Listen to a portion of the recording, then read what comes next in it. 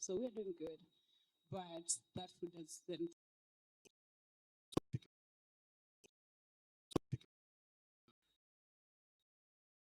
We can get these regulations function so that the implementation of what has been put in the act is done. So I really appreciate the the organization and the Kenya government in this particular meeting so that we can come together and share ideas so that we can also implement the same across. Thank you very much. Thank you, sir, for speaking for the sugarcane farmer, who's very, very important. And we know what's happening with the sugar belt in this country, that dynamic that went on. We had a dip, and now we are trying to recover and make sure that sugarcane farmers and the belt is growing back. You have one important point. Yes, there are cartels that are importing sugar, and that makes the farmer price come down. If that can also be curtailed, it will help the farmer. Thank you, sir. Ask your neighbor who's seated on your left, are you a cartel or not?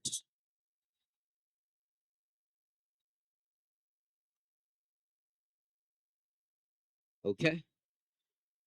Because he's talking about cartels. Maybe the cartel is your friend who's seated next to you, which is very, very important. But even so, oh, you're the cartel. How you doing, sir? You know, I see pinstripe suit and I'm like, cartel, definitely. Anyway, sir, good to see you. Love the style, but it's beyond style here. It's about the plight of farmers. What should we be looking forward to today? Thank you very much, Master of Ceremony. My name is Honorable Nduati Kariuki, and the chairman of the committee of this conference, but I'm also a past chairman of KENAF. Now, we know KENAF in Kenya as the voice of farmers. In Kiswahili, nasema sauti ya. Kwa hivyo nikisema KENAF, mnasema sauti ya mkulima. KENAF. Louder, KENAF. Yeah, tunataka kusikia wakulima wakiwa na nguvu kama hizo. Sasa huu ni mkutano wa kidunia. Wakulima kutoka dunia nzima wamefika hapa ili kuona vile tunavyofanya kazi na pia kuwa na mkutano wa hapa. Kwa hivyo tunajidai sana kama KENAF kwamba tulichaguliwa kati ya nchi ambazo zimeendelea sana, Marekani, Australia, Brazil, zote wakasema ni Kenya. Hey. Kwa hivyo tunaipa KENAF shangwe kwa kuleta mkutano huu kwa jamhuri yetu ya Kenya.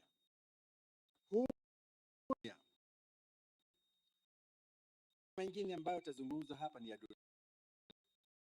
Siku ya Jumatano tutakuwa na nafasi yetu wale ambao tumetoka Afrika kuwa na regional conference ili tutatue mambo ambayo yanahusu Afrika na Kenya. Lakini kwa hivi sasa ni mambo ya kidunia. Na mambo ambayo yametajwa hapa na wakulima wenzangu ni ya muhimu sana. Na jambo ambalo limetajwa ambalo nimelisikia sana na ambalo mimi hunitia hata hasira kwa wakati mwingine ni vile udongo wetu unazidi kuharibika. Kweli ama uongo? Ukiangalia miaka kama 50 iliyopita mazao kutoka ekari moja yalikuwa yakubwa sana, lakini siku hizi ni kidogo sana kwa sababu udongo wetu umeharibika. Kitu cha pili ni maji yetu yameharibika, imejaa dawa kutoka chemicals, kutoka mafactories, kutoka mahospitali, maji yamekuwa machafu. Na sasa ili turudishe ukulima wetu, vile ilivyokuwa, mazao yazidi. Ni kweli lazima tutumie fertilizer, lakini tunaweza kupunguza utumizi wa fertilizer kama tukitengeneza udongo wetu, na hii ndio inaitwa agroecology, jinsi ya kutengeneza udongo wetu ili kwamba tunatumia fertilizer kidogo sana, lakini kuendelea kutumia fertilizer. What I'm saying naongea lugha ambayo wengine wafahamu. What I'm saying is that for a long time, production per acre in Kenya and in Africa has been reducing because of the overuse of fertilizers and overuse of chemical pesticides. And this is one of the things that we have to address. Maanake, we get fertilizers from developed countries, get chemicals from developed countries, but these same developed countries, now they want us to reduce the usage of this fertilizer.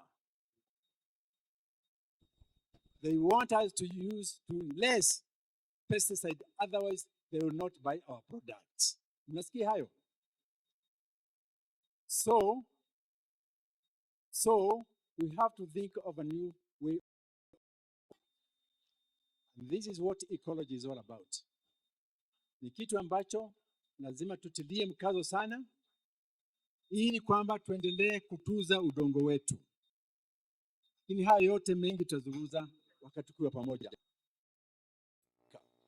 Kwa hivyo yangu siku ya leo ni kuwakaribisha kwenye mkutano huu wa maana sana. I need to welcome you. Hear what Keith said. So it's such an important fora to exchange our views, our experiences, and especially views for future. How do we see the future of agriculture in the world? And I'm so happy to be here in Kenya. It's my first time in Kenya. I have enjoyed a lot, and I'm so much looking forward to see more farms. I already saw on Friday some farms, but I'm looking forward to see more and learn about agriculture in Kenya. Incredible. Thank you very much, Patty, for your sentiments, and welcome to Kenya. Definitely, as farmers, we are one. It doesn't matter where you go, you'll always get a farmer to host you and welcome you, and also to sort of invite you into the experience of farming.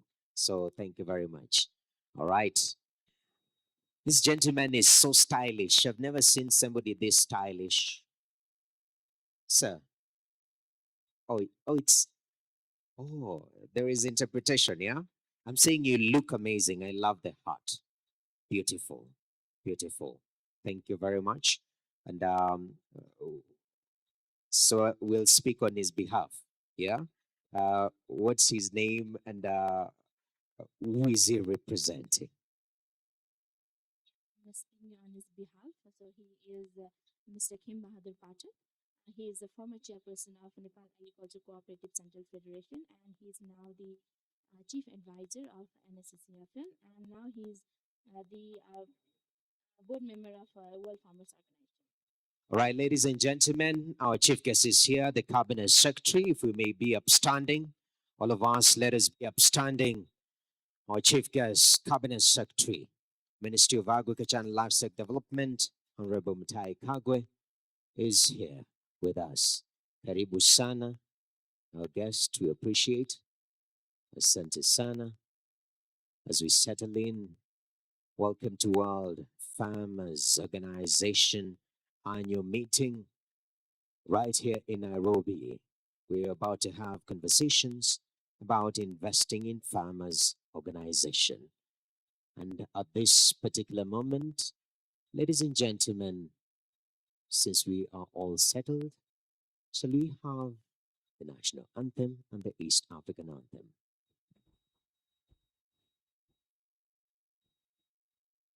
O God of all creation.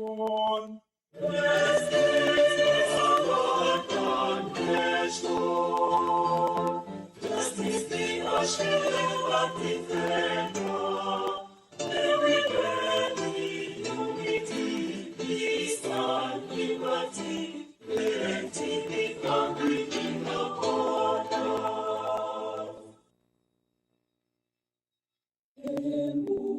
Utaomba uilinde Jumuiya Afrika Mashariki, tuwezeshe kuishi kwa amani, tutimize na malengo yetu. Jumuiya yetu sote tuilinde, tuajibike, tuimarike. Umoja wetu ni nguzo yetu, idumu jumuiya yetu. And while still standing, I'd like us to pray. Bow down for a word of prayer. Our dear Heavenly Father, in the mighty name of Jesus, we are grateful for this day that you've granted us an opportunity to gather together. We don't take it for granted. We are the plans that you've had behind the scenes, but this is the day that we are here from the very beginning. Lord, we ask that you may have your way, that you may help us. All the things that we are going to deliberate today, the Lord God will be able to implement them. We thank you and we give you all the glory. In Jesus' name we pray. Thank you very much. You may have our seats.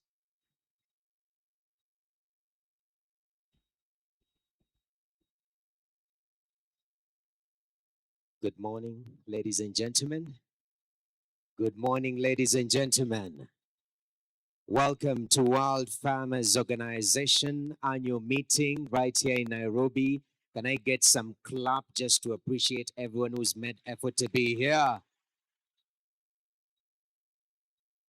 Beautiful. That is the voice and the strength of the farmer. My name is Noah Kipkemboy, and I will be the MC for this part of the program as we officially open this particular annual meeting. It is coming at such a time that is very, very important, not only for Kenya, for Africa and the world, because food security is at the core of everything. The theme that we are tackling today is Future Fields, investing in farmers' organizations and empowering communities for sustainable agriculture.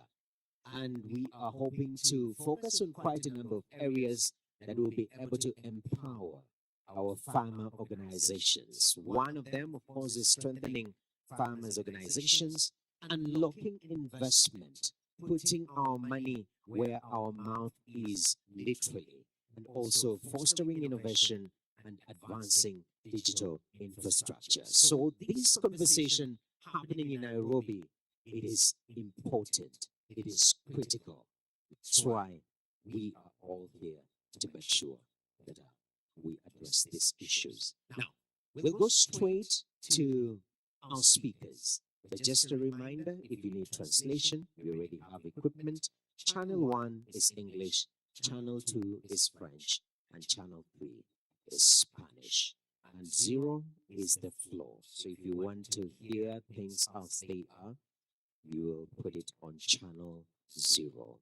Now, to start us off and set the pace for this meeting and why it is historic that we have the World Farmers Organization annual meeting in Nairobi and why it is transformational, I'd like to welcome our first speaker, Professor Kaburu Mturibo, who is the Kenya National Board Chairperson.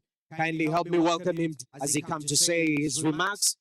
Beginning my coffee, appreciate him as he comes until he reaches this point. Sir, floor is yours.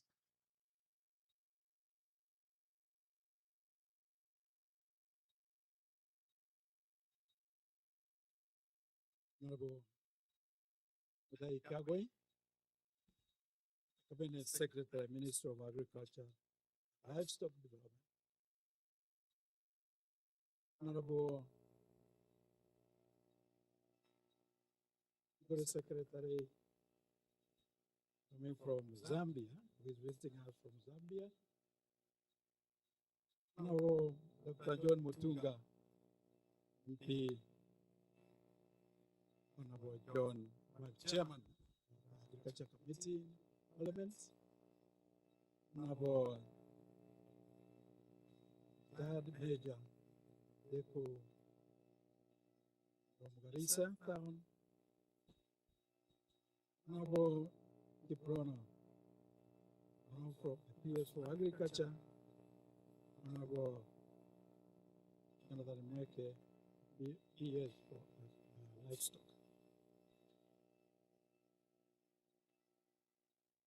Great leadership of other leadership, World Farmers Organization, Honorable the President of the World Farmers Organization, Alisak, Honorable Alisak, other government officials, ladies and gentlemen, development partners, the leaders of farmers organizations from the world, and distinguished delegates, ladies and gentlemen, good morning. Good morning. I want to give you a warm welcome to Nairobi. Tell you that it is actually my great honor on behalf of the Kenya National Farmers Federation and the millions of farmers we represent in the world that you come this 2026 World Farmers Organization General Assembly. We are deeply honored that Kenya was to host this gathering.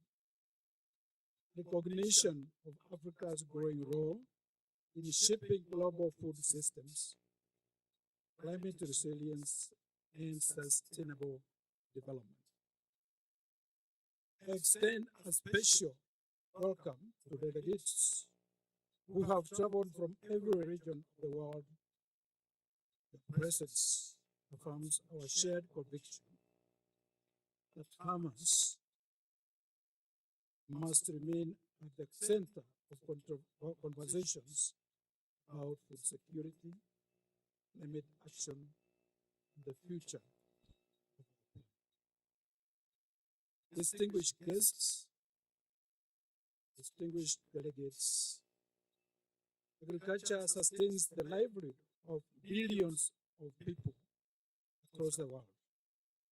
Yet farmers everywhere face mounting pressures, such as climate change, disrupting production, rising input costs, volatile markets, and growing demand as populations expand. In response, farmers continue to innovate, adapt, and persevere. But resilience alone is not enough.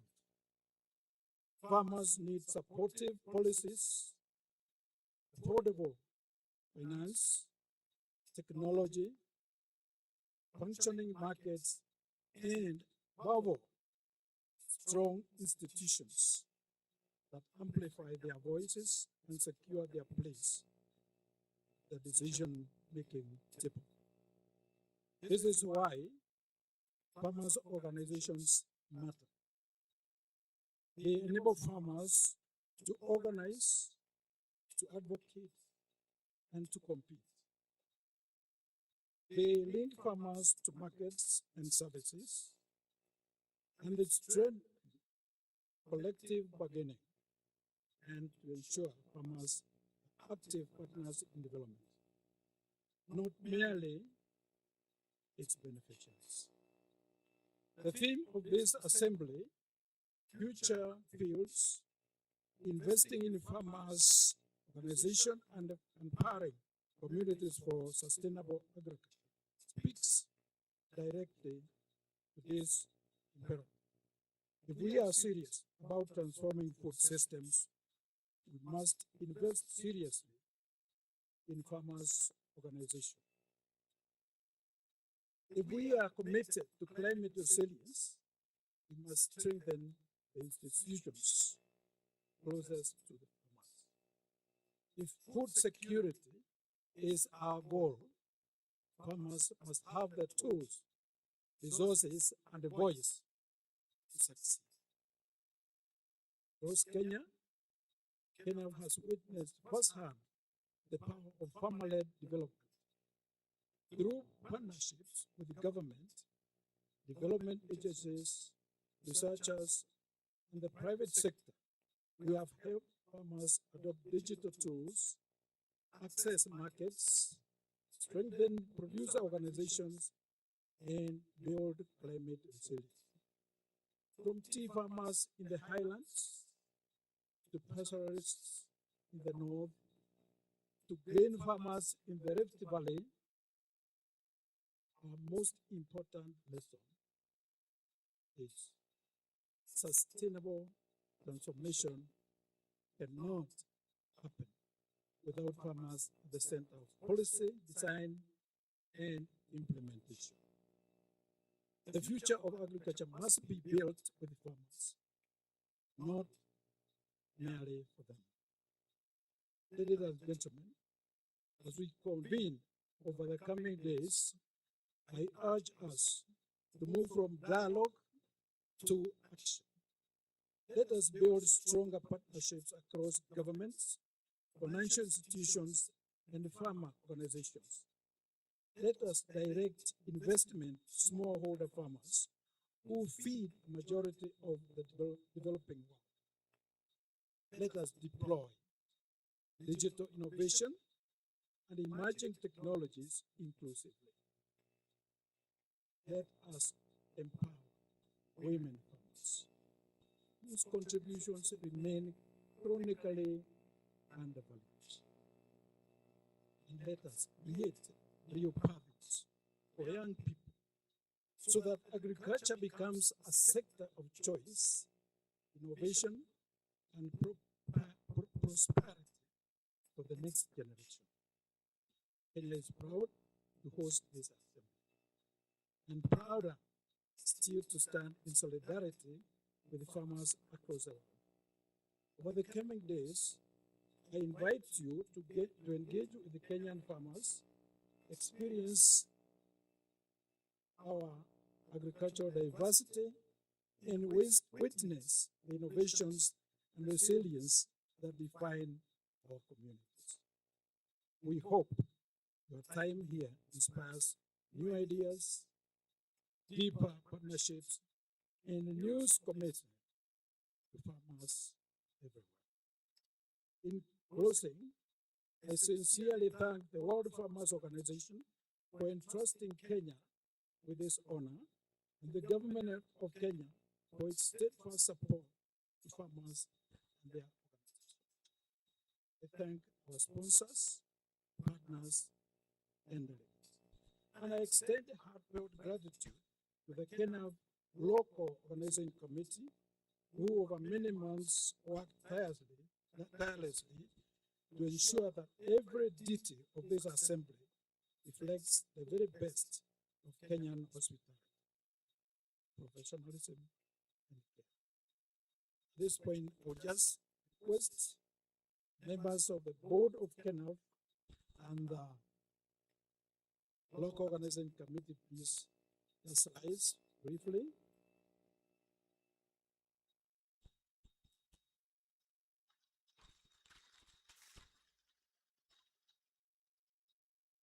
Ladies and gentlemen, their dedication has made this possible. Together, we make it. Let us shape a future where farmers are empowered, food systems are resilient, And agriculture remains a force for prosperity, sustainability, and peace. I wish you fruitful deliberations and a successful assembly. While we are here, out some things. God bless farmers. God bless the World Farmers Organization. God bless farmers organizations across the globe. God bless our shared future. Thank you very much. Karibuni. Thank you very much, Professor Kaburum Turibu, Kenaf National Board Chairperson. Thank you very much for sharing your opening remarks. And thank you. You've made us feel at home. That is what we were aiming for, and we've hit the nail on the head. So thank you, sir. At this particular moment, ladies and gentlemen, I'm very considerate of the gentlemen on stage because I like us to focus on the screens for a short video 2026 WFO annual meeting. Please take a look.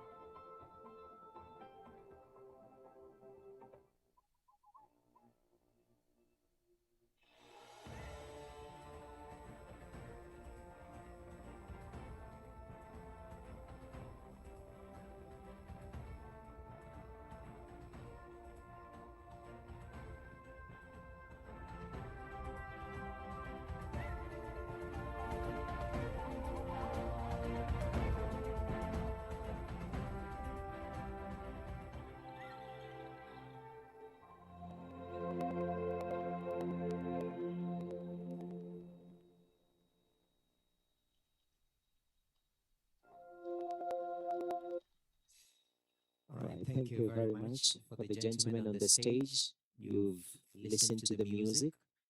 I hope we've gotten the message, yeah? Yeah, but of course, definitely we'll give you an opportunity to rewatch that video. It was quite informative with very, very rich infographic.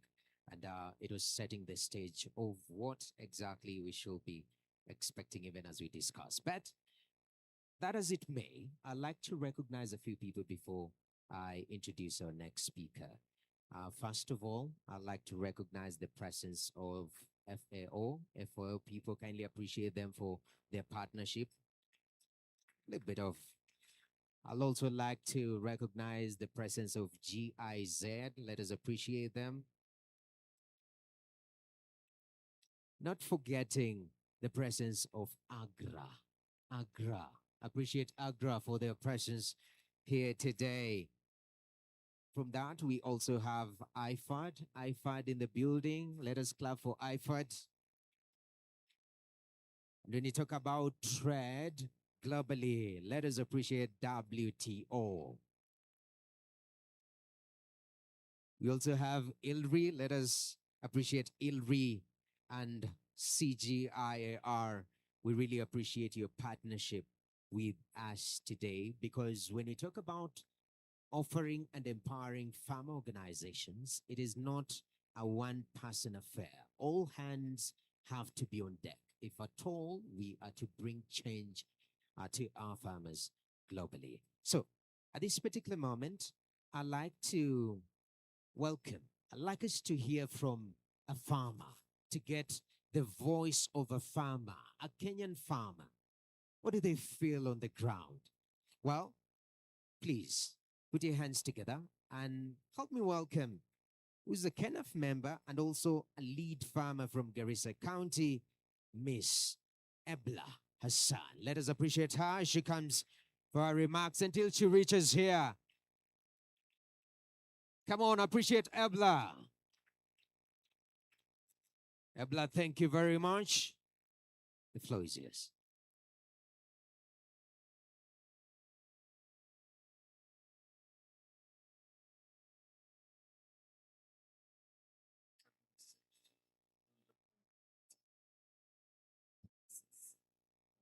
Chair the National Assembly, honorable members of the Parliament present, distinguished guests from the World Farmers Organization, KENAF leadership, official present, county leaders, government members, fellow Kenyans and fellow farmers, ladies and gentlemen. My name is Ebla Hassan, a lead farmer from Garissa County, and a member of Kenya National Farmers Federation. Today, I am deeply honored to stand before you and speak on behalf of the farmers of this country. Allow me first to express my gratitude for this opportunity to participate in this important event, bringing together farmers, policymakers, private sector from around the world, and our shared commitment in building a stronger and more sustainable agricultural sector. I welcome you all to Nairobi, the heart of East Africa, and to a country where agriculture is not simply an economic activity, but a way of life. Agriculture supports millions of farmers in this country. It feeds our nation, creates jobs for our young people, and drives rural development. Honorable Minister, as agriculture remains the backbone of our country and our economy, and the main source of our livelihood for millions of households, we appreciate the initiative from the government of Kenya.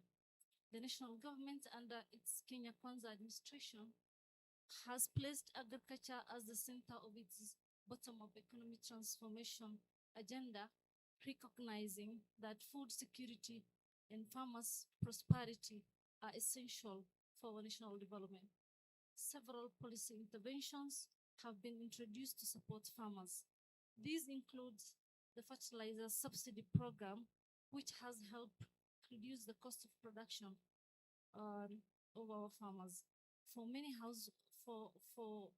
smallholder farmers, the digitalization as well of the farmers' registration through the Kenya Integrated Agricultural Management Information System, the KIAMIS, also does a very wonderful work in the agriculture sector, investing as well in the irrigation development, agricultural value chains, food system resiliency, and extension services. As farmers of this country, we appreciate those efforts. However, we also recognize that more has to be done to ensure that policy translates into tangible benefit at the farm level. Honorable member, farmers need affordable inputs. They also need access to finances, and I think a couple of speakers before me had mentioned that a reliable access to markets, climate smart technologies, more digital market platform as well, stronger farmer organization, and greater participation in policy making processes. As a woman farmer, I wish to emphasize the critical role of women in the agriculture sector. Across Kenya and the globe, women are at the heart of food production, yet they often face barriers in accessing land, finances, technologies, access to markets, and access to information as well.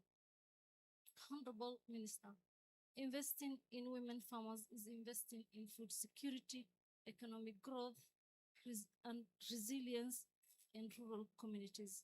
Today, I stand here not only as a Kenyan farmer, but also as a representative of millions of farmers who work tirelessly to feed our nation.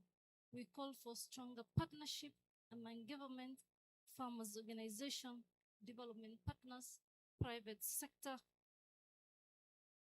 to build sustainable, inclusive, and resilient food system.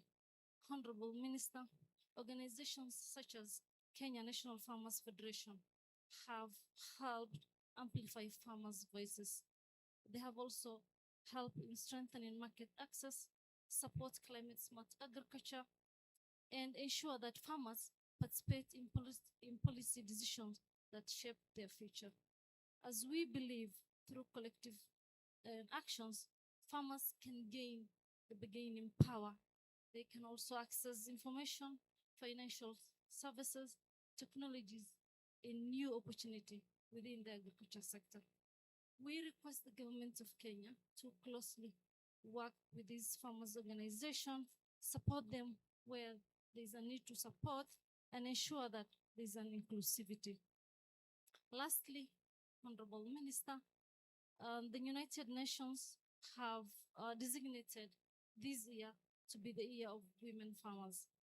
This initiative aims to recognize the important role women play in the agriculture systems, in our food systems. Your Excellency, Honorable Minister, the objective of this is to want to celebrate and increase the visibility of women farmers in this sector. Also to promote equal access to land, credits, technologies, and agricultural services. Third is to strengthen women leadership in agricultural value chains. And lastly, to encourage policies and investment that support gender equality in agriculture.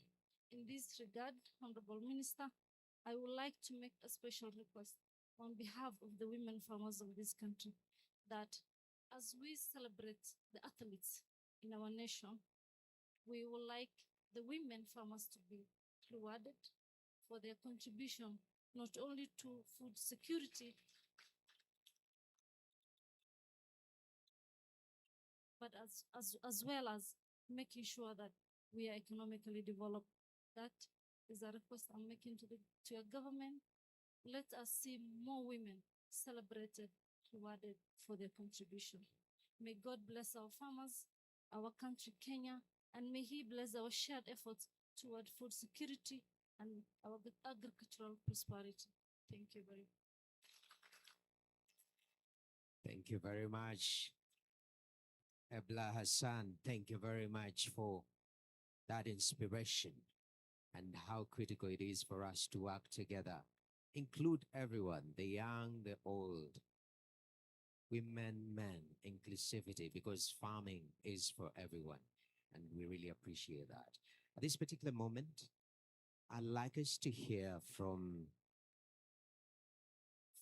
a generation that ensures continuity. You know, the way they say government operates in perpetuity, like there'll always be a government after another. It's the same thing with farming. If at all we are to feed the world, we have to create a system that is continuously working for the good of humanity.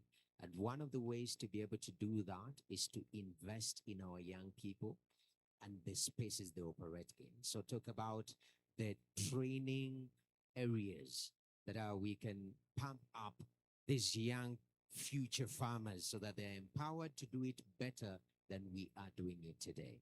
I like to tap into that voice of young people. So if you will indulge me, you'll help me welcome these young ones. And when you're welcoming young people, you have to do it energetically. Is that in agreement? Tell your neighbor, wake up, wake up, wake up. It's time to welcome the young people, the future. All right? So, ladies and gentlemen, please put your hands together and help me welcome the one and only Lukwa Mweni for her brief remarks as a young person in agriculture. Beginning my coffee.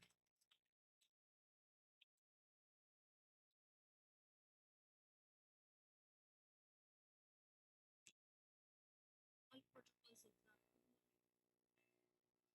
My name is Sarah Mweni Lukwa from Kenya School of Agriculture. I happened to get a chance to go and participate in working in the United Kingdom and seasonal worker scheme. And I really appreciate the government for giving me this opportunity.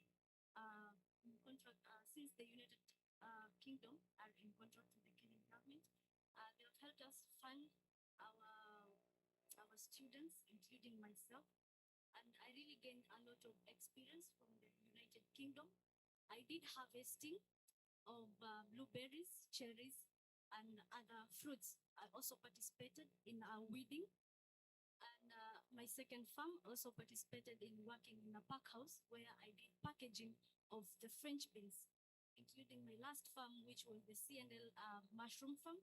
I was able to harvest the mushrooms that I really gained a lot of skills, which and also money.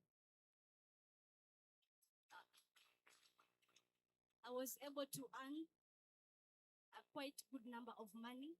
That's all thanks to our government for giving us, the youth of KSA and other schools, the chance. We really appreciate a lot. And we request that you may continue looking for other programs and organization. I've had like an example of the Finland organization. We will really want and like to participate with you. We are very hardworking. We've worked in the UK, and we are looking forward to going back there. My fellows and I on August, others on the next month. Thank you for that. God bless Kenya. God bless all farmers. Thank you very much. Lukwa Mweni, very passionate young farmer, and she says that they are ready. They are ready. Ask your neighbor, are you ready to partner with the young? You know, sometimes we take a posture of complaining, oh, Gen Zs, these ones. No, it's holding their hands and we walk together. Because today I'm a Gen Z, tomorrow I'm a grandfather. Very, very, very, very important. So that is the future. And thank you, Luca, for that passionate address. Also, from the young demographic, of course, from the Kenya School of Agriculture, this is where students are trained and properly equipped to make sure that Kenya's agricultural future is in safe hands. Please help me welcome Onyango Ouma for his remarks. Appreciate him as he comes on stage. Onyango Ouma, the floor is yours. Morning, everyone. All protocols observed. As you said, Edmund Onyango, a student of Kenya School of Agriculture, currently involved in the CBET program. And through the program, through the seasonal worker scheme, I was able to move to the UK. When I landed there, I went to 2 farms. First farm was S&A farm, which was basically was dealing with strawberries, blueberries, raspberries. And over there, I did many activities such as picking. I also worked in the pack house. And then I also worked on another farm called the Staples Vegetables, which deals in many vegetables. One is sprouts, is cabbages, is tender stems. And over there, we worked well with vegetables in the pack house. And the overall, the pay there was very good. And it is a very good opportunity for us youths as well. When you're there, you're learning using modern technologies, you're also taught how to keep them. You also taught on the care, how they are taken care of. And through that, one is able to get exposed to many techniques. Many also get experience to work with other people from other countries. And you also taught on other farming techniques that they may have. And as we've come here today, we've come here today to also let other people know that the youth are also requesting for other opportunities to go to other countries as well. Because when you get the opportunities there, when you come here, you're able to apply it also in our farms here, so that we don't encourage the rural to urban migration. As the youth want to break that mentality that the youths are not equipped for agriculture, that the white collar jobs are the only job they can get. So when they're given opportunities, the finances, they are able to empower their communities back at home, and that means that as a whole, now the country we're able to get opportunities for the youth, and we're able to reduce unemployment. Thank you. Asante sana, Onyango Uma, for that passionate address. As you say, the young people are ready. They are ready for investors to come. They're ready to partner with you farmers, farmer organizations. They have brilliant ideas when it comes to utilization of technology that we can leverage on as a farmers movement and make sure that they are participating in the value chain. Because most of the times when you talk about farming, most of the people, they think at the production level, but there's so much potential, the whole value chain. So I'm glad that we have the voices of young people and Kenya School of Agriculture. You guys can appreciate yourselves also for coming dressed very well. Thank you very much. Now, at this particular moment, I'm about to hand over this program to my seniors, and from here, it will be on auto run. So I'd like to invite the Principal Secretary, State Department for Agriculture, to lead us in the next part of our program. Kindly appreciate him as he comes. When appears beautiful suit, the floor is yours. All right, thank you very much. Our chief guest today, the Cabinet Secretary to Agriculture, my colleague P.S. Mweke, Livestock, the chair, Dr. Mutunga, chair, Assembly, the president of the Kenya National Farmers Federation, thus for Kenya, and also the national chairman and the president of the World Farmers Association, and Mr. Arnold Alisa, the team from Kenya, led by the chairman, Stockton, chairman, the farmers present, and all participants. Good morning. Good morning again. Allow me, the chief guest, there's a team we have not recognized today here. And I think it's very important that we recognize this team. Now, we have a team of the senior government officials of Kenya, the CEOs present. Can you stand? We see where you are, managing directors, the CEOs. We have also made this day a good day. Can you clap for them? Have your seat. Now, the very, very important team, which are normally for cotton, the farmers. If you are a farmer, can you stand?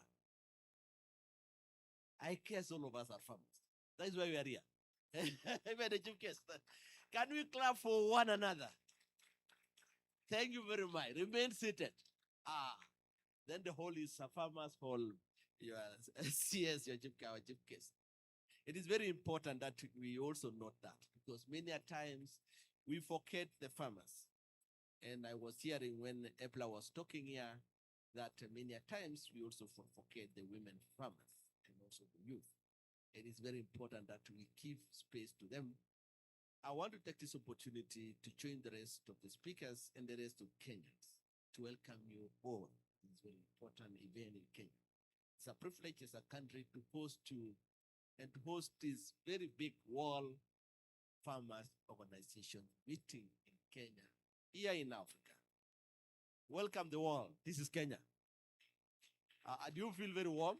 Is it warm or cold Kenya? We are in the equator. The temperatures are good. And Kenyans people are also very welcoming people. We are privileged. And I want to join the rest of Kenyans and the rest of the speakers to really welcome you and ask you to feel free. Before I make my comments, Chief Guest, let me give chances to the following speakers so that they can come and make their remarks here. I will start with the chairman in charge of Agriculture Subcommittee in Parliament, Dr. Mutunga, to come and make his remarks before I welcome the next speaker. Welcome, Dr. Mutunga.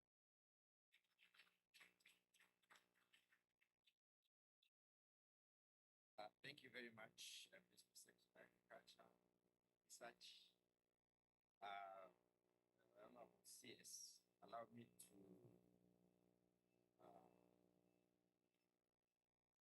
adopt already established protocol to save our students.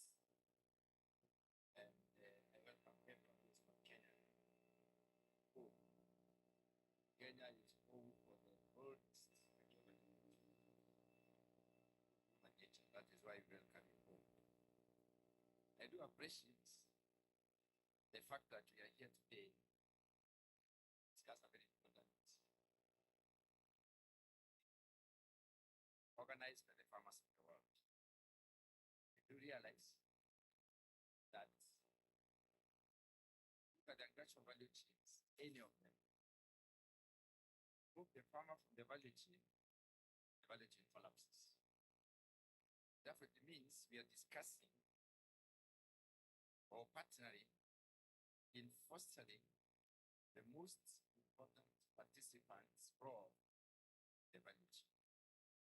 Kenya is extremely an agricultural dependent country. About half of our GDP comes from agriculture. 22.5%, around 7% related engagements. Agriculture, therefore, is important to the country, and the potential for agriculture in this country has not fully exploited. And I'm sure the minister and his team, and everyone else who is engaged, even us in Parliament, basically tries to contribute to making sure that we exploit this potential. I am the chairman of the Agriculture and Livestock Committee of the National Assembly. And in the National Assembly, we have many committees and our maybe at this point in time, I will recognize the member of Parliament present in this gathering, Honorable Beko, from Garissa Township, and also an interested party in agriculture. Our role as legislators in this country is about 4 things. Of course, we legislate on many aspects, try to drive out mischief, identify and deal out the existing laws or forming new laws in order to better organize the system. We also do participation in policy formulation, right at the tail and very discussions as session of papers, Parliament as policy that was developed in the sector. We present our people, and the most important is budget making. Budget oversight. We are the people who look at the budget of the sectors that we able to develop them, and then we rationalize the use of the money and follow up the use of the money, make sure that it benefits Kenyans. So we believe our role in this sector is important. I'd like to confess that we worked very well with the Ministry of Agriculture and Livestock Development under the leadership of Honorable Kabwe. We also worked very, very effectively in his team. And we work as an independent institution. Parliament is independent of the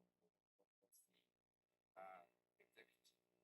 But we have collaborative roles that deliver very, very well. Farmers' organizations are important not just in this country, but all over the world. And I believe this is why you have carried forward the issue of meeting open to discuss issues concerning our farmers. Farmers organizations in this country are aided by the Kenya National Farmers Foundation, which is an institution that we have found to be extremely valuable in the delivery of policies, legal and regulatory instruments in this country.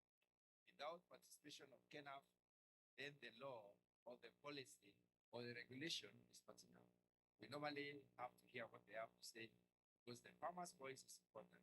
Farmers are that important in this country. Our constitution mandates us to actively engage public. And it has many articles that speak to this matter. Starting right from Article 1, which is basically empowers people to take part in the decisions made in this country.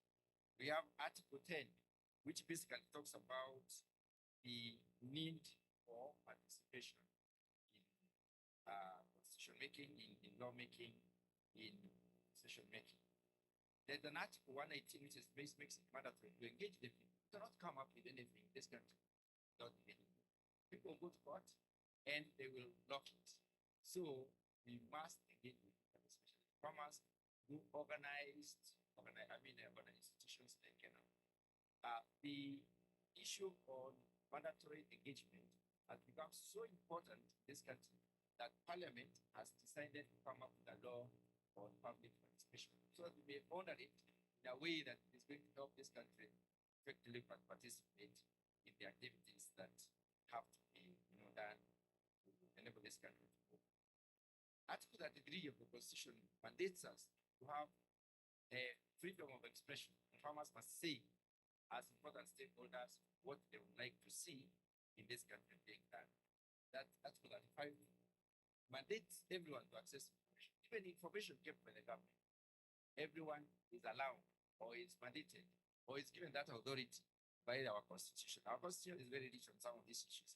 Right at the tail end, there is an Article 201, 221, and 232, which also make sure that people are engaged in budget making, in oversight of the budget, and in checking out whether the budget has been properly, utilized. Let me very briefly speak on the role of KENAF. KENAF is a membership organization. This country, KENAF has the largest membership when it comes to farmers organization. It's the umbrella body of all the farmers organizations. It has both individual members and it also has institutions as members. Whenever we have an issue to do with a commodity-based on a commodity-specific issue, we engage with a commodity-based organization that is in KENAF to give us their views that we may be able to do the law or the policy or with the regulation. It is key in shaping the opinions and shaping the future of this country. It's a strong partner in government. With huge membership, KENAF is also very important in politics. So it's really an important institution because they have the farmers. And the farmers in this country form more than 70% of the population. So if you're dealing with 70% of the population, you must deal cautiously with KENAF. KENAF is important. It's a private sector representative. When it comes to private sector alliance, we have an organized private sector in Kenya, and KENAF takes the leadership in the representation of the private sector. So it is really an important institution for us. And when you speak here today, we are happy that the World Farmers Organization and the Global Farmers Body have found it necessary and found it useful and found it possible for Kenya to host this particular function or this particular 3-day activity, and therefore under the KENAF. Let me conclude by saying that the United Nations have thought very well come up with this year as the year of KENAF is one, Kenya is one of the countries where you will find the greater majority of the farmers being women. I may not speak about the other countries, but I'm sure when I say that, I'm not demystifying the role of our men or our male partners in development or in agriculture, but women are key. Anything that you give or engage the women in, you will find that it is successful. I've worked personally in the agricultural sector for a long time, and I believe when I was an extension worker and when I was a manager at the district level. And even when I was in Kenya, because I worked in Kenya up to the level of the chief executive officer of Kenya for a number of years. I knew when you engage the woman, you have made sure that it will succeed. So really, we thank the United Nations for that thing. Those very few remarks. Thank you very much, Honorable CS. Thank you for the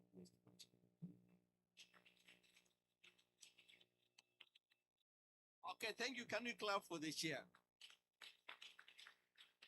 I think he has really highlighted that you made the right choice to have this. Then here in Kenya, we are organized. So, and government had that being is here, make sure that all the actors, including the policymakers, are here, and this team from National Assembly, they are here to listen to all your policy intervention, so that as a country, rules can be made to cover this discussion. Let me now welcome the PS in charge of livestock, Honorable Jonathan Mweke, to come and make his remarks. Welcome.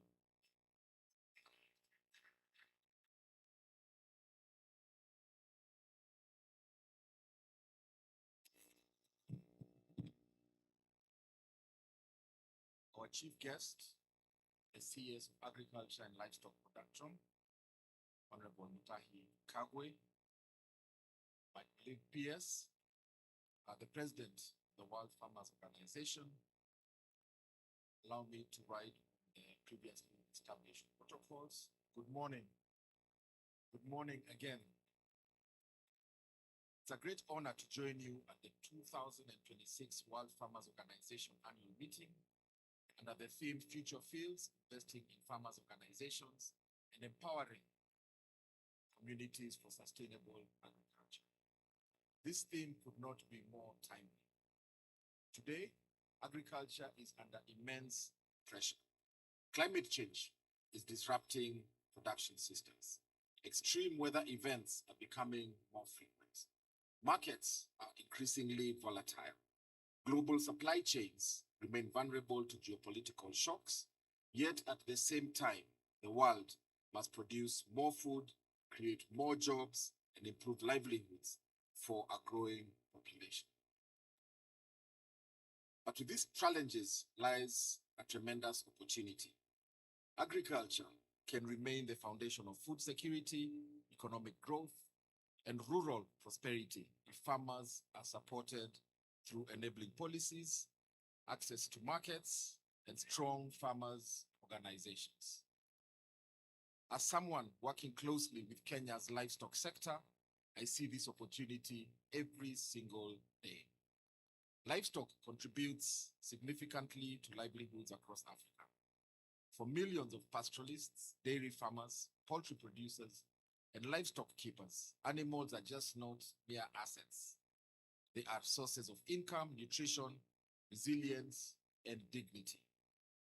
Yet too many farmers remain disconnected from quality markets, affordable financing, modern technologies, and value addition opportunities.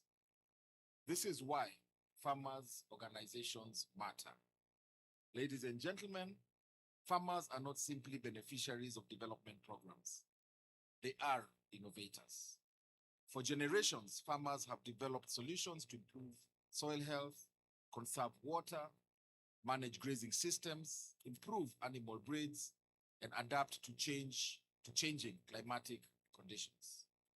The role of farmers' organizations is to take these local innovations and scale them.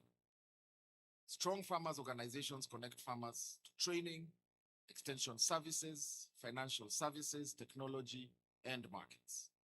They amplify farmers' voices in policy discussions and ensure that smallholder producers have a seat at the table.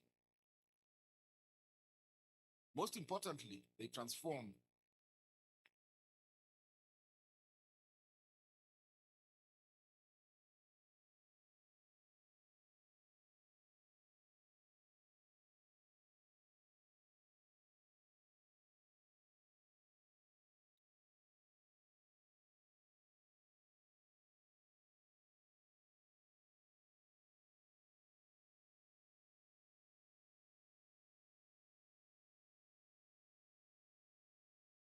In the livestock sector, organization is especially important.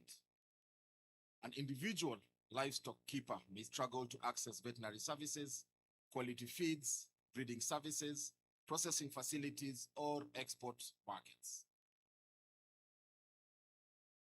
But organized farmers can aggregate production, negotiate better prices, invest collectively in infrastructure, and access opportunities that would otherwise be beyond their reach. This is why investing in farmers' organizations is not a social intervention. It is an economic investment. Ladies and gentlemen, as we discuss the future of agriculture, we must adopt a value chain approach. Agriculture does not end at production. Success should not be measured by how much we produce, but how much farmers retain. In livestock development, this means investing across the entire value chain, from genetics and breeding to animal health, feed systems, processing, traceability, branding, and market access. In Kenya, we are prioritizing disease control, animal identification and traceability, breed improvement, quality-based payment systems in dairy, feed development, and access to domestic and export markets. These interventions are designed with one objective in mind: increasing farmer incomes. Because when farmers earn more, communities prosper. When farmers prosper, young people see agriculture as a business. And when agriculture becomes profitable, food systems become sustainable. Innovation will be a major driver of the future we seek. Artificial intelligence, digital platforms, climate-smart technologies, precision agriculture, satellite monitoring, and modern financial services are transforming agriculture globally. However, innovation is not enough.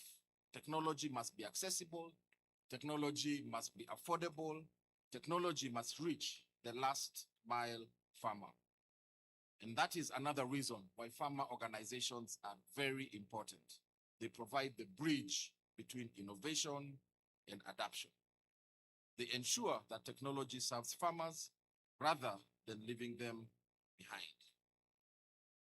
Over the next 4 days, we have an opportunity to move beyond discussion and towards action. We have an opportunity to strengthen partnerships between governments, farmers, development partners, financial institutions, and the private sector. We have an opportunity to shape the future and global agenda while delivering practical solutions that improve the lives of farmers today. The future of agriculture will not be built in conference rooms alone. It will be built in farms, cooperatives, pastoral communities, markets, processing facilities, and rural enterprises around the world. Our responsibility as government is to ensure that farmers have the tools, institutions, and opportunities needed to succeed. As I conclude, let us therefore invest in strong farmer organizations. Let us invest in innovation. Let us invest in women and the youth. Let us invest in sustainable livestock and agricultural systems. Let us invest in the farmers themselves, because farmers are not only feeding the world, they are shaping its future. As we gather under the theme, Future Fields, let us remember one simple truth.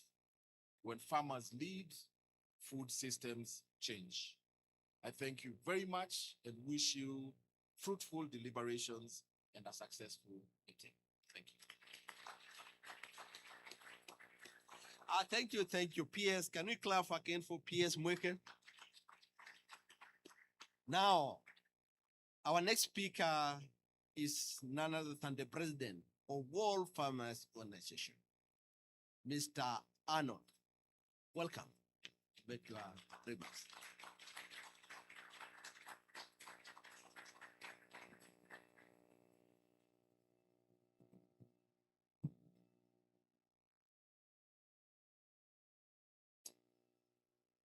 Minister of Ministry of Agriculture, Your Excellency, Mr. and Mrs. the President, Mr. and Mrs. the Directors, dear fellow farmer, dear colleagues, it's a huge pleasure for me to say you and wish you a good morning. I will start with a sentence. Yesterday is history. Tomorrow is a mystery. But today is a gift. That is why we call it the present.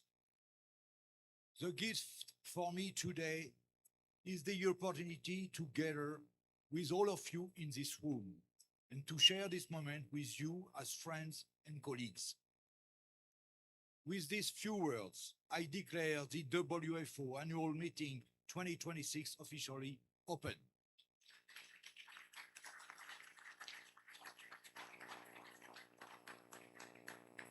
The annual meeting of the WFO are among the most precious moments in the life of the organization.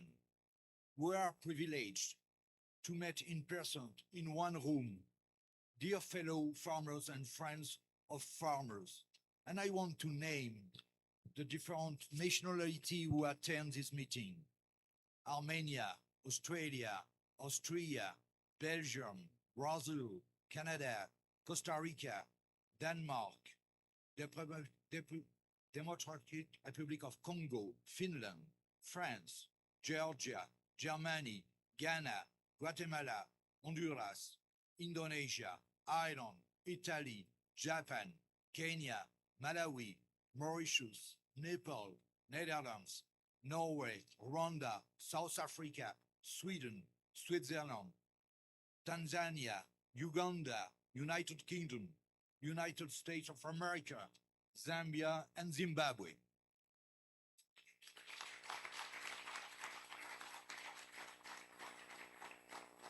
It is a great opportunity to share our view with openness and with respect for the diversity of WFO community.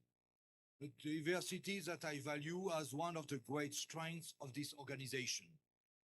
Over the next few days, we will discuss many topics that touch the life and the work of all of us, under the overarching themes of investing in farmers' organization and empowering community for sustainable agriculture.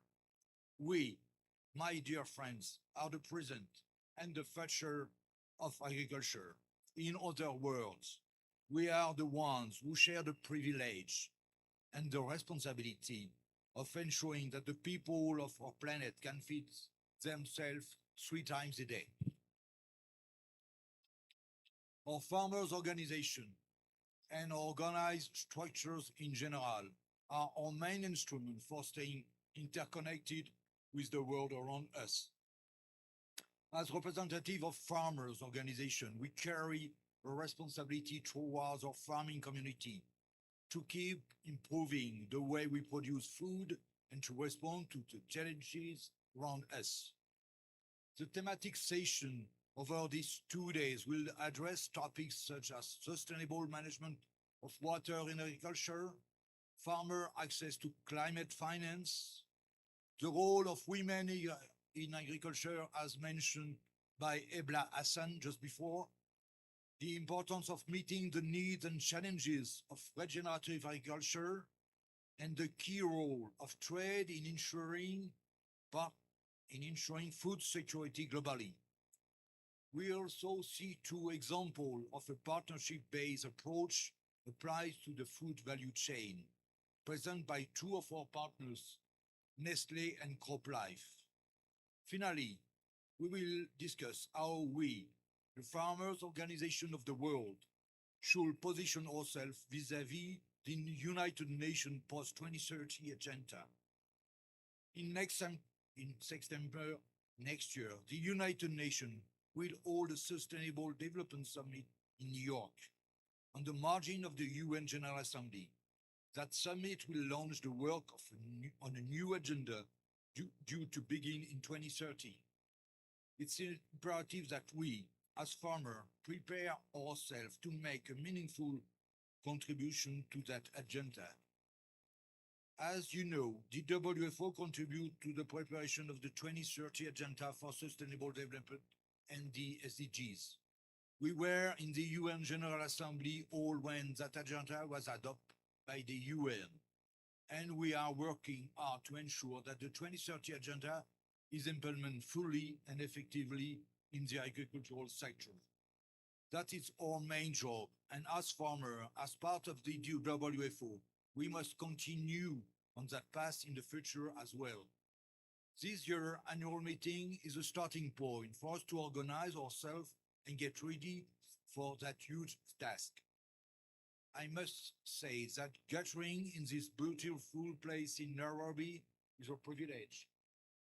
One that I would like to acknowledge. I extend my deep appreciation to KENAF for all the effort they have made to make this possible. To give this round of applause, but give a more big round of applause to our friends at KENAF. A huge thank you all goes to the government of Kenya for hosting us in this beautiful country and for all their support. Allow me also to say how proud I am of all of you, members of the WFO, who travel all this way to be here. Many of you will take part in panels and interview over the next 2 days. Please share your position openly and frankly. We want to hear from you. Your contribution are the heart of the WFO global positioning. I would also like to express my deep gratitude to the partners who have supported this event. We are very proud to work with all of you and extremely thankful for the support you give to the world farmers. The Food and Agriculture Organization, FAO, the International Fund for Agriculture Development, IFAD, the World Trade Organization, WTO, the World Food Programme, WFP, Nestle, CropLife, World Vision International, United Dairy Export Council, USDEC, Novonesis. I also wish to thank Mr. Paul Newnham, who has kindly agreed to moderate both full days and to support our discussion. Thank you, Paul. We truly value your collaboration. At least, but not least, I am glad to extend my warm thanks to the staff of the WFO, those who do the quiet work behind the scenes to ensure that our discussion runs smoothly and fruitfully. If you can stand up, Andrea, Giacomo, Valeria, Natalia, Luisa, Albina, Maria, Ania, Antonio, Marco, Vittoria, Giulia, Tiziana, Francesca, and Sara. This is the power rules of this organization. Most of them are here in the room, so please do not hesitate to reach out to them should you need support of any kind. With these few words, I wish you a fruitful discussion. Thank you so much.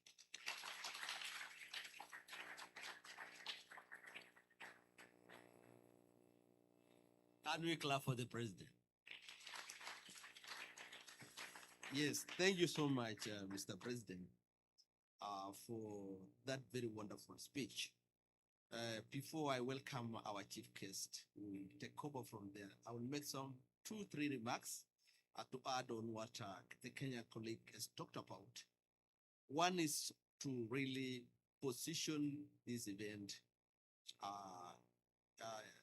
which we are hosting here in Kenya this time round, to be in another level, so that such events in future are events which are given the highest level of attention, because when we do that, the farmers feel honored. Today in Kenya, when we host this event, Kenyan farmers are honored. It is a great day for Kenyan farmers to learn from the many international partners who are here talking about farming, and talking about the farmer. And we believe the knowledge and the skills and ideas we'll exchange from this 3-day event will really add to the many ideas the Kenya farmers have so that we can improve on our farming community. I want to challenge the organization that for you to really do very well, please understand your client. And your client is the farmer. We are privileged as a country to have registered close to 7.2 million farmers. Those are the clients we are talking about, who are able to access farm inputs, information on for agriculture, for farming, across 400 outlets across the country. It is very important that the National Farmers Organization and the World Farmers Organization take note of this very important data validation, registration, and data capture for our farmers. I know in Africa, Kenya leads when it comes to farmer registration and identification of the farmers and farmers' need. As you engage in your discussion and you do the field visit across the country, I want to encourage all of us to take note of the development across all our value chain, so that as we make decisions as a team here, we'll be well informed and be able to address the challenges facing farming in this country. Allow me further to really express our deepest gratitude for accepting to officiate the opening of this precious global event, Panaceas. It is an event of its kind, and when it comes to our ministry and looking at a bottom-up economic transformation agenda, this 3-day event really play a very central role and add to the activities plan for making sure that we have a successful agricultural sector.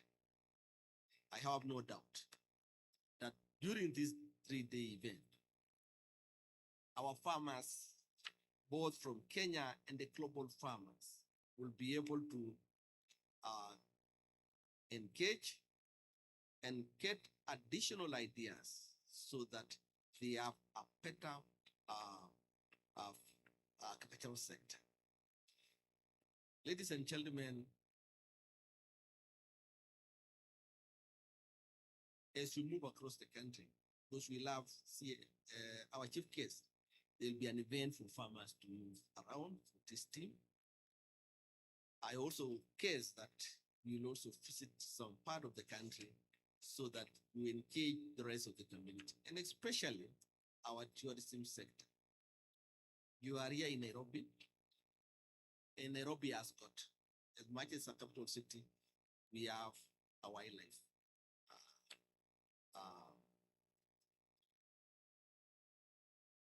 unit here. And I want to encourage our visitors to visit our park here in Nairobi to also experience the big lions in Nairobi, which are alive here in Nairobi, and be aware that those animals are alive, so don't play with them, because those are living animals in the city of Nairobi, a very rare city, not only in Africa, but in the world. My colleague, PS in charge of livestock, has really put up almost a conclusive speech when it comes to our state department, the two state department. But I would like to encourage you, all of us, as we engage, to come up with what is called realistic, practical ideas which are implemented, so that in future we'll be able to say we met in Kenya during this very big event, and a decision was made which influenced the policy decision, not only of our nation, Kenya, but across the globe. I believe this 3-day event is an event not only to have lunch, breakfast, and dinner, food from our farmers, but it is an event where you create more networks as farmers. You engage under a tree to discuss about the farming community. You take tea from Kenya and coffee to taste our tea and coffee and go home with one to create more markets for our products. An event where you can sit over a bottle of beer to really discuss matters agriculture and how we can really support our farmers for better earning and a better living tomorrow. I'll be seeing you talking in low tone and sometimes exchanging phone calls and phone numbers for a future better connection for our farming community. The president of the World Farmers Organization, you have put it very well together with the national chair, with the team here, that unless we work as one, as a team, and really give attention to this farming community, we'll achieve very little when we are in isolation. This is a time to do teamwork and also to ensure that we have a better farming community.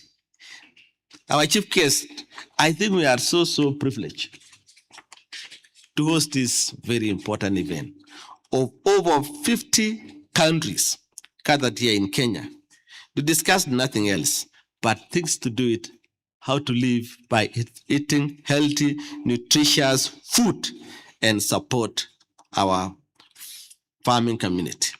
I support the ideas mentioned by our great farmer from Garissa on giving attention to women farmers, giving attention also to youth farmers, because where women are involved, we have seen passionate production, passionate engagement, and sustainable development. As we bring in youth into the center of this development and bring in mechanization, I believe we'll have a better farming community. Lastly, let me thank the Kenyan National Federation of Farmers for this great event, and also the World Farmers Organization President for really giving a chance to Kenya to host all of us. When I see us, when they talk about it first, I didn't know it is a very big event. But now, from this gathering and from the discussion here, it is a demonstration that it is a very rare, unique event done in Africa and here in Kenya. And here we are today. We look forward for a serious engagement. With those few remarks, allow me now to welcome our chief guest. We can remain standing, who will carry on the program from there, and welcome his other guest. Thank you, Chief.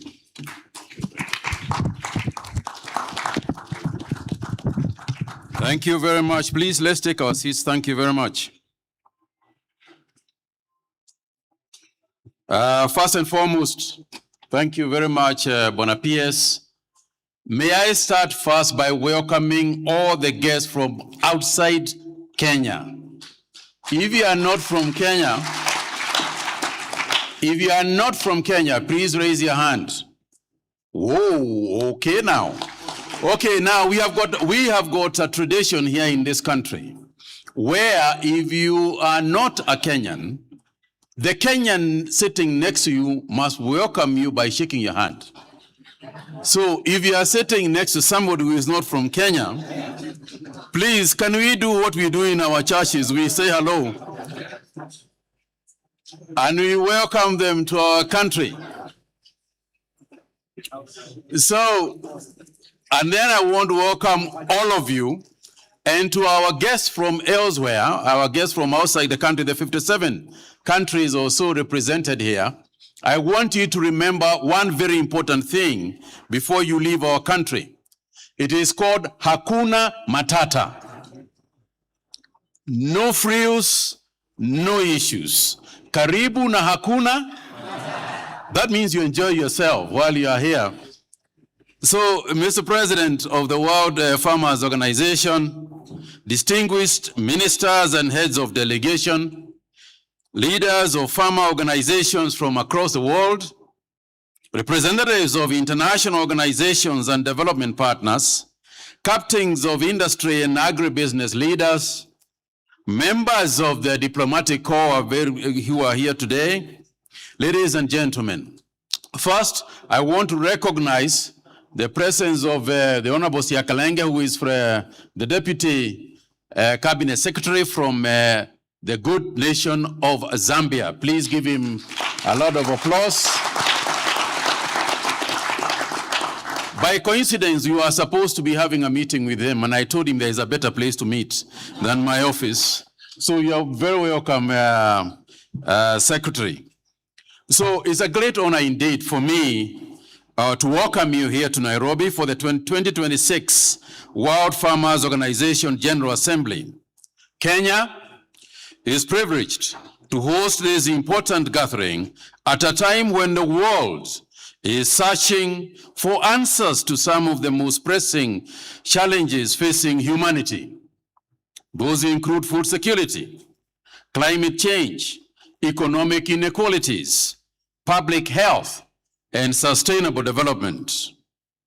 The persistent and urgent calls for resilient food systems, equitable access to affordable finance, fairer markets, climate adaptation, value addition, and increased productivity have never been louder than the present moment.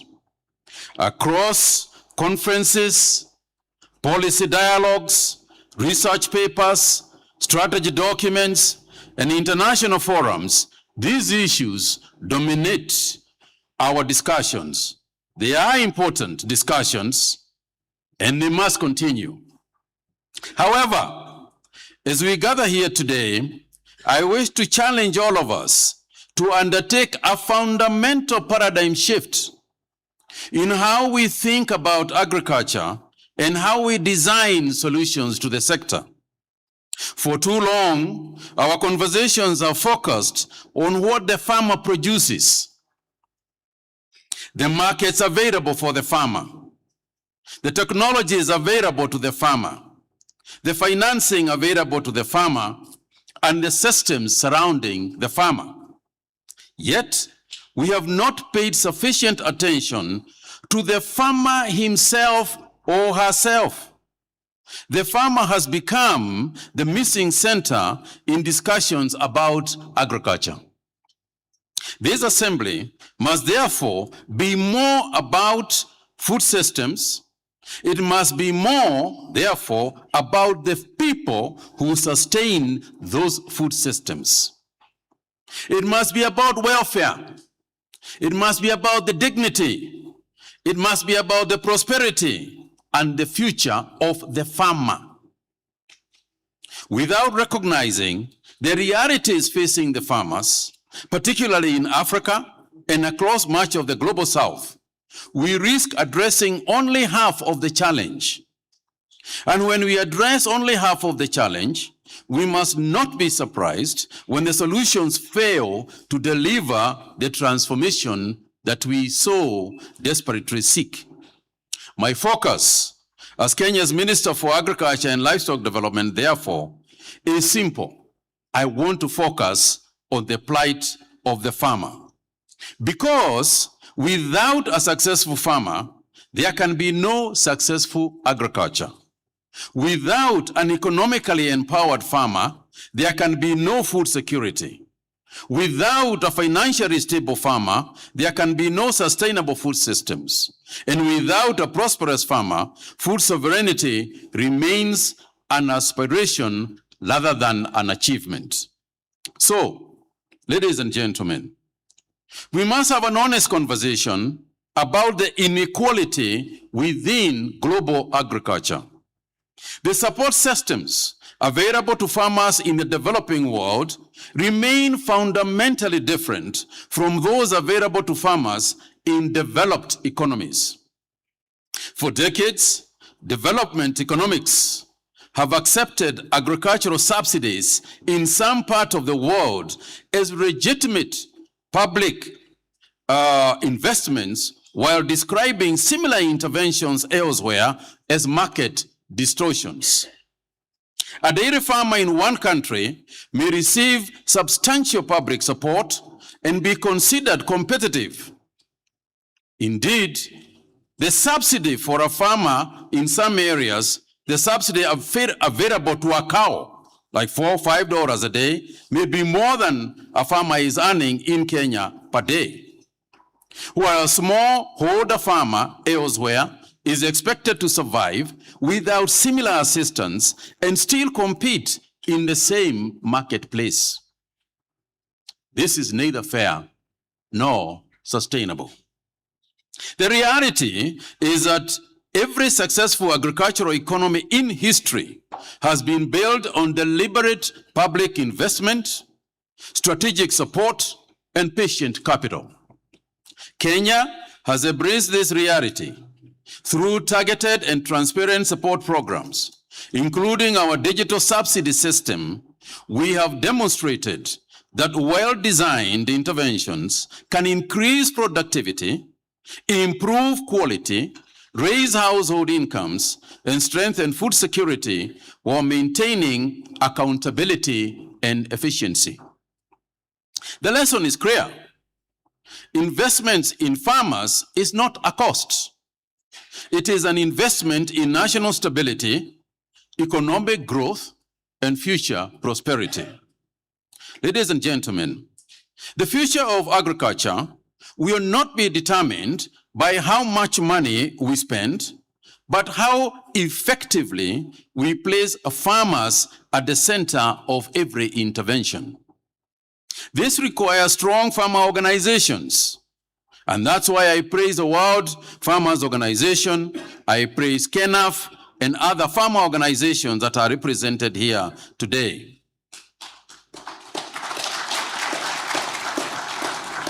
We must form commercially viable cooperatives. We must have producer organizations and rural financial institutions that aggregate production, facilitate value addition, and strengthen bargaining positions. When farmers organize, they become bankable. When farmers aggregate, they become competitive. When farmers process and add value, they capture wealth that would otherwise leave the rural communities. When farmers own a greater share of the value chain, agriculture becomes a pathway to prosperity rather than mere survival. This is why farmer-led organization must be at the center of the agricultural transformation globally. Ladies and gentlemen, we must also rethink agricultural finance. The financing architecture that currently exists in many developing countries were not designed for agriculture. It was designed for commerce. Agriculture operates differently. A macadamia farmer cannot be financed in the same manner as a trader. An avocado orchard cannot be financed using the same assumptions applied to retail business. Agriculture has biological cycles, climate risks, and longer investment horizons. Yet, many farmers continue to face prohibitively expensive credit, short payment periods, and unrealistic collateral requirements. This must change. Financial institutions must become genuine partners in agricultural development. They must innovate. They must understand crop cycles. They must embrace blended finance models. They must support contract farming, warehouse receipt systems, commodity exchanges, and long-term agricultural investments. Most importantly, they must stop viewing agriculture as a high-risk sector and start recognizing it as one of the greatest economic opportunities of our time. Ladies and gentlemen, allow me to raise an issue that requires urgent global attention. The world cannot continue operating under a double standard when it comes to agricultural chemicals. If a pesticide is considered unsafe for use in one country because it poses unacceptable risks to human health or the environment, it should not find a marketplace anywhere else in the world.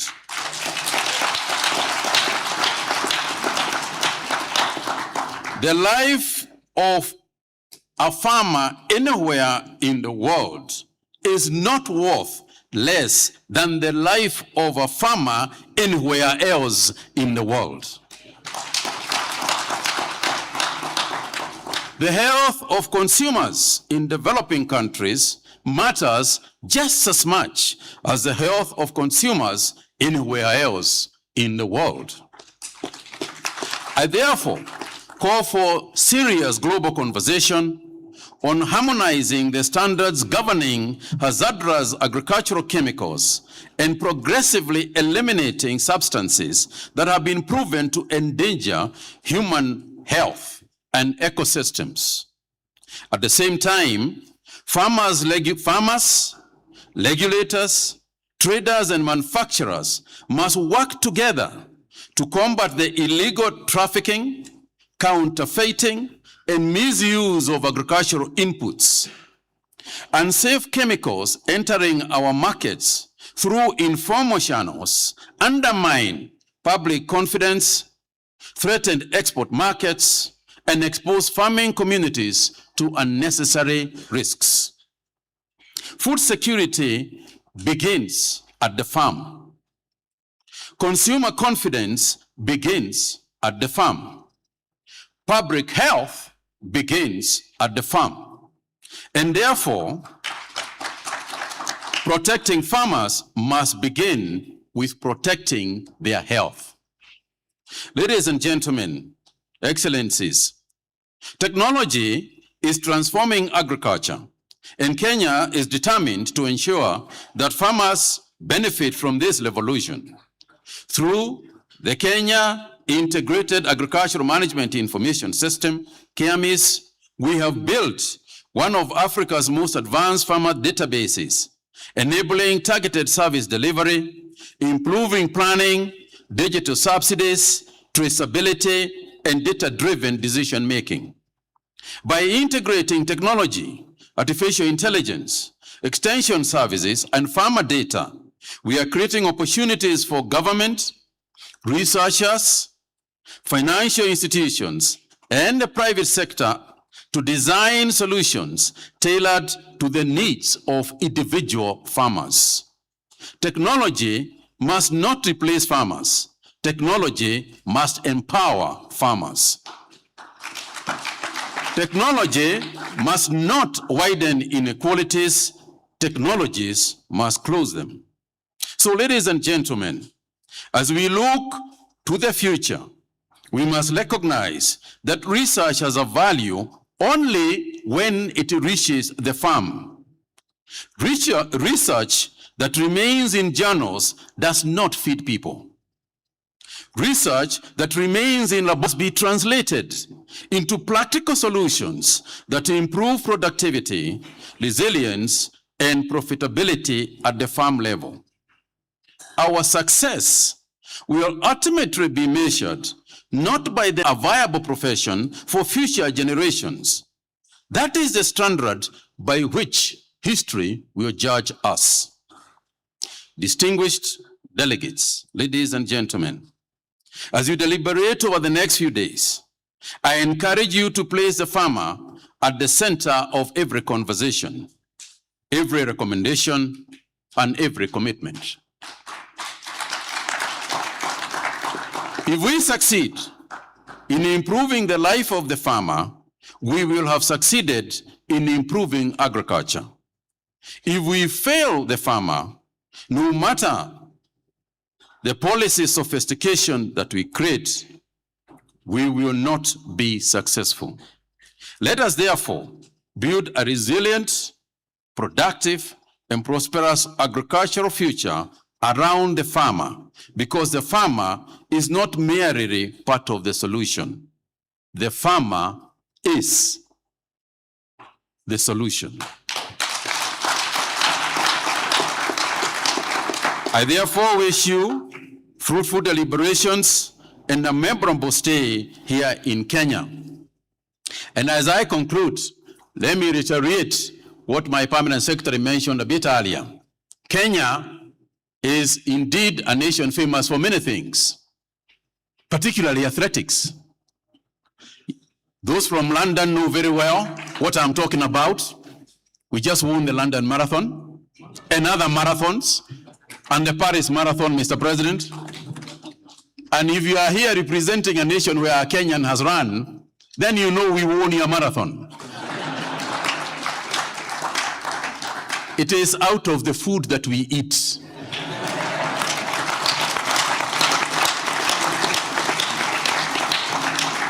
So if you want to go home and become serious athletes, consider importing Kenyan food.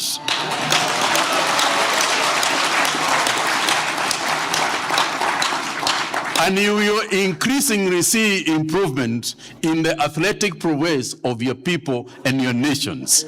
I therefore welcome you to Kenya. Please enjoy our nation. Don't just stick to Safari Park Hotel, and I thank them for their hospitality, but don't just stick to this hall. Get out of the hall, go out, see the farmers, go out, see our wildlife, but more importantly, before you leave this nation, get a friend who is a Kenyan. I thank you all. I thank you all and wish you a very, very successful conference here in Nairobi. Asanteni sana. Right, thank you very much, Agriculture Cabinet Secretary. Thank you very much. At this particular moment, I would like to quickly transition to a photo shoot moment, like the photos we take when we win the marathons. We're about to do that right now. So I may request the CS and all our guests just to move forward, a step forward, and love on each other. If you can just move a bit forward, right here, sir. And then, gentlemen, let us, the seats are looking nice. Thank you very much. For our photographers, let us smile. Photographers, I hope you've gotten your photo. All right, we can smile to the photographers here. Let us give them that Kenyan smile that has emanated from healthy foods, which is very, very important. Asante sana. I hope we've gotten the photos. Next, I'll request the KNF board, if you can come. If you can come for this picture moment, you'll be able to join our guests on stage quickly. Let us handle that transition pretty quickly. Thank you very much. Let us have KNF board. Ladies and gentlemen, do we love the gender balance on stage? Of course, there's a lot to work on. That's why we need more involvement on such, conversations. Very, very important. Okay. Let us love on each other as the board. All right. I'll also request, okay, let's have that photo. We can just smile here. I know. Then next, I'm calling the board of WFO board. If you are part of the WFO board, let us join. I hope the stage was designed to accommodate this weight and this number of people. If at all something happens, just know we've eaten Kenyan foods and we'll be okay. All right? So let us have the board of WFO join so that we have one big representation right there. We can smile. The photographers, are you getting this? Some people will appear in the photo by faith, I see. Can you move? Can you move also occupy this other side? Thank you very much. Okay. Beautiful. So you can just look at the cameras, ladies and gentlemen. You can smile. Okay, in the meantime, let me just remind the media, we'll be having a press briefing outside, all right? So we'll be having a press briefing outside the room at this, right after this particular moment. All right. Okay. All right, thank you very much. Thank you very much. May I release the board, the KENAF board? May I also release the board for WFO? May I release them? I just want the PSs together with WFO. Thank you very much. A bit of tete-a-tete right there, very, very important. All right, let's have the CS. All right, that's beautiful. Do we have the CSs so that we have a balanced team right there? Okay, gentlemen, that looks good. Okay, so we've gotten that particular picture. This reminds me of weddings sometimes. And lastly, the future of farming is the children, the students. May we have the students to understand and to bring to light that this is not a conversation that is happening just with adults. Sorry. Okay, the students, can we go back? The association itself, the world Yes. organization. The ministry Okay. wants you. Yeah. All right. Just so. All right, let's have the WFO team. That is well balanced. I'm loving it. Okay, this is with the students. With the students, we've captured that. Thank you very much. Then I'm gonna release the students so that we remain with WFO. Okay. Have we gotten that? Students. All right. Thank you very much. May I release the students? Thank you very much. Let's have the WFO team join the CS on stage as one of our final photos. Let's have the WFO team join. I know some of them are standing at the back as the students leave. So let us just stand right there. Okay. Let's have the WFO team join the CS for a photo moment. Thank you. I hope everyone is. I can see some people who are not in the picture right there. Okay. Lovely. Aha. All right. Yeah, you know, sometimes young people are normally told to do something like this, but it won't work in this particular situation, so it becomes a bit difficult. Okay. Now, all right. Then the rest you can join. Even lower? Bonus. All right. Now that's even better. Remember, this solution is because of the ingenious of consuming Kenyan food, which is very, very important also. We have to know that. Smile for the photos. All right. Thank you very much. We've captured that. Beautiful. All right. Let us appreciate this wonderful chief guest, cabinet secretary. Come on, we can do better. Santeni Sana. Thank you very much. At this particular moment, Bonasius. I know, let us exit the stage, please. Let us exit the stage. Let us exit the stage. As we do so, the rest of us, we can just stand up wherever we are. Let us stand up wherever we are. Let us stand up wherever we are. Thank you very much. For the media, we are having the press briefing right away outside. The press briefing is happening outside. As Bonasius leaves, you'll be able to talk to him. For the rest of us,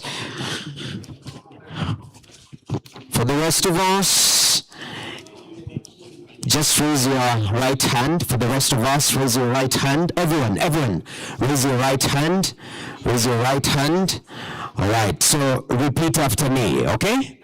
Repeat after me. I, then say your name. Do swear that in the coming session, I will not dare sleep, slumber, or dream. Help me, God. All right, appreciate yourself for making a wonderful commitment right there, even as we have our seats for the moment. If we can just have our seats, we are transitioning quickly into the next session. As we have our seats, we're transitioning quickly into the next session. Thank you very much. Thank you very much. Thank you for your cooperation. Okay. Beautiful. Now, we are about to go for lunch break shortly, but one more exercise. Are we willing to do one more exercise? All right. Somebody's saying no. You have to repent. So, there is this famous song. Tell your neighbor there is this famous song. They say that I will make you fishers of men. So, when the song reaches the word F, that starts with an F, for example, fishers, the ladies will stand up to denote female, okay? And when there is a word, for example, starting with an M, the gentleman will stand up to denote men. Are we ready? So the song goes, I will make. Let's the men stand up. I will make you fishers. The ladies stand up. Fishers of men. Fishers, ladies of men. Fishers of men. Then I'll do what? I will make you men. Men. Make you fishers, ladies, let's go, of men, fishers of men. So you've gotten the gist. Is that okay? Now, I'd like you to take it a little bit serious because it's important, all right? So I'll sing it out of tune. If you're a musician, don't pay too much attention to it, all right? So we're going to sing and stand up when your turn comes. So, for example, I will make men. Let me remind this brother. Men, okay? I will make you fishers, ladies of men, fishers of men, fishers of men. I will make you fishers of men if you follow me. If you follow me, if you follow me, you guys, I will make you fishers of men if you follow me. Ask your neighbor, do you understand? Appreciate yourselves for doing that wonderful exercise. All right. Now, ladies and gentlemen, we are trying to make sure that in our next presentation, we have proper screens right here for the people who are presenting. But just to remind you, we are having a wonderful time. Tell your neighbor we are having a good time today. as we discuss matters touching the farmer and empowering farmer organizations, it is imperative that we do that as we enjoy. For our presenters, it will be critical that you utilize this in your presentation. I know we were briefed prior of the time that we're supposed to take, so I encourage us to take the amount of time that has been allocated to us so that everyone can go for lunch or break for lunch after this set of presentations. So as we sort this particular technical issue, I'd like us to do something that is quite helpful, okay? So wherever you are, just one thing, wherever you are, raise your right finger like this. Raise your right finger. Some of you are so serious you don't want to raise the right finger, okay? Raise your right finger like this. Just one. It's not complicated, just one. Okay, so the person sitting next to you, put your left hand on top of that right finger. Left. I know some people are crossing over. So left on top of the right finger of your neighbor. Okay, you see your left hand on top of the right finger of your neighbor. Okay, so, is that your right? Okay, I see that right finger. The next one, your left on top of that. His left is held his phone. Okay, no, the other way. Okay, do you have your left on top of the right one?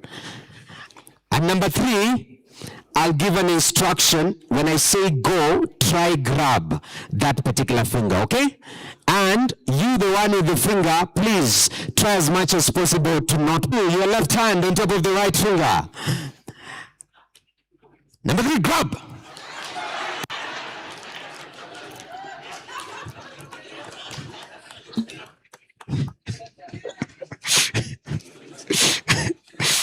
Tell your neighbor your hands are a weapon. You want to break my fingers like that? Okay, so at this particular moment, ladies and gentlemen, I'd like us to continue with the sectors.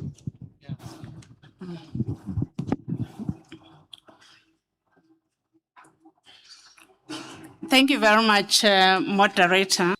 But I would like to say a good afternoon, distinguished delegates, ladies and gentlemen. It is indeed a privilege and honor for me to make these remarks on behalf of our Director General of the International Livestock Research Institute, Professor Apollone Chikeng, and the entire ILRI family. I lead the Research Impact and Partnership Direct Innovation in Livestock Systems, particularly across Africa and Asia, for the past 50 years. We focus on research, animal health, animal breeding and genetics, chain transformation to practical livestock transformation, environmental solutions. Better farming as a three-legged stool, with the farmer and the farmer organizations at the center.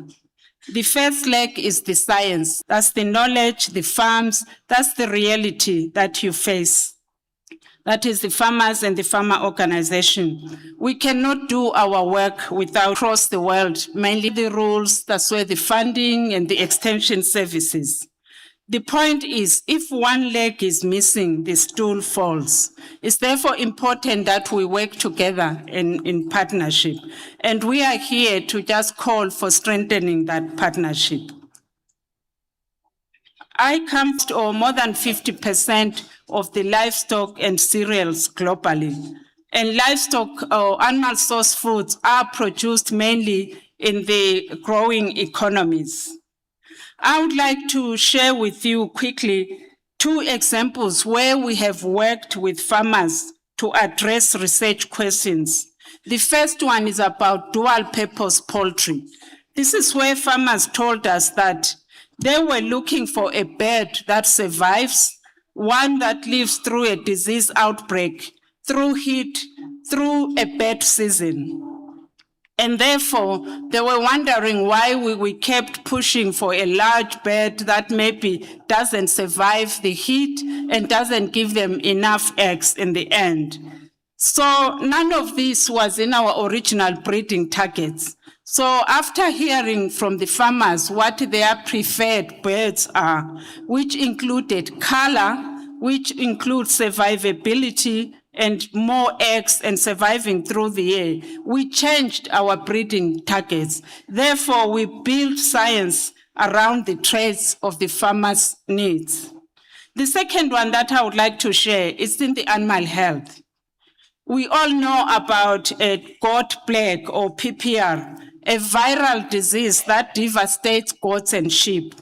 There were vaccines, but they had a problem. They had to be kept cold, refrigerated all the way to the animal, on farms, on rangelands, and that is almost impossible to do in those harsh, hot environments. So what did we do as researchers?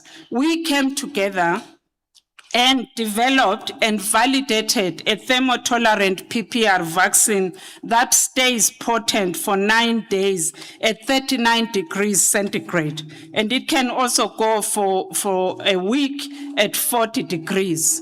This means that vaccinations can reach the far ends. We all know that climate affects livestock, and livestock contributes to climate. So our work runs along 3 lines. We want animals that cope, we want land that recovers, and we also want proof that counts. We therefore, in our research, are measuring emissions and real outcomes in smallholder livestock systems here in Africa so that we can document and have evidence on what emissions come from these systems. We are meeting in East Africa, and 2026 has been declared by the United Nations FAO as the International Year of Rangelands and Pastoralists. So I want to take a moment to honor the pastoralist communities of these regions.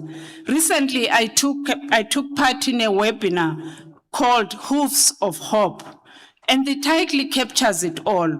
Pastoralism is one of humanity's oldest and most resilient livelihood systems. Pastoralists have shaped these rangelands, they've sustained their biodiversity and fed communities for millennia. So more than 250 million people across Africa depend on pastoralism. And the knowledge that runs in these systems is not separate from science. It is part of science. So this is where science meets practice and it meets policy. Good science alone is not enough. Organizations like yourselves are the bridge. Farmers' organizations, I see this in 4 ways. You are the bridge that helps us to test. We develop something that responds to addressing the real challenges of the farmer, like the dual-purpose poultry and the PPR vaccine, thermotolerant PPR vaccine. You are the voice. I heard a lot this morning, even from the lead women farmer, that they are the voices. You track, you help us monitor and understand what is happening in the ground when we are undertaking our research. You also connect. So these are the 4: test, voice, track, connect. You link researchers to farmers and farmers to their governments. That is why I'm here on behalf of scientists and researchers to ask that we strengthen this partnership. If we do not work together effectively with you, our science will not have impact that we all want to see. We therefore commit to continue to work with the farmers, responding to their needs, using science to generate solutions and evidence that helps inform policies for better livestock and a better planet. Better livestock and better planet, and through farmers. Let us build the next chapter side by side. I look forward to the connection and conversations throughout this week. Wishing everyone a productive week ahead. I thank you.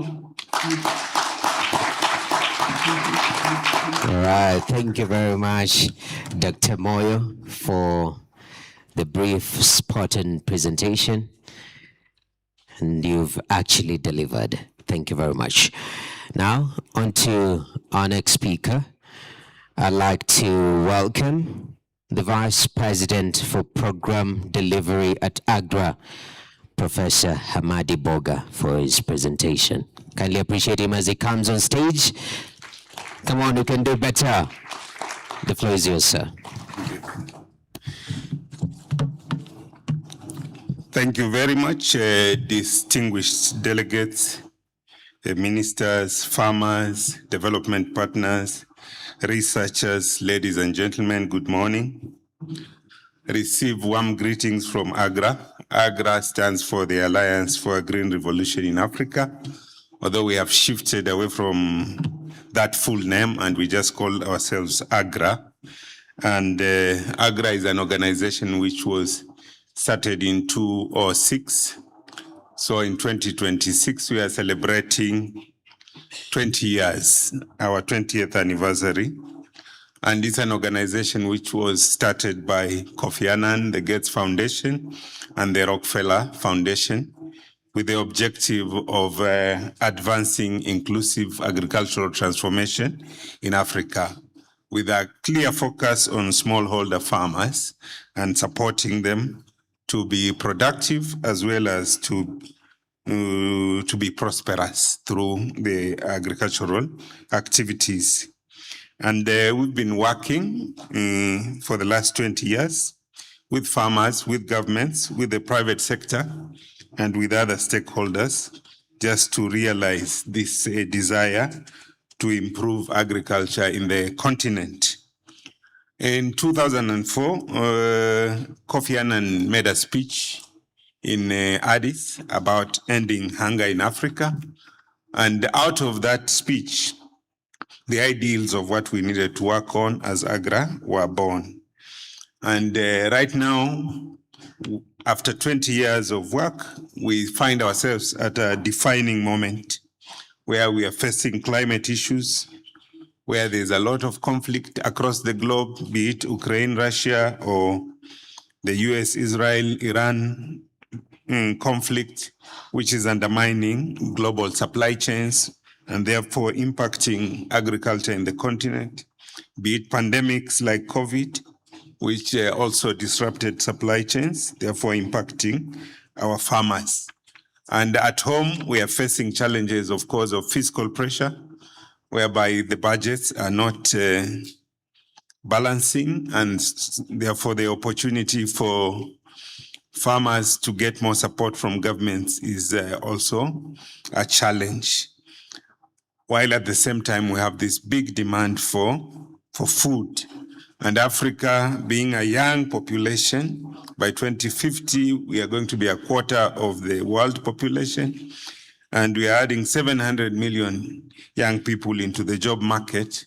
And we are looking forward to agriculture supporting not only food supply for the population, but also generating wealth, as well as creating jobs and powering our industry. And AGRA has been, for the last 20 years, working with African governments to mainly build systems to support the vision of Kofi Annan, but also to support the vision of feeding Africa in line with the CAADP commitments.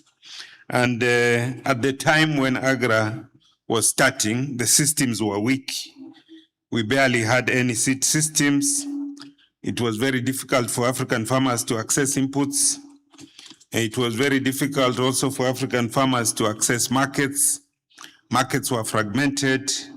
Rural infrastructure was a problem. So the foundation for modern agriculture was not in place. In the first decade, we focused on building seed systems. We focused on soil health, just utilization of fertilizer.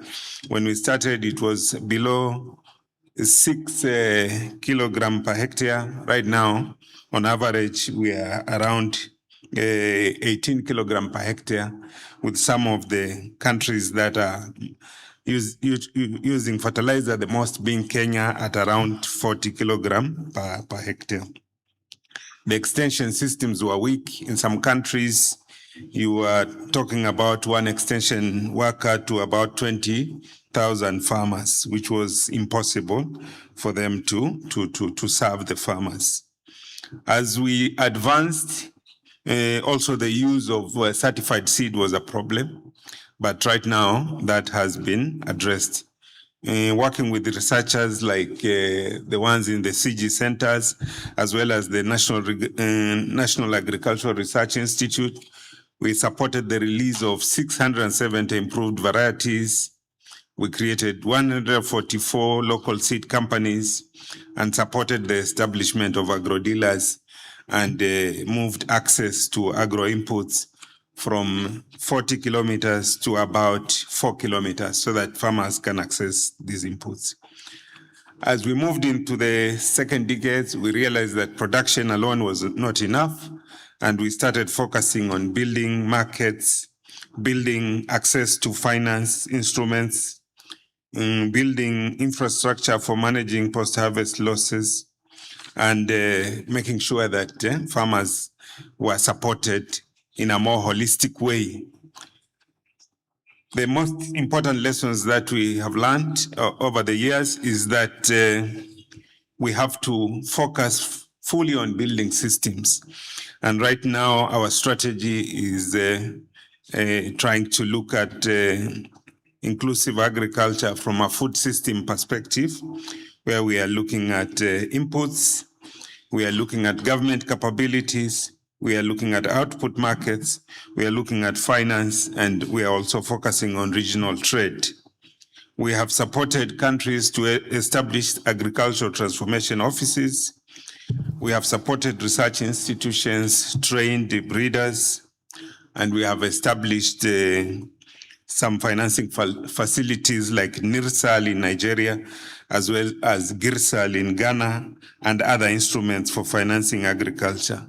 We have also supported the African Union on matters, continental frameworks, and we have also supported continental farmer organizations, PAFO, as well as other entities at the continental level, and while we also work nationally. We have realized over the years that the challenge with farming in Africa is not just a technical problem. The technologies are there, and the solutions exist for some of the challenges that we see.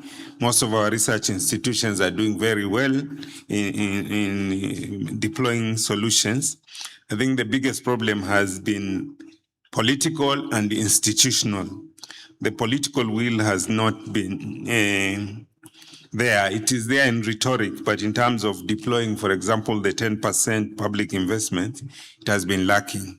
So we are under-investing in agriculture. The policies have been not consistent. There are always policy reversals because of political considerations, and sometimes these take us back. The enabling environment for the private sector is also a challenge, which makes it risky for the private sector to come in and invest in the sector. And for us to succeed, it means the farmers, the governments, the development partners, and the private sector have to move together in tandem. The other challenge that we're still grappling with the support of MasterCard Foundation, we are also trying to use the agriculture sector as an avenue for creating work opportunities for our youth and women. So inclusion is still a very big issue, as was remarked by the female farmer from Kenya, Ebla.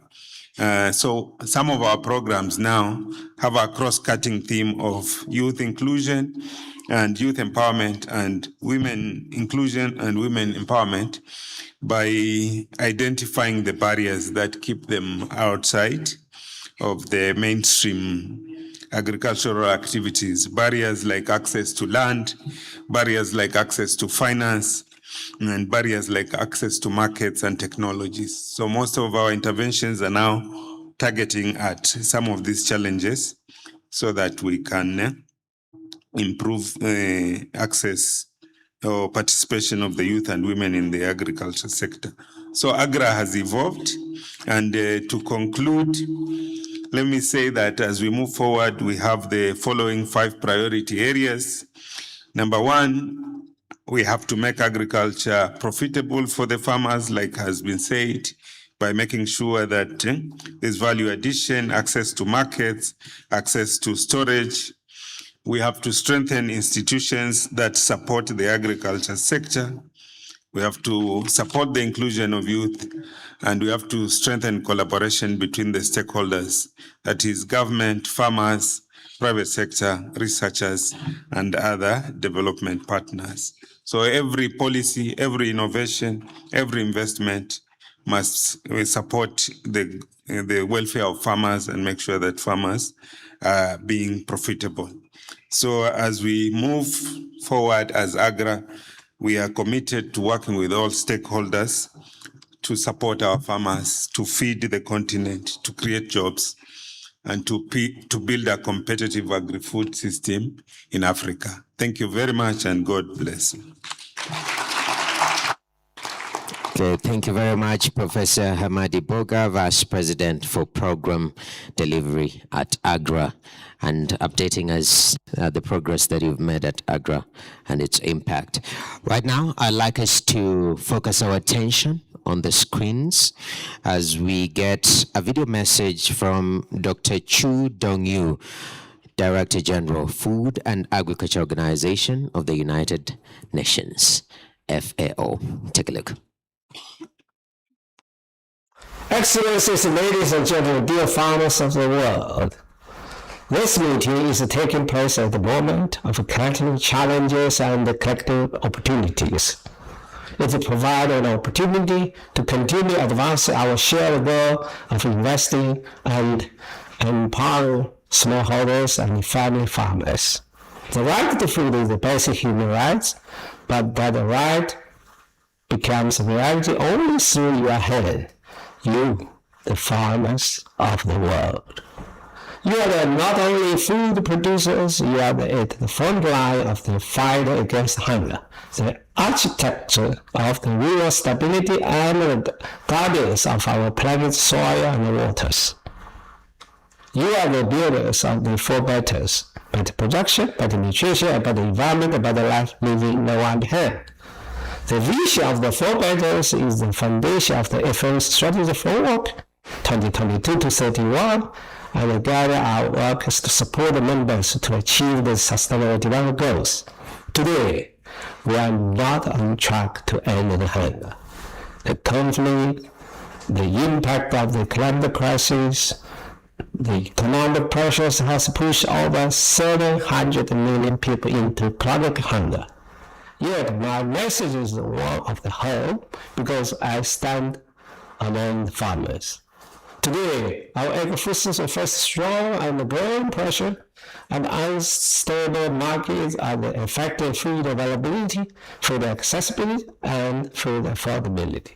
Production and livelihood are impacted globally. Family farmers are often the most exposed to these challenges. Yet they are also uniquely positioned to deliver solutions, drawing on their local knowledge, resilience, and capacity to innovate. This potential can only be realized if family farmers are organized, represented, and supported. Dear colleagues, while we invest in farmers' organization, resources go further and have a great impact, we can scale better and manage risk together. At FAO, we work to support the family farmers organization as a key actors in service provision, market, and policy dialogue. And we support our members with expert knowledge, technical assistance, capacity development, and create an enabling environment for implementing public policy to strengthen the position of the smallholders and the family farmers. By building data and analysis on the smallholders and the family farming, we can further strengthen the evidence-based decision-making, which empowers all the actors across the value chain. As a leading agency for the decade of the family farming, FAO is further supporting the countries in the Development Action Plan on family farming. The World Farmers Organization is an important partner for FAO. Together, we are working to ensure that the family farmers' perspectives are brought into global policy discussions.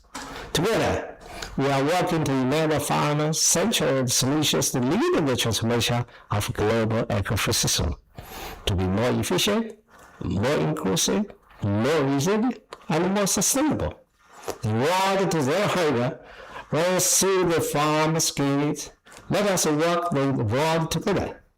I wish you a fruitful discussion and a successful annual general meeting. And thank you. All right. Thank you very much, Dr. Chu Dong-yu, Director General, FAO. Thank you for your remarks. Very encouraging. And still focusing on the screens, I'd like us to hear from Mr. Alvaro Lario, President, International Fund for Agricultural Development, IFAD. Let's take a look.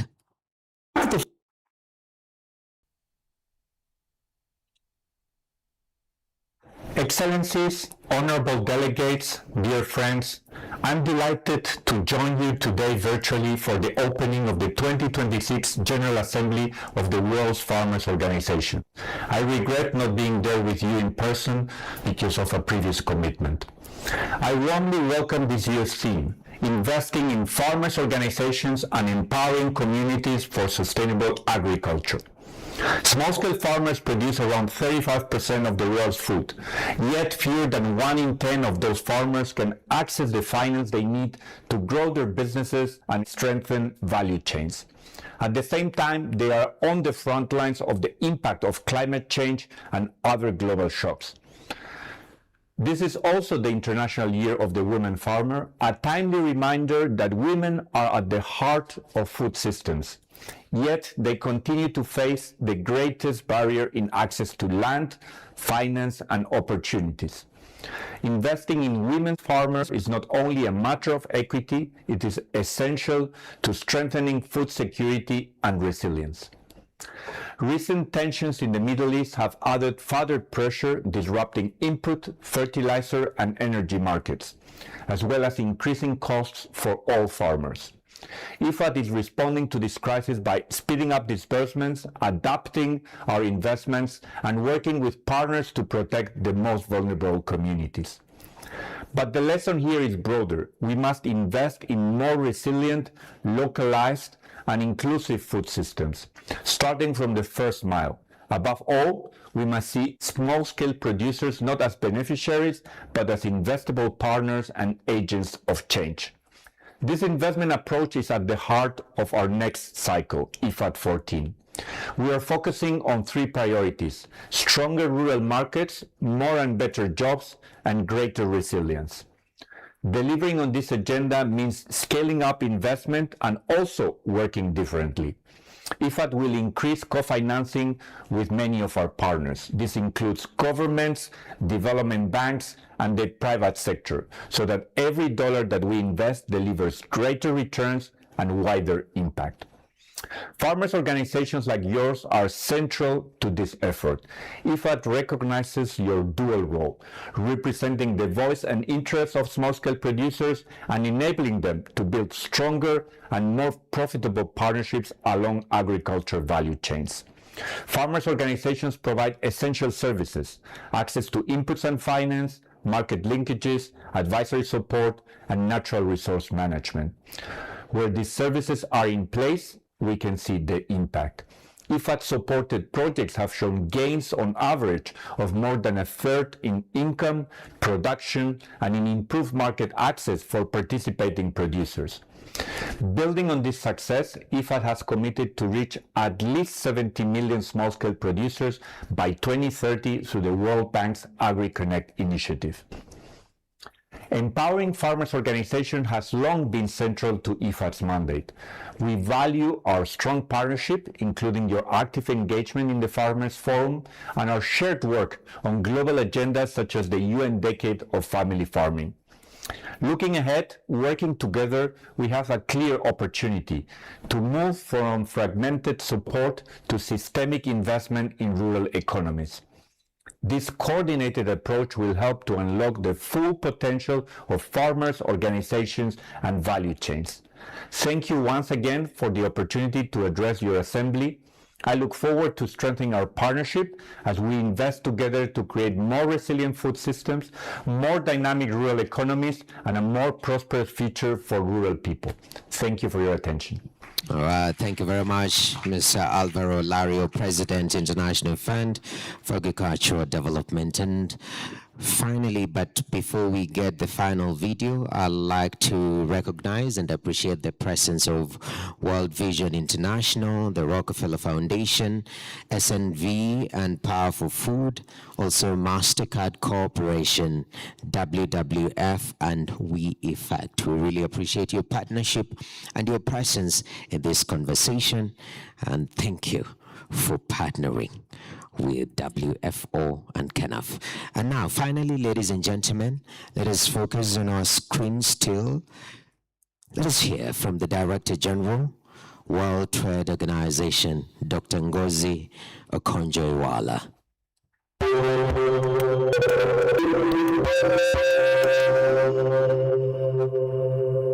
My dear brothers and sisters, thank you for inviting me to share this message with you. The farming community and the World Farmers Organization have consistently emphasized the importance of clear global rules on agriculture, especially at times of market turbulence. The ongoing war in the Gulf means farmers have had their margins squeezed by sharply higher energy and fertilizer prices. There are now signs that the higher costs are passing through into food prices for consumers. Even before the closure of the Strait of Hormuz, farmers were affected by the ongoing trade disruptions as unilateral actions and other trade measures impact markets and reconfigure value chains. Many people today remain food insecure, including farming households in rural areas. Conflicts, economic downturns, and climate shocks only make low incomes worse. Amid today's market instability, it's easy to lose sight of how WTO rules continue to underpin predictability in agricultural markets. Average applied tariffs on farm goods have fallen by more than half in the past 20 years, from 13% in 2005 to less than 6% in 2023. The value of agricultural trade has grown roughly fivefold since the turn of the century. Agricultural export subsidies fell to negligible levels after our members agreed in 2015 to eliminate them. Moreover, the WTO remains a vital forum for governments to engage in regular dialogue on each other's agricultural policies to better understand how those policies operate, address differences and diffuse tensions, and promote adherence to WTO rules. However, agricultural markets remain highly distorted. Although WTO domestic support rules have helped drive significant market-oriented reforms in major economies, the OECD estimates that support to individual producers, including budgetary outlays and higher consumer prices due to border measures, amounted to $624 billion per year on average in the 2022 to 2024 period. So we need to move forward with reforming the WTO rulebook for agricultural trade. It's no secret that agriculture and food security are among the most challenging and sensitive topics we deal with at the WTO, and that was true even before the recent rise in geopolitical and trade tensions. At our 14th Ministerial Conference in Cameroon in March, disappointingly, members could not achieve consensus on how to reinvigorate the agricultural negotiations. In response to the Hormuz crisis, the WTO Secretariat joined forces with the IMF, the World Bank, and the International Energy Agency to monitor global economic conditions and see what actions we as international organizations can take to minimize global economic disruptions that impact ordinary people, including farmers. At the WTO, we are urging our members to refrain from trade restrictions that could exacerbate the situation. So far, most WTO members have taken more trade facilitating than trade restricting measures. The UN Secretary General has put together a task force to see if a humanitarian corridor for food and fertilizer can be created in the Strait of Hormuz to alleviate the global price pressures on farmers and ordinary people. The best situation is, of course, for the strait to open up to maritime traffic according to international rules. On your side, farmers' organizations can work together to support diplomatic efforts to de-escalate tensions and urge governments to refrain from trade restrictions that could further destabilize food, fertilizer, and fuel markets. In the longer term, you can help us unlock progress by pushing for reforms at the WTO aimed at unlocking agricultural trade negotiations and ensuring that global trade rules continue to contribute to improving the functioning of markets for food and agriculture. I would like to thank the WFO for its continued support and active engagement and wish you a very successful annual meeting and General Assembly. Thank you. Thank you very much, Dr. Ngozi Okonjo Iweala, Director General, World Trade Organization. Closes session number 2 for us, even as we start the WFO annual meeting. At this particular moment, some quick reminder, we're about to break for lunch. We have the VIPs and VVIPs. When the time comes for heading to lunch, we'll exit through that particular door on my right, on your left. Then you'll head or you'll be directed to Kigwa Cafe. That is for our VIPs and VVIPs. Then the rest of us also, we have ushers at the door. They'll be able to guide us where we'll be able to have our lunch. So in that spirit of lunch, hold the hand of your neighbor, tell him or her, stand up, stand up, stand up. And if they continue the song, stand up for your rights, you know. Tell them you're a very funny person. Okay, so are we ready? Are we ready to break for lunch? Okay, you have to create the space for the food to effectively move in your body. Okay, so just stretch your hand on the left leg. Like this, a little bit. All right, stretch it up, up, up, up, up. You can do like that. You feel your fingers. This is preparing you for the Kenyan ugali, okay? All right, on the front, on the front, on the front, on the front, on the front, on the front, on the front. Some of you are wondering whether we'll do the back. We're gonna do it, okay? At the back, at the back, at the back, at the back, at the back, at the back, at the back, at the back. All right, all right. So just maintain there. We're not leaving yet. Remember my instructions, our VIP and VVIPs, we exit through that particular door, and the rest of us also will be guided in our respective exits. In the meantime, my name is Noah Kipkemboi. I've been your moderator for this morning session. It's been a joy to lead us and to engage us. And as you continue with this engagement, may God bless you. But at this particular moment, I'd like to hand over the program to Paul Bruman, who's the CEO, SDG2 Advocacy Hub, who will be leading the rest of the session. Kindly appreciate Paul as he comes. Appreciate him. Come on. Sir, the floor is yours. Take it away. Thank you. And another round of applause for Noah for such an amazing start to the 4 days. I'm standing between you and lunch. Let's go and get lunch, but when you hear the bell, you need to be back here because we have exciting sessions that we're going to be starting with, and you need to come, get your seat, and we need to get started. So go meet somebody, enjoy the present that the president told us about that you have with being together. So go and meet somebody, take a selfie, share it using the hashtag WFO2026.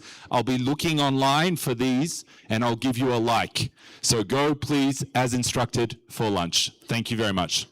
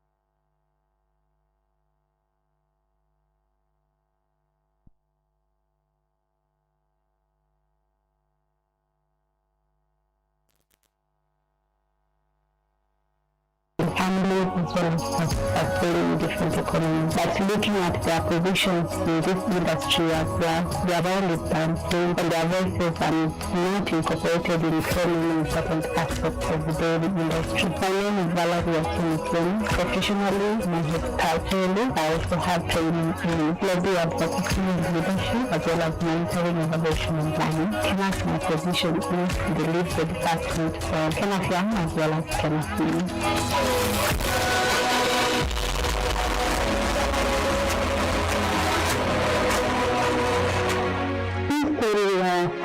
Zilipenda kazi utotoni. Penye nimelelewa, mkazi alikuwa na ng'ombe. Ni pahali kunakuzwa nini, kunapandwa kahawa. Na kuko na kazi ya kahawa.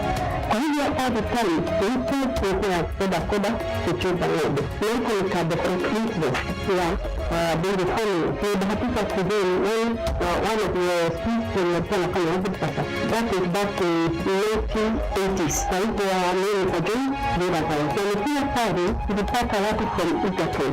Physical diversity na wakataka kujaboresha freedom walikuwa na kafiri nzuri kwa sababu ya sasa was one of them. Kwa hivyo nikadepreciate ya kufanya either fractionary viongozi pia na kwa wingi na resto. Siku yetu na idea. Pia wakati nilioreka, nikafanya nchi ya kufanya the dairy farming na hapo ndipo tulianza kufuga ng'ombe. Na pia wao nilikuwa na watoto wadogo, hiyo kazi itakuwa nzito kwangu. Kwa hivyo akanipelekea na akilia ng'ombe, kuangalia sana watoto. Mimi wakati wa mvua, nikaona nikarudisha nikarudi sana kwa ufugaji wa ng'ombe. Na nikaendelea kufuga ng'ombe mpaka nikapata kamsaji. Mpaka watoto walikuwa wakubwa. Kuna mtoto wetu mmoja alijivika kwa madawa ya kulevya. Hiyo attention yote ilikuwa kwa mtoto, nikasahau leo. Nilikuwa na madawa, hata ugonjwa wa kitu na kufa na leka ingine na kufa. Hiyo attention yote ilikuwa kwa mtoto. Majina naitwa Anne Baina Mbiritu na mimi ni mkulima mdogo wa ng'ombe. Ukulima wa ng'ombe nilianza kama 6 years ago. Na nimefanyia kwa approach yangu. Nilianza na ng'ombe mbili nje, tukapelekana. Unfortunately moja ikakufa, so nikabaki na moja. Lakini hiyo moja nikajaribu kuitunza, ikazaa dama. So now niko na ng'ombe wawili wakubwa na dama mmoja na moja iko impa. Kwa hivyo na expect this month katikati naweza kutoa ng'ombe ingine na naomba ikuwe dama.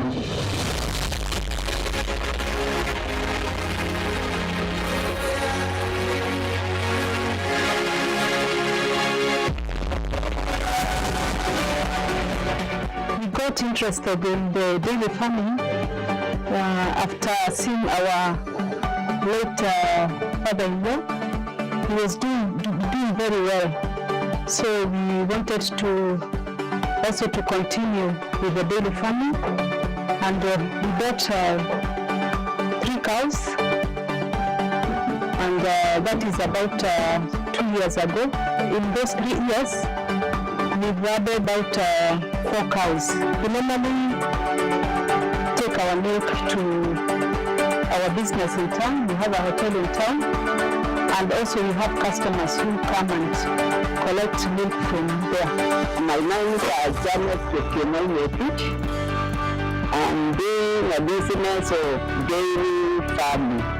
In this business of dairy farming, I started around 2018. I was given a cow by my dad, and then that is how I started. I was given a cow. I started rearing that one, and then maybe after 1 year, I had another one. Somebody, a friend of mine gave me, because it was only one. A friend of mine gave me another one, so I had 2 cows, and I just developed until at time I went and buy some. So in this business, it is very interesting when you have a passion. But when you don't have a passion of animals, it is very tricky. Now I have 5, but I'm still moving because my target, I want to have 12 baby cows. So I will try right from the beginning, nimekuwa nikipenda hii kazi ya ufugaji. Kwa hivyo kama mtu anaja ni kazi ya wanaume, ama wanaume ndio wanatakiwa kuwa wanakita kwa nini livestock. Yeah, what I believe, hata mimi naweza practice that daily farming. Currently we have 2 cows, the mother and a calf. The calf is almost now to be hatched. Produce 8 liters per night. We do take the milk to a cooperative dairy. Yes. Zile tunatumia nyumbani na zile inatumika kwa rehab. My name is F. Azarevi. I'm member of the Senate and I'm a farmer.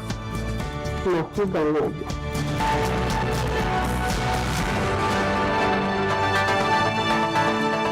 My name is Mwenda Tomailova. I am the Chief Executive Officer of the Kenya National Farmers Federation, Kenya, which is a stable organization.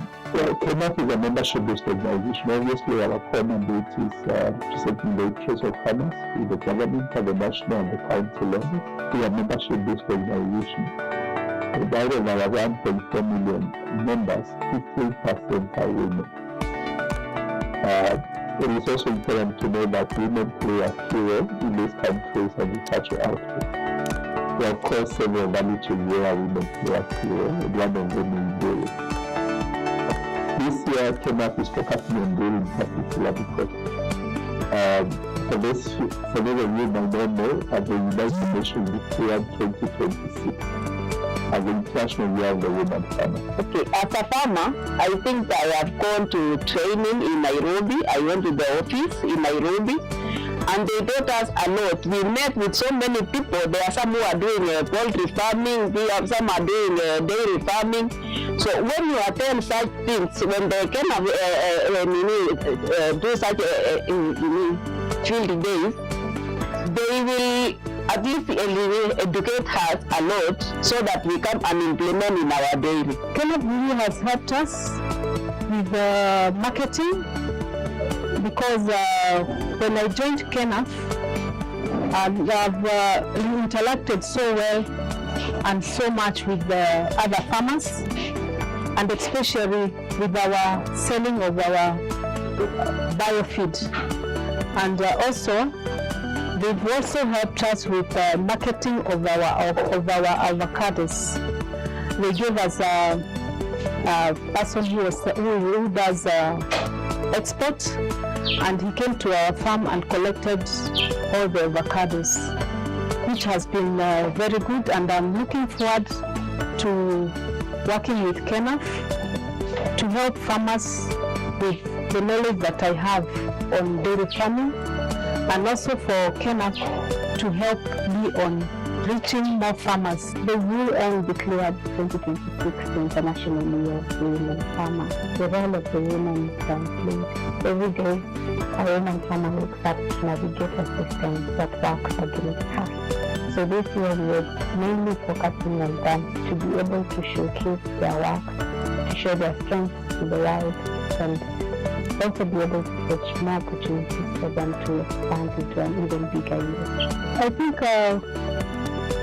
dairy farming has so many other benefits because when you have cows, you put up a biogas, and that is savings you've done because you're not going to buy the LPG.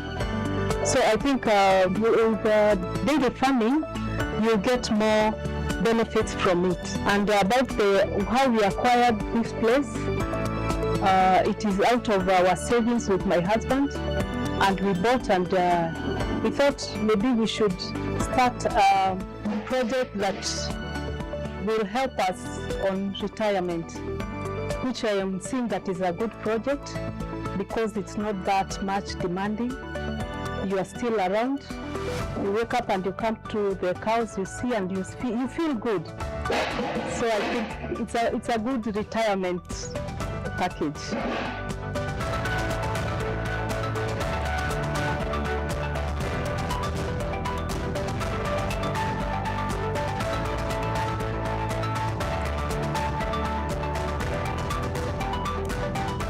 With the challenges as a lady, sometimes when you go to a meeting with men, maybe you are the only lady, and in African they say the house belongs to men.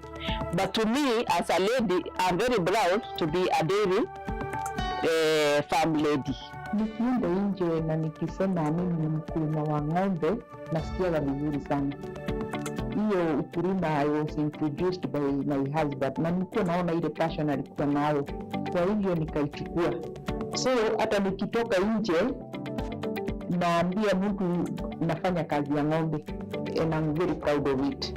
So najaribu ku encourage mtu mwingine, hata yeye anaweza, kama ako na facilities, anaweza anza hiyo kazi ya ng'ombe. It keeps you busy, na ukikuwa na hiyo passion unafurahia. Hata ukilala unauliza asubuhi kutakuja saa ngapi ndio uende kwa hizo ng'ombe. At the same time huwezi kaa sana bila kuingia huko, uwaone tu na macho. I think also it's ni kama therapy in a way, sababu ukiziona unasikia vizuri.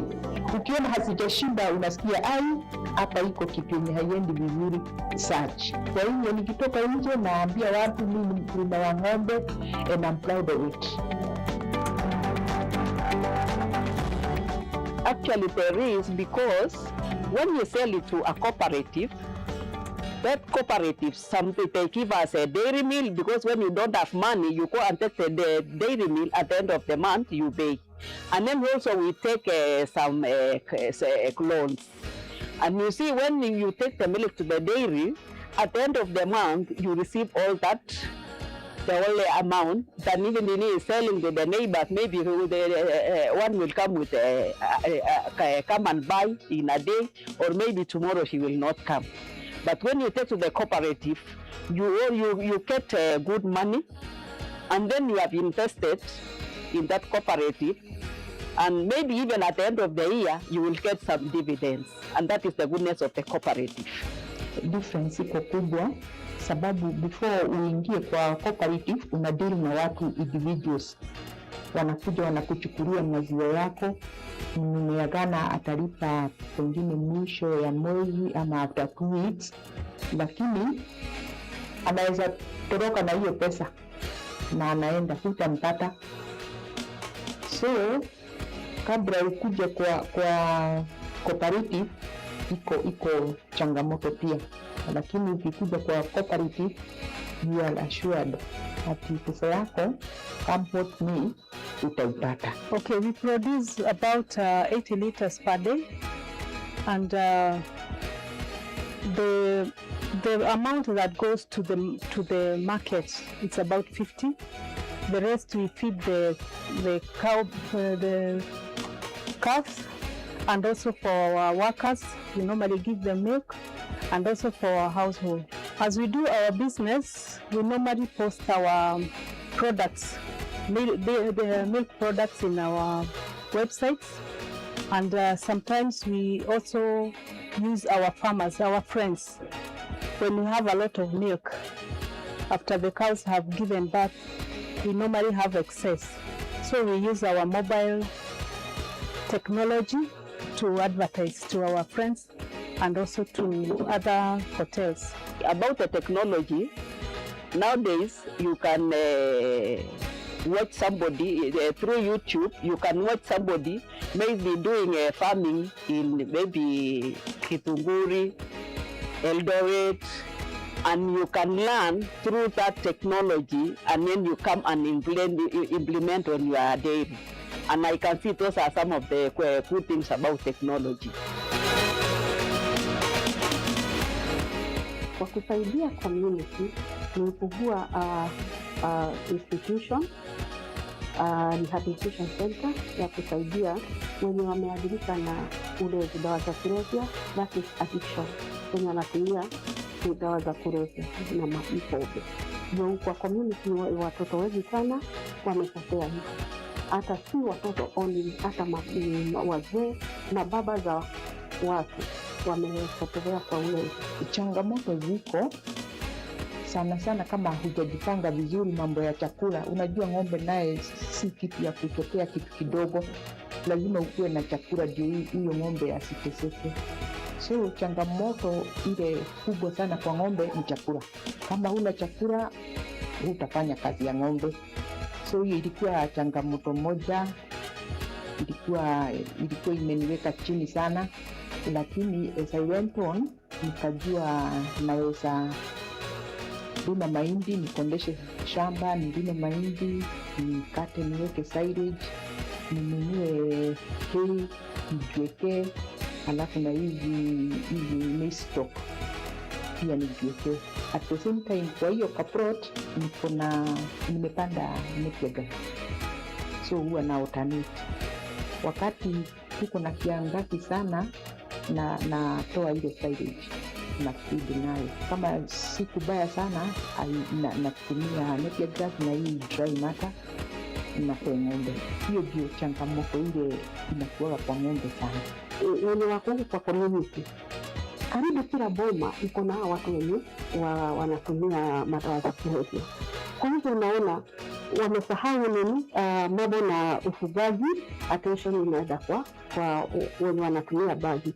Tuseme ni mzee as the head of the family anakunywa pombe, ile pesa inatoka kwa maziwa anaenda kukunywa, na hiyo pesa ndio ingetumika kununulia ng'ombe dairy, chumvi na dawa.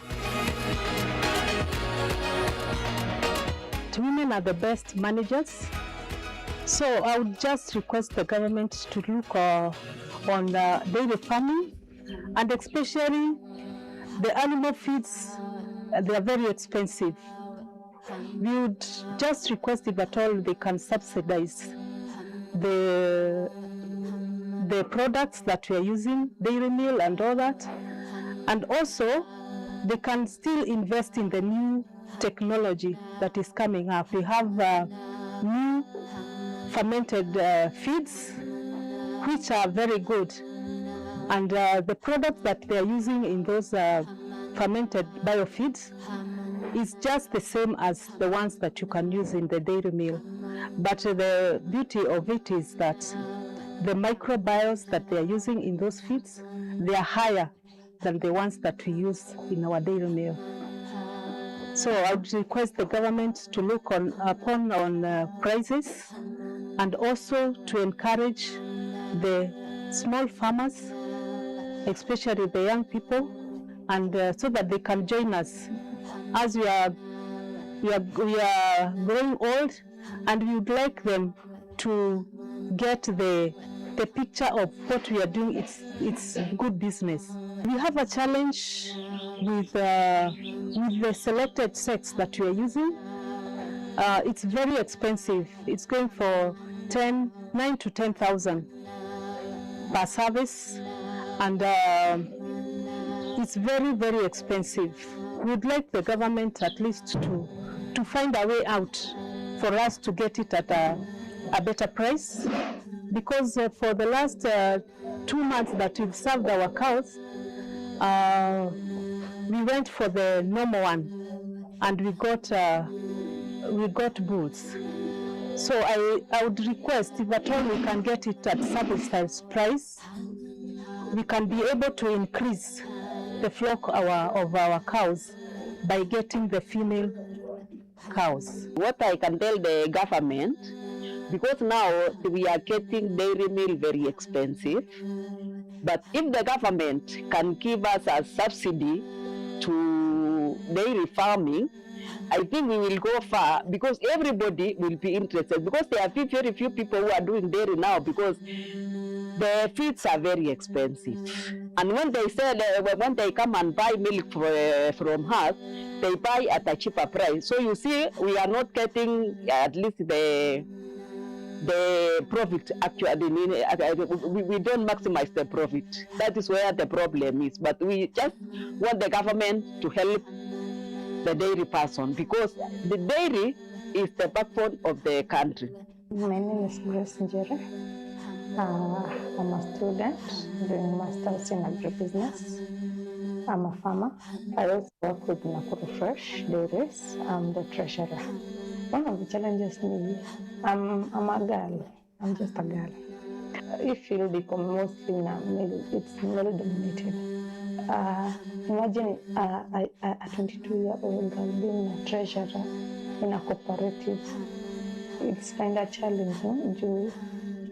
About budgeting, the way I approach budgeting and the way they approach budgeting, maybe it will be a little tofauti. Somehow it has encouraged more on food security and managing my bills and being financially stable. I have income. I've created a job opportunity for myself. With the cooperative and the dairy, we do value addition in milk. Mala with honey and chia seeds, making our own yogurt. So we've been training other people who want to start business. Regardless of your background, of your gender, everybody should embrace dairy farming. Vile sisi tulilelewa na ile kwenda shamba ni kama punishment. I'm doing masters.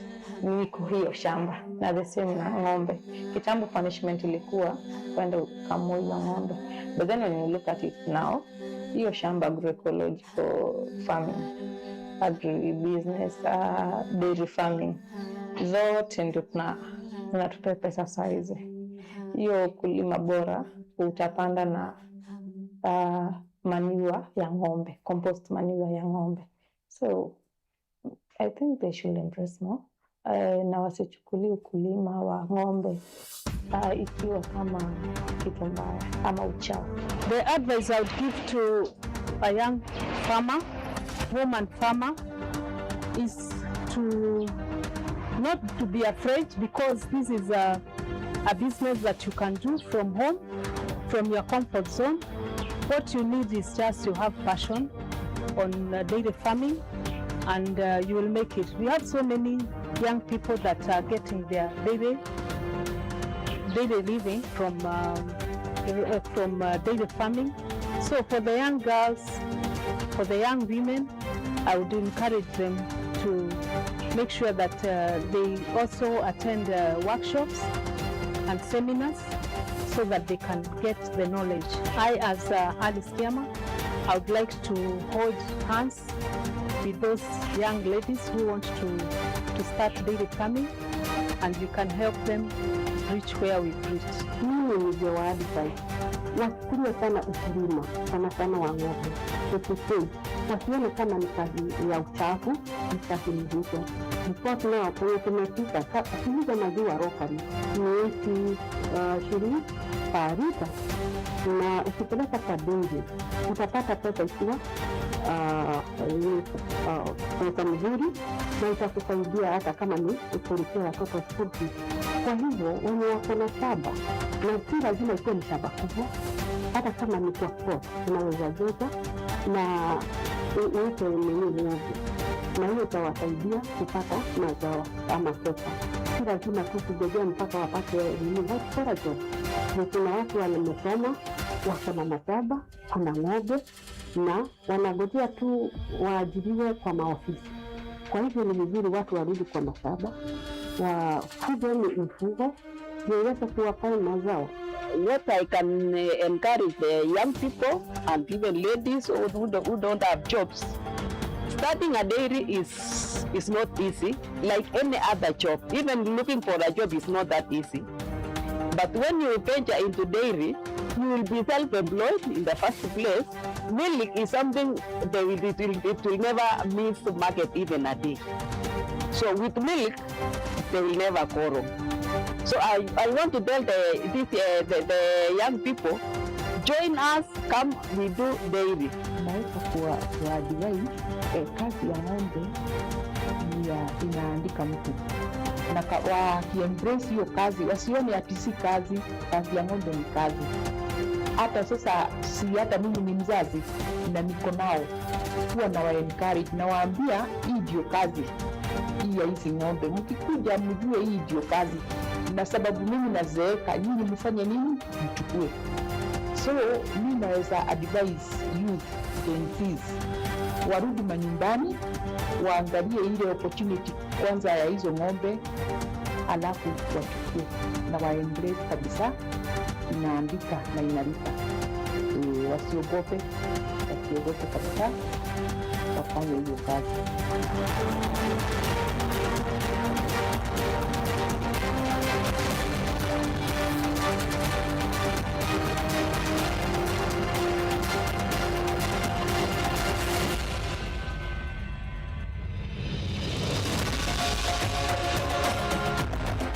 This report was looking at highlighting the situation of the dairy sector, particularly focusing on the women, looking at the economic aspect, looking at the social aspect, looking at the structural aspect as well, and also looking at the opportunities that are there for the women in Kenya as a whole to position itself globally for investment opportunities as well. This is a year dedicated to showcasing, highlighting, contributing the work that women do in agriculture. We as a federation decided to focus on the work that women do in the dairy value chain, because this is a value chain that generates income on a daily basis, and is a value chain that we think can go a very long way in empowering women, particularly if women are empowered to take up leadership positions in dairy cooperatives and really to take charge of this very key value chain in Kenya. So Kenya works with a lot of partners to deliver the work that we do, to offer services to our members. And since 3 years ago, we've been working with a strategic partner called the United States Dairy Export Council, which is a body that brings together key dairy actors in the United States. So with the United States Dairy Export Council, when we approached them with this idea that, during the International Year of the Women Farmers, Kenya is focusing on showcasing the role of women in the dairy sector. We came to realize actually the current CEO was quite instrumental in lobbying the US government to lobby the United Nations to declare 2026 the International Year of the Women Farmers.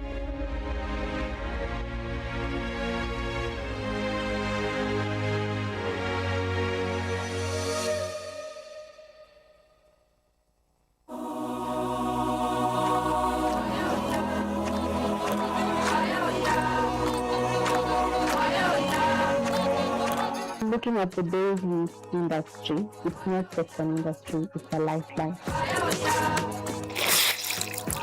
Women are an integral part of it. They are the heart of those driving the dairy industry. They form a large percentage of the workforce. They are involved in driving production. They're feeding families as well as sustaining different economies. But looking at their positions in this industry as well, their role is downplayed and their voices are not incorporated in so many important aspects of the dairy industry. My name is Valerie Akinokeni. Professionally and culturally, I also have training in lobby advocacy and leadership, as well as monitoring, evaluation, and planning. KENAF, my position is the lead the department of KENAF Young as well as KENAF Women.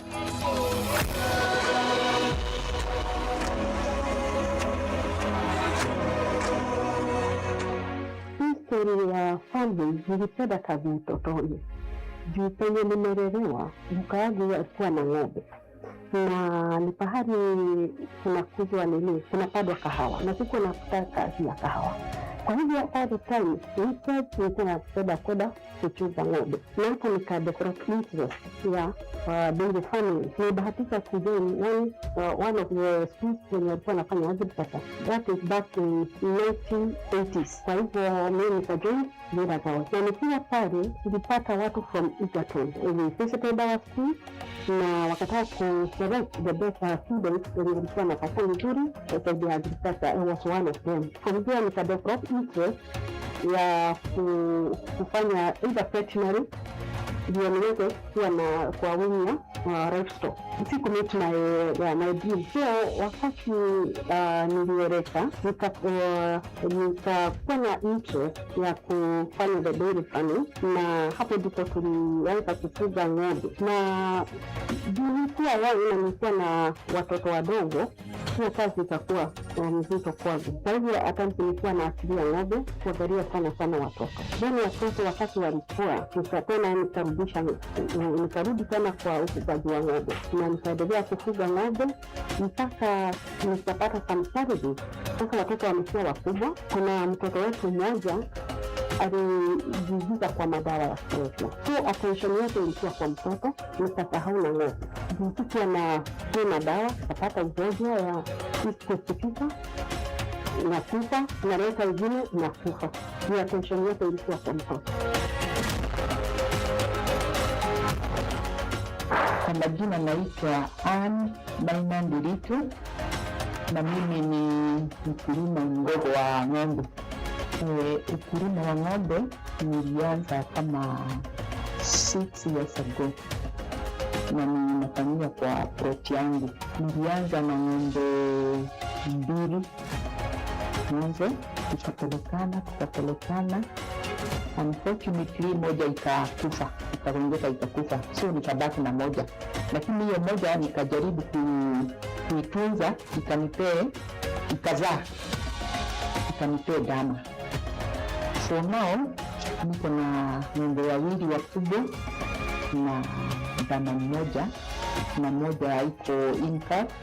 Kwa hivyo na expect plan katikati naweza nipea ng'ombe ingine, na naomba ikuwe dama.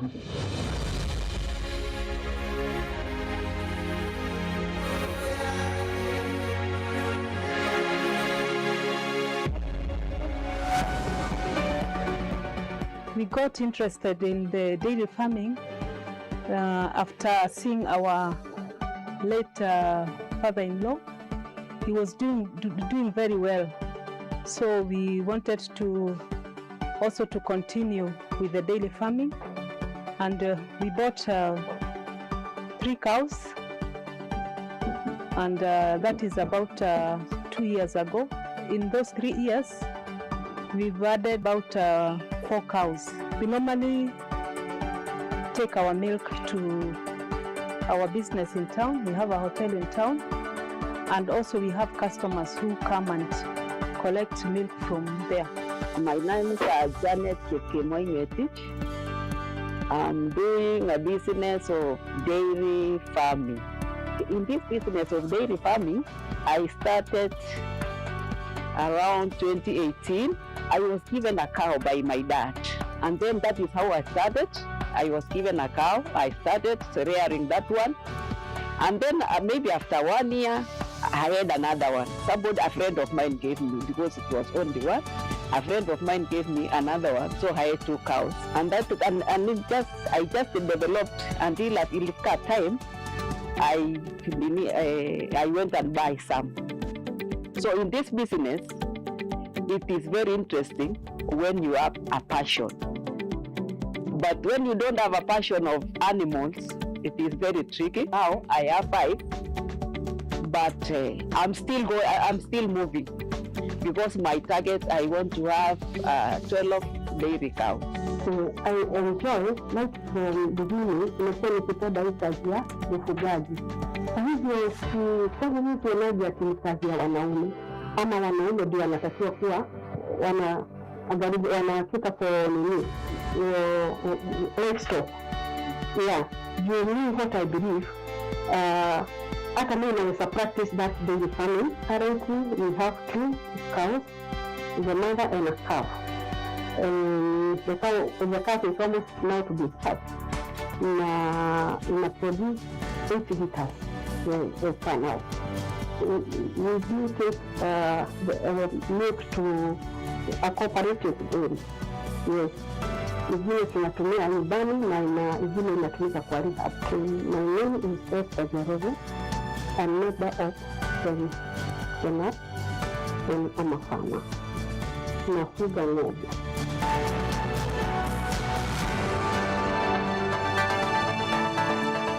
My name is Mwanda Tomailova. I am the Chief Executive Officer of the Kenya National Farmers Federation, KENAF, which is a sub-level organization. KENAF is a membership-based organization. Obviously, our core mandate is representing the interests of farmers with the government at the national and the county level. We are a membership-based organization. Out of our 1.4 million members, 15% are women. It is also important to know that women play a key role in this country's agricultural output. There are, of course, several value chains where women play a key role, and one of them is dairy. This year, KENAF is focusing on dairy in particular because for those of you might not know, the United Nations declared 2026 as the International Year of the Woman Farmer. Okay, as a farmer, I think I have gone to training in Nairobi. I went to the office in Nairobi and they taught us a lot. We met with so many people. There are some who are doing poultry farming, some are doing dairy farming. So when you attend such things, when they can have do such field days, they will at least educate us a lot so that we come and implement in our dairy. KENAF really has helped us with marketing because when I joined KENAF, I've interacted so well and so much with the other farmers, and especially with our selling of our biofeed.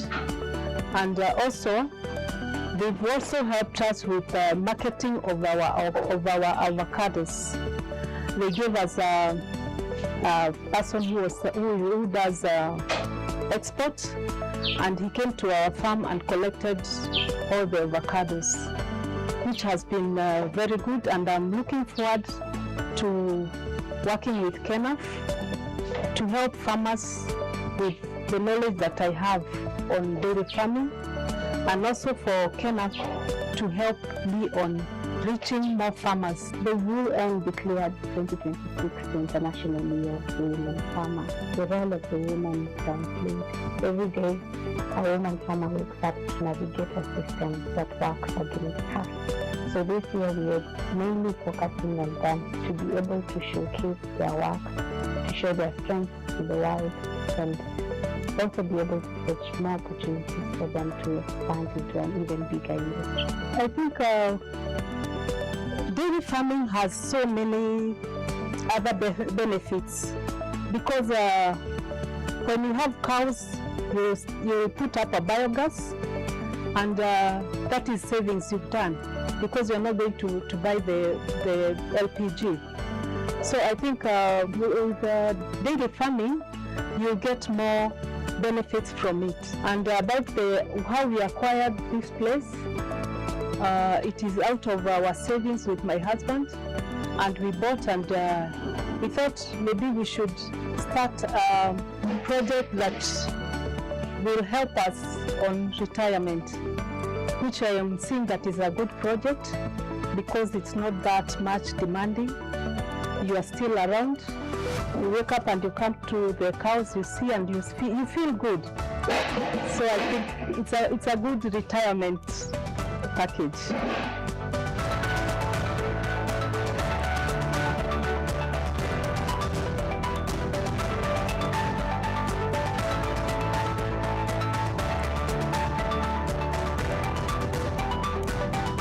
Okay, with the challenges as a lady, sometimes when you go to a meeting with men, maybe you are the only lady, and in African they say the cows belongs to men.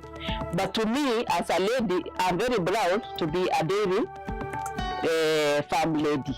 Nikienda nje na nikisema mimi ni mkulima wa ng'ombe, nasikia vizuri sana. Hiyo ukulima I was introduced by my husband, na nilikuwa naona ile passion alikuwa nayo, kwa hivyo nikaichukua.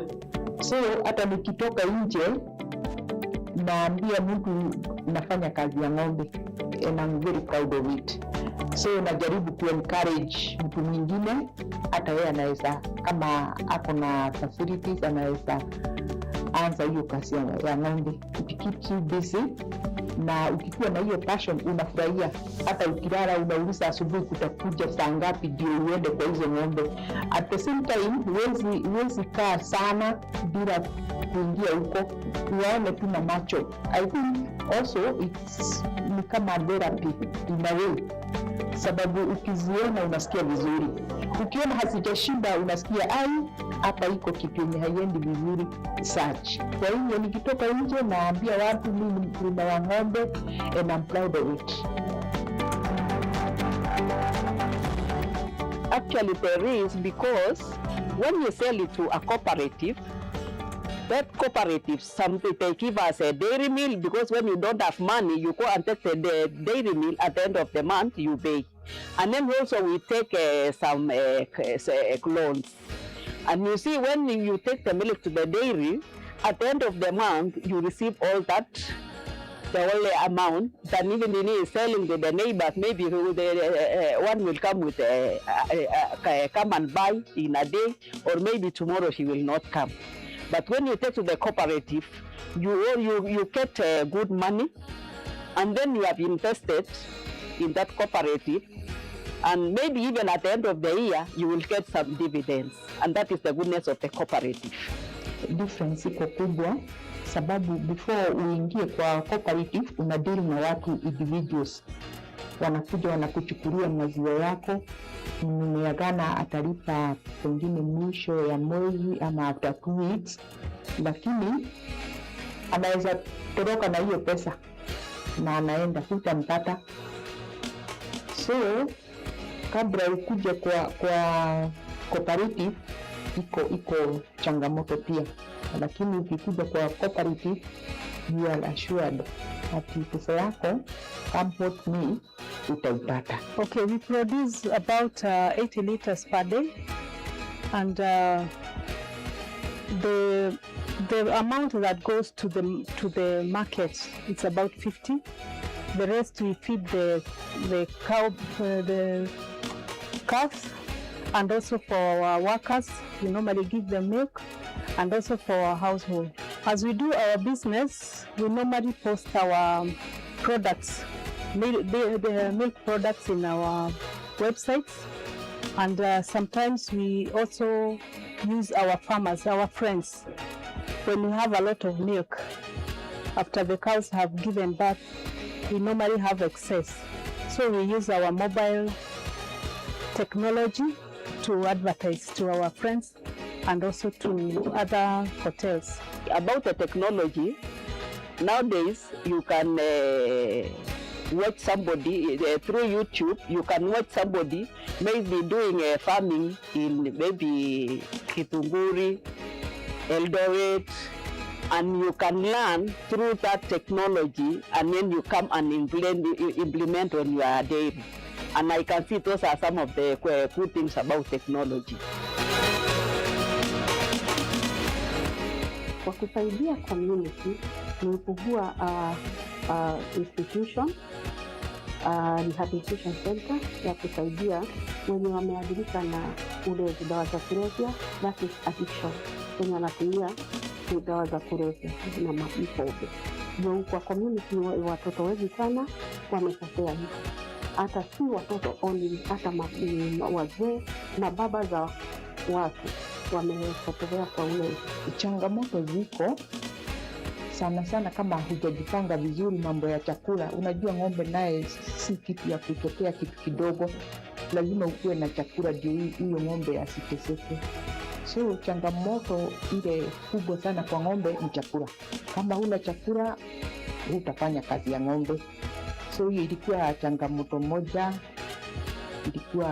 ilikuwa imeniweka chini sana, lakini as I went on nikajua naweza lima mahindi, nikondeshe shamba, nilime mahindi, nikate, niweke silage, ninunue hay, nijiwekee, alafu na hizi maize stock pia nijiwekee. At the same time, kwa hiyo kaprot nimepanda napier, so huwa na alternate. Wakati tuko na kiangazi sana, natoa ile silage na feed nayo. Kama siku baya sana, natumia napier grass na hii dry matter napea ng'ombe. Hiyo ndio changamoto ile inakuwa kwa ng'ombe sana. Wenye wako kwa community, karibu kila boma iko na watu wenye wanatumia madawa za kulevya. Kwa hivyo unaona wamesahau nini, mambo na ufugaji, attention inaenda kwa wenye wanatumia bagi. Tuseme ni mzee as the head of the family anakunywa pombe, ile pesa inatoka kwa maziwa anaenda kukunywa, na hiyo pesa ndio ingetumika kununulia ng'ombe Benjamin, chumvi, madawa. Women are the best managers, so I would just request the government to look on dairy farming, and especially the animal feeds. They are very expensive. We would just request, if at all they can subsidize the products that we are using, dairy meal and all that, and also they can still invest in the new technology that is coming up. We have new fermented feeds which are very good, and the products that they are using in those fermented biofeeds is just the same as the ones that you can use in the dairy meal. But the beauty of it is that the microbiomes that they are using in those feeds, they are higher than the ones that we use in our dairy meal. So I would request the government to look on prices, and also to encourage the small farmers, especially the young people, and so that they can join us as we are growing old, and we would like them to get the picture of what we are doing. It's good business. We have a challenge with the selected sex that we are using. It's very expensive. It's going for 9 to 10,000 per service, and it's very, very expensive. We'd like the government at least to find a way out for us to get it at a better price, because for the last 2 months that we've served our cows, we went for the normal one, and we got bulls. So I would request, if at all we can get it at subsidized price, we can be able to increase the flock of our cows by getting the female cows. What I can tell the government, because now we are getting dairy meal very expensive, but if the government can give us a subsidy to dairy farming, I think we will go far, because everybody will be interested, because there are very few people who are doing dairy now, because the feeds are very expensive. And when they sell, when they come and buy milk from us, they buy at a cheaper price. So you see, we are not getting at least the profit. Actually, we don't maximize the profit. That is where the problem is. But we just want the government to help the dairy person, because the dairy is the backbone of the country. My name is Grace Njere. I'm a student doing masters in agribusiness. I'm a farmer. I also work with Nakuru Fresh Dairies. I'm the treasurer. One of the challenges is I'm a girl. I'm just a girl. I feel mostly it's male dominated. Imagine a 22-year-old girl being a treasurer in a cooperative. It's kind of challenging. About budgeting, the way I approach budgeting and the way they approach budgeting ni vitu mbili tofauti. Somehow it has encouraged more on food security and managing my bills and being financially stable. I have income. I've created a job opportunity for myself. With the cooperative and the dairy, we do value addition in milk, mala with honey and chia seeds, making our own yogurt. So we've been training other people who want to start business. Regardless of your background, of your gender, everybody should embrace dairy farming. Vile sisi tulilelewa na ile kwenda shamba ni kama punishment. I'm doing masters. Niko hiyo shamba na the same na ng'ombe. Kitambo punishment ilikuwa kwenda ukamue ng'ombe. But then when you look at it now, hiyo shamba agroecological farming, agribusiness, dairy farming, zote ndio tunatupea pesa saizi.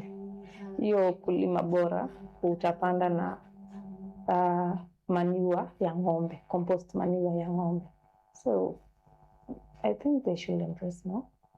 Na wasichukulie ukulima wa ng'ombe ikiwa kama kitu mbaya ama uchafu. The advice I would give to a young farmer, woman farmer, is to not to be afraid, because this is a business that you can do from home, from your comfort zone. What you need is just to have passion on dairy farming, and you will make it. We have so many young people that are getting their daily living from dairy farming. So for the young girls, for the young women, I would encourage them to make sure that they also attend workshops and seminars so that they can get the knowledge. I, as Alice Kiama, I would like to hold hands with those young ladies who want to start dairy farming, and we can help them reach where we've reached. Mimi ningewa advise wachukulie sana ukulima, sana wa ng'ombe. Wasione kama ni kazi ya uchafu, ni kazi nzito. Because now kwenye tumefika, kuuza maziwa locally ni shilingi per liter, na ukipeleka kwa dingi utapata pesa ikiwa pesa mzuri, na itakusaidia hata kama ni kulipia watoto school fees. Kwa hivyo wenye wako na shamba, na si lazima ikiwa ni shamba kubwa, hata kama ni kwa sport unaweza jeza na uweke ng'ombe, na hiyo itawasaidia kupata mazao ama pesa. Si lazima tu kujegea mpaka wapate bora job. Kuna watu wamesoma, wako na mashamba, kuna ng'ombe, na wanagojea tu waajiriwe kwa maofisi. Kwa hivyo ni vizuri watu warudi kwa mashamba, wafuge mifugo, iweze kuwapa mazao. What I can encourage the young people and even ladies who don't have jobs, starting a dairy is not easy, like any other job. Even looking for a job is not that easy. But when you venture into dairy, you will be self-employed in the first place. Milk is something it will never miss market even a day. So with milk, they will never quarrel. So I want to tell the young people, join us, come, we do dairy. Naweza kuwa advise kazi ya ng'ombe inaandika mtu, na wakiembrace hiyo kazi, wasione ati si kazi. Kazi ya ng'ombe ni kazi. Hata sasa hata mimi ni mzazi.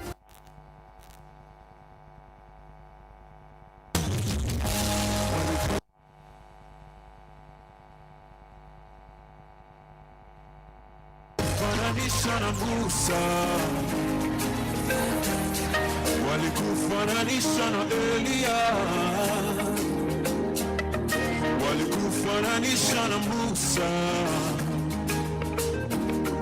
walikufananisha na Elia. Hayupo kama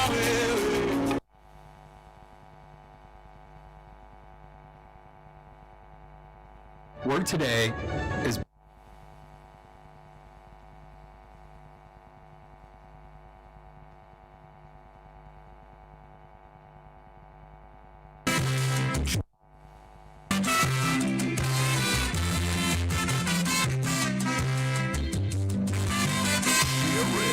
the entertainer.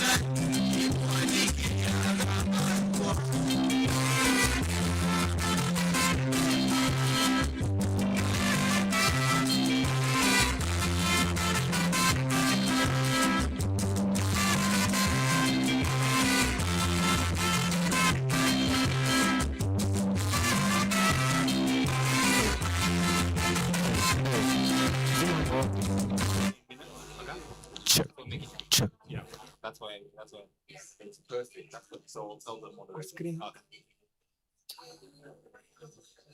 check. Check.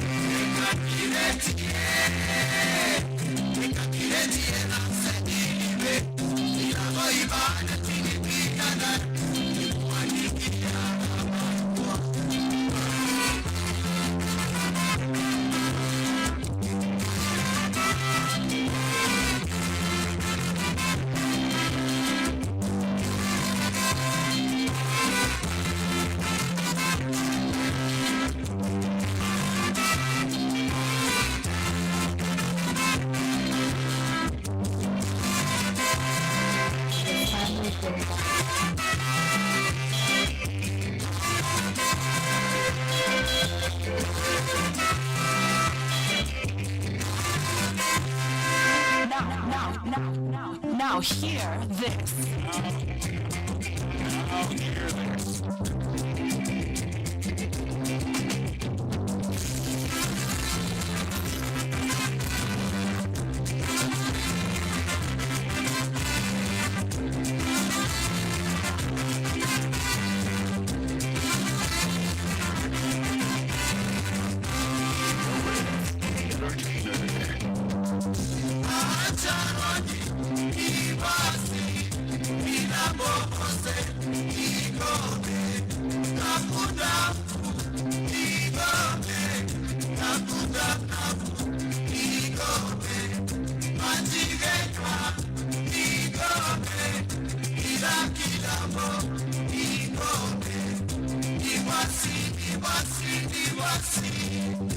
Iwasi,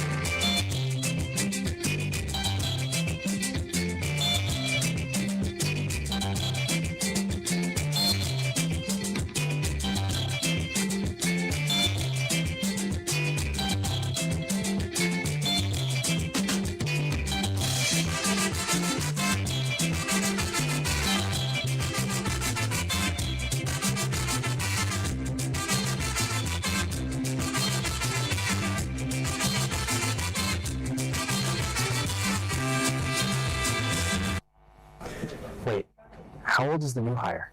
I don't.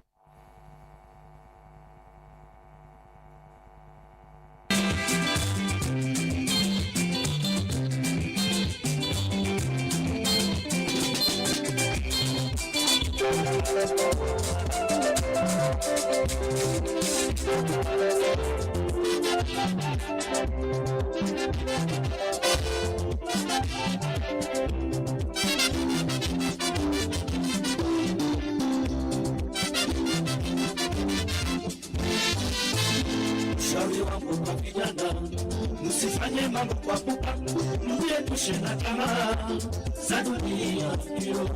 Fanyeni mambo kwa mipango, sio hiyo. Uwezo wako ni mdogo, watamani mambo makubwa. Maovu mengi hufanyika juu ya tamaa zisizo na mipango. Ulicho nacho ndio chako, ujivunie na uridhike nacho. Wacha tamaa kijana, tamaa mbaya ndiyo chanzo cha maovu. Watu wengi wamepotea gerezani juu ya tamaa, wengineo hata vifo. Yote hayo juu ya tamaa. Uwezo wako kimaisha auruhusu uwe na gari, vipi leo natamani uwe na ndege kijana? Uwezo wako ni nao uwe na mke mmoja, vipi leo natamani wake saba kwa pamoja? Wacha tamaa kijana, tamaa mbaya ndiyo chanzo cha maovu.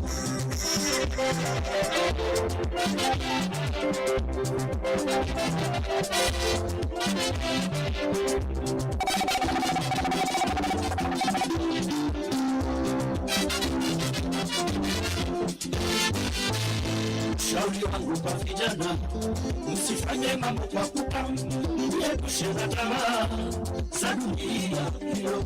Fanyeni mambo kwa mipango, sio hiyo. Uwezo wako ni mdogo, watamani mambo makubwa. Maovu mengi hufanyika juu ya tamaa zisizo na mipango. Ulicho nacho ndio chako, ujivunie na uridhike nacho. Wacha tamaa kijana, tamaa mbaya ndiyo chanzo cha maovu.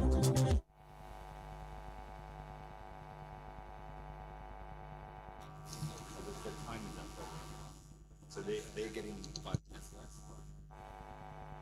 Vipi leo watamani uwe na ndege kijana? Uwezo wako ndio nao uwe na mke mmoja. Vipi leo watamani wake saba kwa pamoja? Wacha tamaa kijana, tamaa mbaya ndiyo chanzo cha maovu.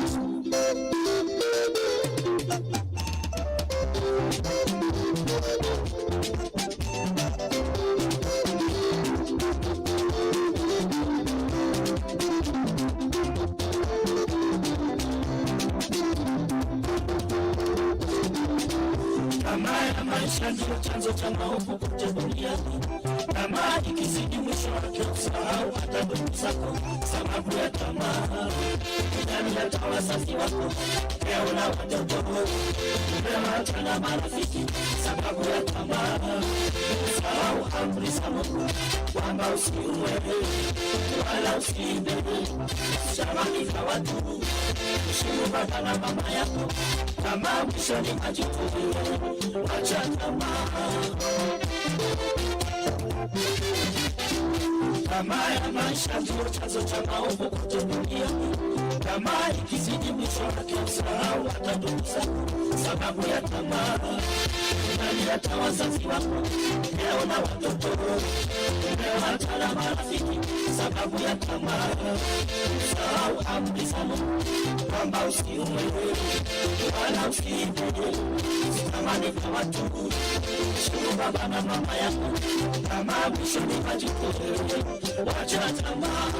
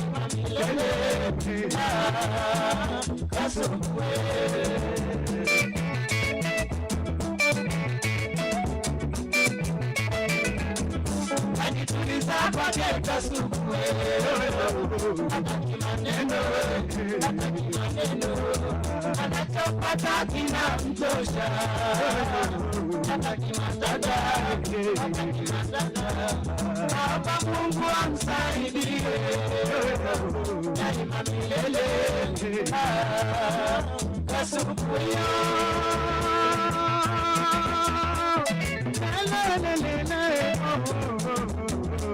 Yesu Wanyika nakuombea baraka njema uendelee nasukumana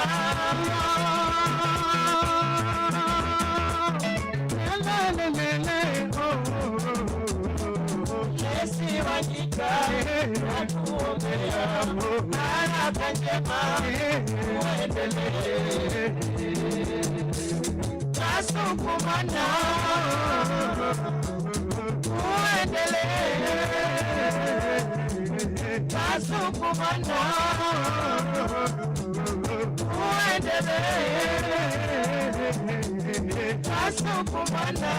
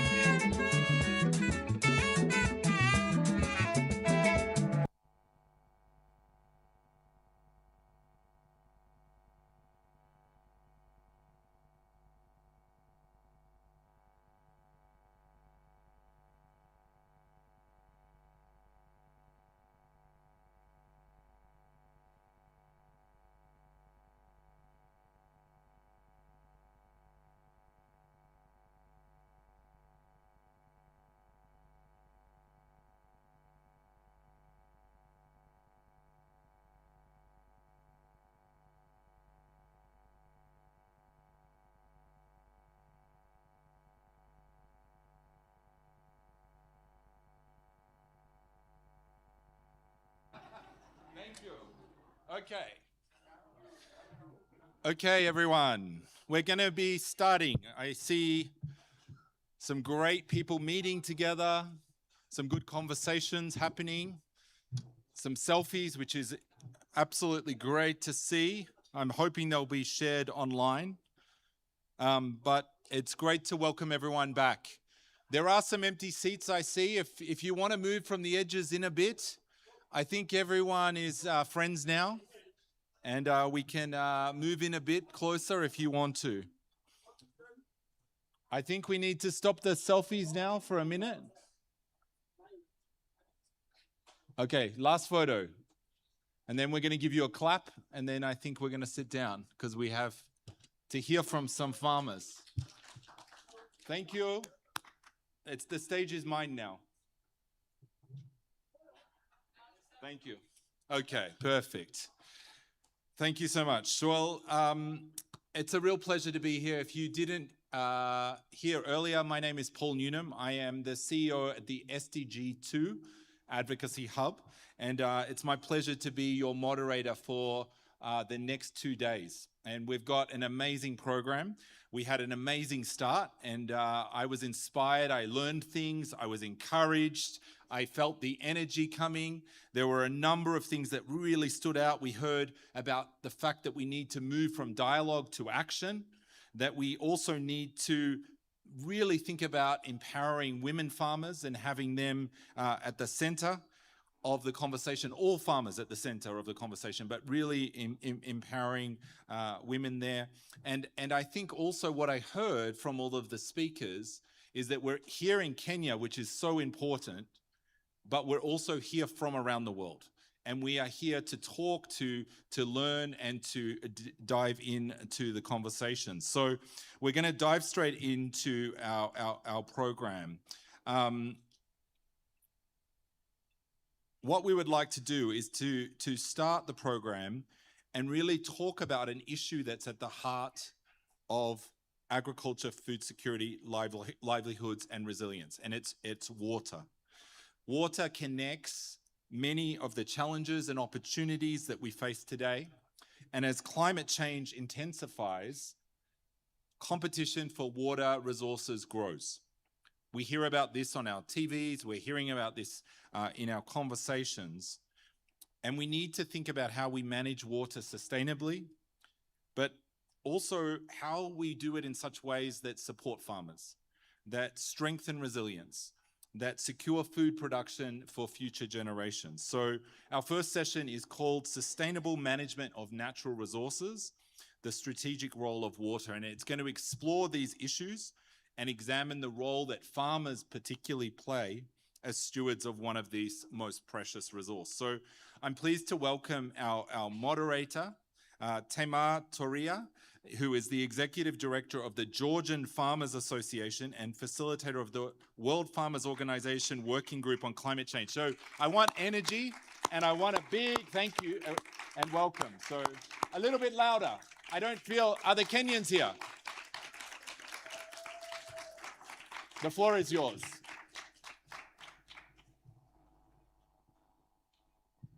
Hello. It's a difficult start after lunchtime, I know, but I'll try to bring in some water to conversation, maybe that could freshen up us a little bit. Good afternoon, dear ladies and gentlemen, esteemed guests. We had a really nice intro by Paul about the importance of water in agriculture and food security. And we're gathered here in Nairobi, and I couldn't think of a better place where we could highlight the importance of water. And I would also want to highlight the important work that the Climate Working Group, together with the Nature and Biodiversity Group of the World Farmers Organization, did by putting together a position paper on water, which is released and is there on the WFO website, which you can have a look at, which also highlights all the challenges and advocates for the rights of the farmers and for the use of the water in an efficient way. Today we are here to listen to really real professionals, esteemed guests from different countries, from different organizations, and really listen to real practical and scalable solutions on the examples of the countries that our esteemed speakers are representing. I would like to call on the stage Maxi Elizabeth Gross from United Nations Environment Program. Maxi.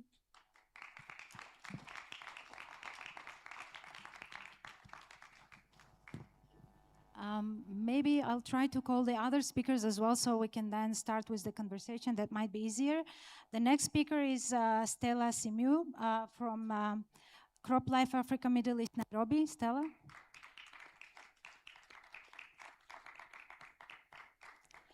Ainhoa Perojo Gutierrez from Spain, Global Business Development Manager, Animal Business Unit, Novonesis. Betty Chinamunyamu, CEO of the National Smallholder Farmers Association of Malawi. Betty. And finally, we have a male representative on the panel, James. I'm happy to have you. James Thain, Senior Policy Advisor for Climate Action, Kenya National Farmers Federation, KENAF.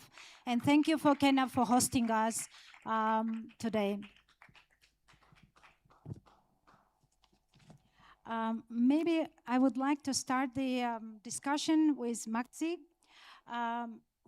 United Nations Environment Program highlights that a healthy environment is a prerequisite to the Sustainable Development Goals, and we heard Paul talking about SDGs. Yet we see disconnect between global climate governance and local agricultural water needs. I would like to ask you, from a global governance perspective, what policy and investment frameworks are needed to bridge this gap and ensure that the farmers are supported in managing water for both productivity and long-term environmental sustainability. Hello? Hello? Okay, I think they can hear. Great. Thank you, Tamar, for that question. And it's really a pleasure to be here with you all today. So I would say that the frameworks largely already exist. And at this point, it's a question of needing to strengthen the enabling conditions around 3 priority areas. And those would be, number 1, stronger policy coherence, 2, better integrated data systems, and 3, scaled and redirected investments. If we can get these interconnected enabling conditions right, then water investments can deliver multiple dividends around food security, biodiversity restoration, climate resilience, and rural livelihood simultaneously. So to the first point on integrated policy frameworks, a core challenge is policy fragmentation. And water cannot be treated as a standalone sector. It's cross-cutting and it's embedded in across food systems, climate and biodiversity agendas. We know that food systems are the leading driver of biodiversity loss globally, and that agriculture is responsible for around 70% of freshwater withdrawals. But because the sectors involved in the food systems are still largely governed through separate institutions, strategies, and separate financing systems, it makes implementing policy coherence a challenge. The global frameworks, there are so many that exist, many great ones. I'll highlight the Kunming-Montreal Global Biodiversity Framework, which promotes policy coherence by embedding biodiversity considerations across government decision-making, helping align policies in sectors such as water, agriculture, and finance. And for water specifically, the KM-GBF encourages integrated freshwater management, ensuring that agricultural production, water security, and ecosystem health are addressed together rather than seen as separate policy processes. So the issue is not the absence of framework, it's largely around coherency and implementation. Now to the second priority on data and monitoring systems. There's a gap in terms of decision quality data, and without integrated data, we can't deliver integrated solutions. Just as food systems governance is spread across sectors, water data tends to be housed within various ministries, and that data is not always interoperable, which limits the ability to understand cumulative impacts, to identify trade-offs, and to target investments effectively. So it's not just a technical issue. This directly determines investment efficiency and policy effectiveness. Now to the third priority around investment frameworks. The third priority is really closing the freshwater investment gap. Farmers need aligned incentives and access to finance, not expectations without enabling conditions. Investment in freshwater protection and sustainable management remains significantly below what is required. And at the same time, financial and investment decisions often fail to fully account for agriculture's dependence on healthy and reliable freshwater ecosystems. We need investment frameworks that incentivize sustainable water stewardship in agriculture, that reduce transition risks for farmers, and that mobilize both public and private finance. Because public finance alone will not be sufficient to close the freshwater investment gap. And financial institutions play a critical role in creating the enabling conditions needed to scale investment in sustainable water management and resilient food systems. So this is where UNEP-FI, which is the finance initiative based in Geneva, and through another initiative, they lead the responsible banking, principles for responsible banking, PRB, are increasingly important. So they're supporting banks to better understand and manage nature and freshwater related risks, impacts, and dependencies, specifically in high impact sectors such as agriculture. By integrating water-related consideration into lending and investment decisions, finance institutions can help direct capital towards activities that improve water efficiency, reduce pollution, restore ecosystems, and strengthen long-term resilience. And other key initiatives through UNEP include the Principle for Responsible Banking Sector Action Guidance for Nature, which was published in 2024, and supports assessment of nature-related dependencies, impacts, and risks. The UNEP Banking Guide to Circularity, which is forthcoming and which is being developed with approximately 20 banking institutions, and which will include guidance on water efficiency, water reuse, and circular resource management. And to give an example of a program, the Jeff Farm program, which is the Financing Agrochemical Reduction and Management, Jeff project, which supports sustainable finance approaches that reduce harmful agrochemical use and agricultural plastics. So through these initiatives, UNEP is helping to create the financial incentives and investment conditions needed for sustainable freshwater management in agriculture in alignment with the Kunming-Montreal Biodiversity Framework.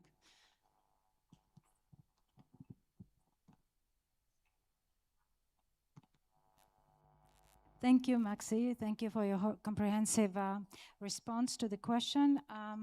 As you noted, we are at a time when our global food systems face an unprecedented triple planetary crisis. It's an intersection of climate change, biodiversity loss, and pollution, and it's really sad to see how we take the resource which is at the heart of this crisis for granted, which is water we're talking about. And, you know, in conclusion to what you said, I would highlight to currently to meet the SDG goals, as you said, we must bridge the investment gap that currently prevents water-related agricultural policies from being adequately recognized in global climate finance. Thank you again. My next question would go to Stella from CropLife Africa. CropLife International advocates for growing more with less by championing innovative technologies and allow farmers to sustainably increase productivity while tackling climate change. Your organization has documented real-world success stories from what I've seen, such as water-saving rice systems in India, for example, as part of a practical guide to sustainable agricultural growth. Given these successes, Stella, what innovative solutions and plant science approaches do you believe are most effective in improving water use efficiency at the farm level, not only in your country, but globally? Thank you. Thank you very much for the question. So at CropLife, we contribute to water saving through innovation and stewardship mainly, but working with the farmers, delivering through our national associations. So the whole network has about 95 national associations. So that's about 95 countries involved. And mainly when I mention innovation and stewardship, we are looking at how to help farmers produce more value using less and less water. So how do they grow more, increase productivity, but grow better in terms of using less resources and grow sustainably in terms of managing the environment? So you asked for some of the strategies. There are several. One of them is on innovation side, it's in the products. And on the stewardship side, which I'll start with, is IPM, Integrated Pest Management. This is a sustainable ecosystem-based strategy that focuses on long-term prevention of pests. We know that pests and diseases actually cause losses for farmer productivity between 40% or more if they are not protected. So through a combination of techniques, so one of them is biological, which is also on the innovation side. The other one is cultural, including crop protection and all, mechanical and physical ways of protecting, then chemical, which is a last resort in terms of protecting or prevention of pests. So if I go to innovation and basically on the biologicals,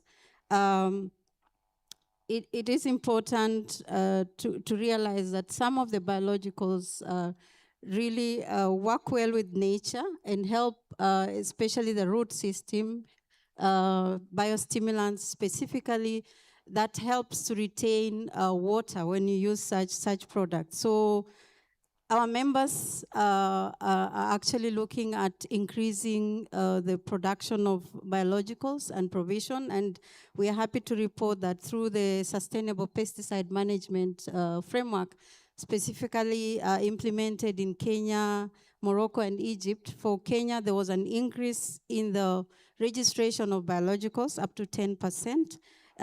In Morocco, it was 5%, and we're working on that.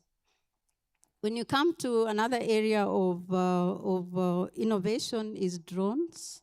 The use of drones, it has been shown to reduce water use between 85 and 95%. If you're looking at a hectare, application by drones saves about 470 liters of water. And some of these areas, for instance, when I mentioned biologicals and the drones, there is a gap in terms of regulations. So that means we call upon all stakeholders to look at how to fast track, for instance, the registration of biologicals in the countries, to have a specific regulatory framework for biologicals in order to attract that, because that will help farmers then to save water as they use, for instance, biostimulants. For the drones, there is also a gap in regulation, so we call upon stakeholders to work on that area. There are guidelines from other regions like Asia. Japan is the best practice to use. In Asia, they're using drones and smallholder and can be applicable for the Africa Middle East region. The other one, and maybe is precision ag, precision farming. Specifically the no-till in combination with some of the crop protection products that are used has been shown to protect, of course, the soil, to help protect the runoff, and that those are some of the aspects that can be looked at. So we are looking at a whole system, not just water. If you talk water, you are talking a whole farm system that we need to enable the farmers, therefore, to use the IPM, for instance, when we have our trainings in IPM and responsible use. So we go all the way from biological, cultural, mechanical, and then the last resort is chemical. And if you're using a chemical, then you need to adhere to the label guidelines. You need to adhere to the recycling processes. In most of the countries, we are having the producer responsibility legislation, which means therefore that there need to be safe recycling or safe disposal of the empty pesticide containers. So maybe I can stop there and come back again. Thank you. Thank you so much. Your examples really show that growing more with less is not just a slogan, but it's really doable. And I'm happy to hear the examples you told us about, which proves that these solutions are not out there only for larger farmers, but for smallholders as well. And with this kind of examples, I hope you will, showcase really the examples that are working, that prove to be efficient and effective, and that could be replicated maybe in some other countries as well. Thank you so much again. Now I'll move to the next speaker, Ainhoa Perojo Gutierrez, Novonesis from Spain. Novonesis focuses on biosolutions, using microbes, enzymes, and probiotics to transform animal nutrition and plant health. In sectors like aquaculture, your technology supports natural balance of shrimp and fish environments as part of broader water and feeding strategy. And you have noted in industries like dairy, for instance, every drop counts. I like that phrase, and must work smarter. So my question would be, how can biological solutions and science-based probiotics be managed at the farm level to ensure high agricultural productivity without depleting or degrading the long-term quality of natural water resources? Over to you. Okay, now it's working? Good. Thank you very much for the question, and also thank you for the invitation from World Farmers Organization to be here. Without them, that will not be possible, so thank you very much. If there is a message that I would like the people to take with them, is that every drop counts. And we cannot look at crop or livestock in an individual way. We have to see them working together. Because at the end of the day, we have to keep in mind that the soil is the one that is going to give us the crops or vegetables that we are going to consume, or the crops that the animals consume. So they are going to produce the feed for those animals. And those animals, they are going to give us in exchange high quality protein like eggs, meat, or milk. So I hope that you all have enjoyed that during the lunch, and all that is coming actually from the hard work that you are doing. But the animals not only produce a very high nutritious food, they also produce something that is called manure that goes back into the soil, increasing the organic matter and increasing nutrients like nitrogen and carbon. And at the same time, because the organic matter is rich, we are able to retain more water that is coming from the rain. So everything is connected. And we need to keep that very much in mind to manage water in a sustainable way. And sustainability is just not only environmental, but also profitable way. So if we look into the videos that we have seen, actually, when you were eating, I came and I was looking at the wonderful videos that the organization KNAF has organized. And there was one specifically talking about how feeds are expensive at this moment. So if every drop counts, every gram of feed also counts.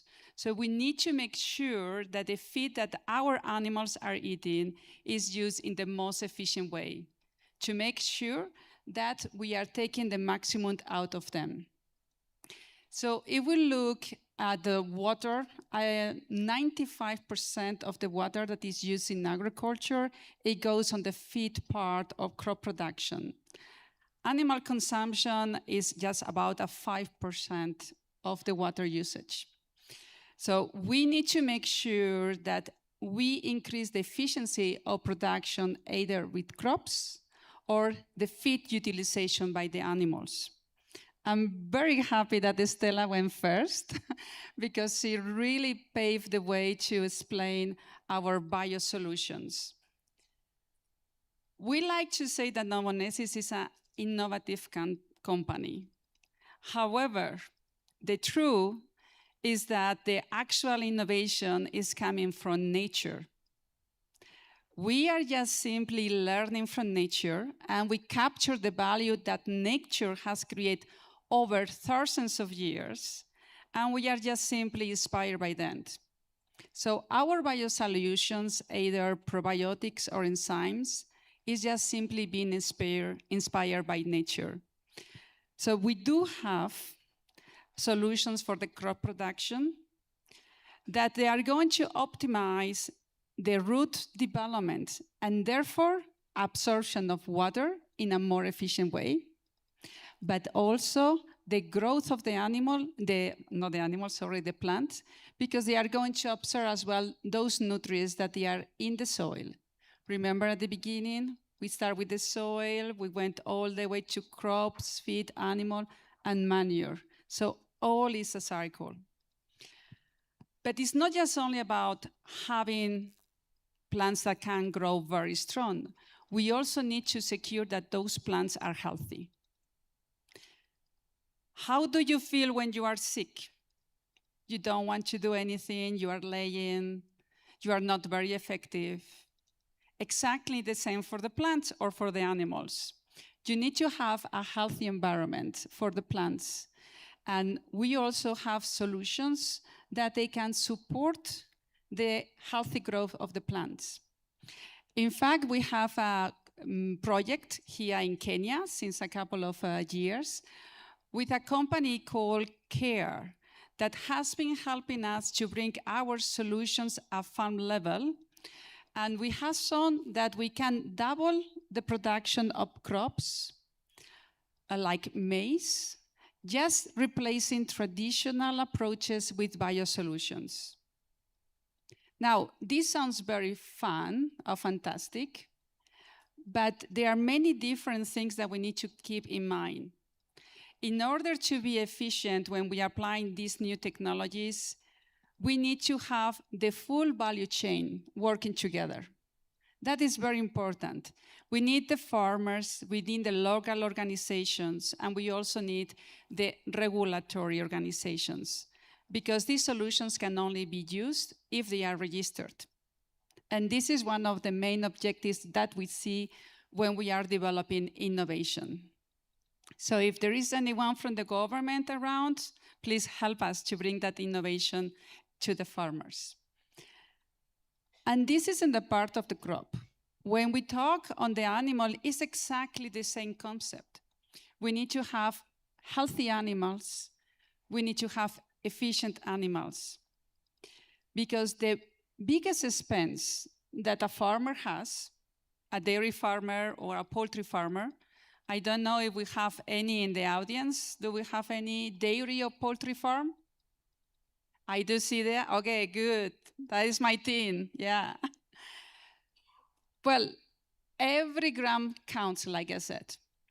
If you're using properly the biosolutions, like enzymes or probiotics, you are going to secure that your animals have a healthy stomach with the probiotics, but with enzymes, they are going to use as best as possible all the nutrients that you are paying.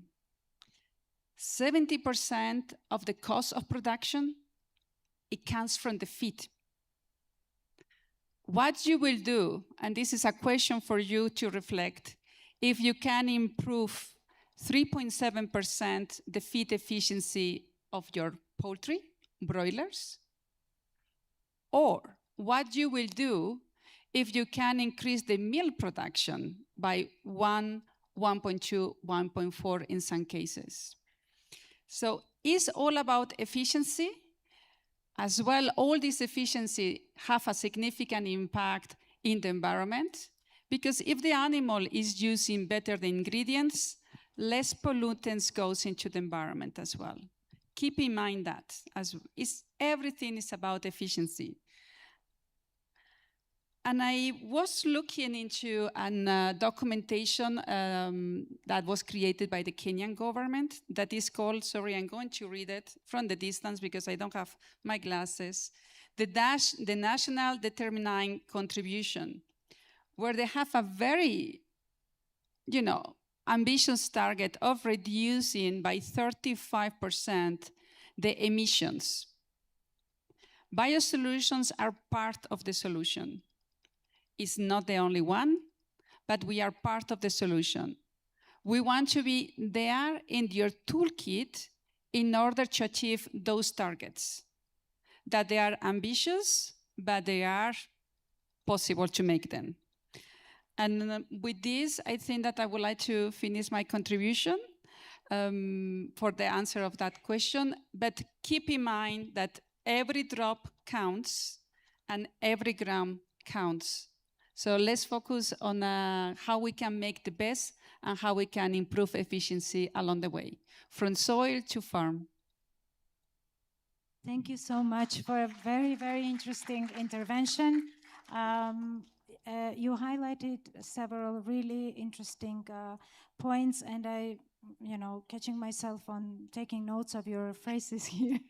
Every drop counts, but also everything is really connected and everything matters. So the the whole system, the whole value chain that you explain, how interconnected they are and how big is the role of each of them to make all of it work. It's really, really crucial. And the role of the governments that you also have raised, it's so crucial as well to help farmers to bring in all those innovations and test them on the ground.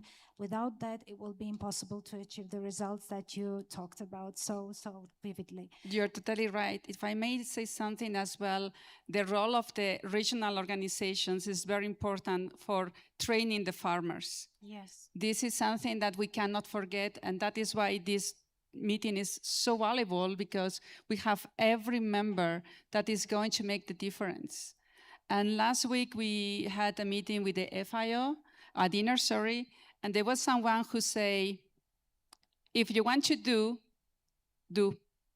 If you want to change, change. But if you want to act, act. But now, act now. And I think that that is as well an important message. Yeah, thank you. Thank you for reminding that the farmers are actually the managers and not the recipients. That's what we keep on saying all the time.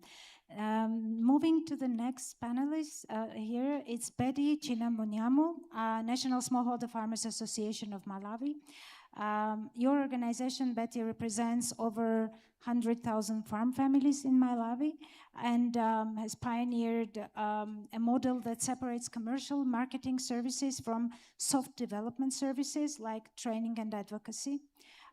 This structure really helps the smallholders take control of their lives and move from subsistence to sustainable commercialization. My question would be, how can farmer organizations in general strengthen their role in the governance and collective management of natural resources to ensure that smallholders are not behind in water sharing and sustainable initiatives? Thank you. Thank you very much for the opportunity. Speaking on behalf of the National Smallholder Farmers Association of Malawi, and obviously on behalf of the many farm organizations that are here as well. And I'd like to start with saying three main points. Firstly, that farm organizations are not just beneficiaries of water governance. They must be recognized as co-managers. Secondly, that sustainable water management and farmer prosperity must go hand in hand. And lastly, that collective action is the most effective way to ensure that smallholders are not excluded from water investments and allocation decisions. Like you said, at NASFAM, we, a farm organization, we represent over 150,000 farm families across Malawi.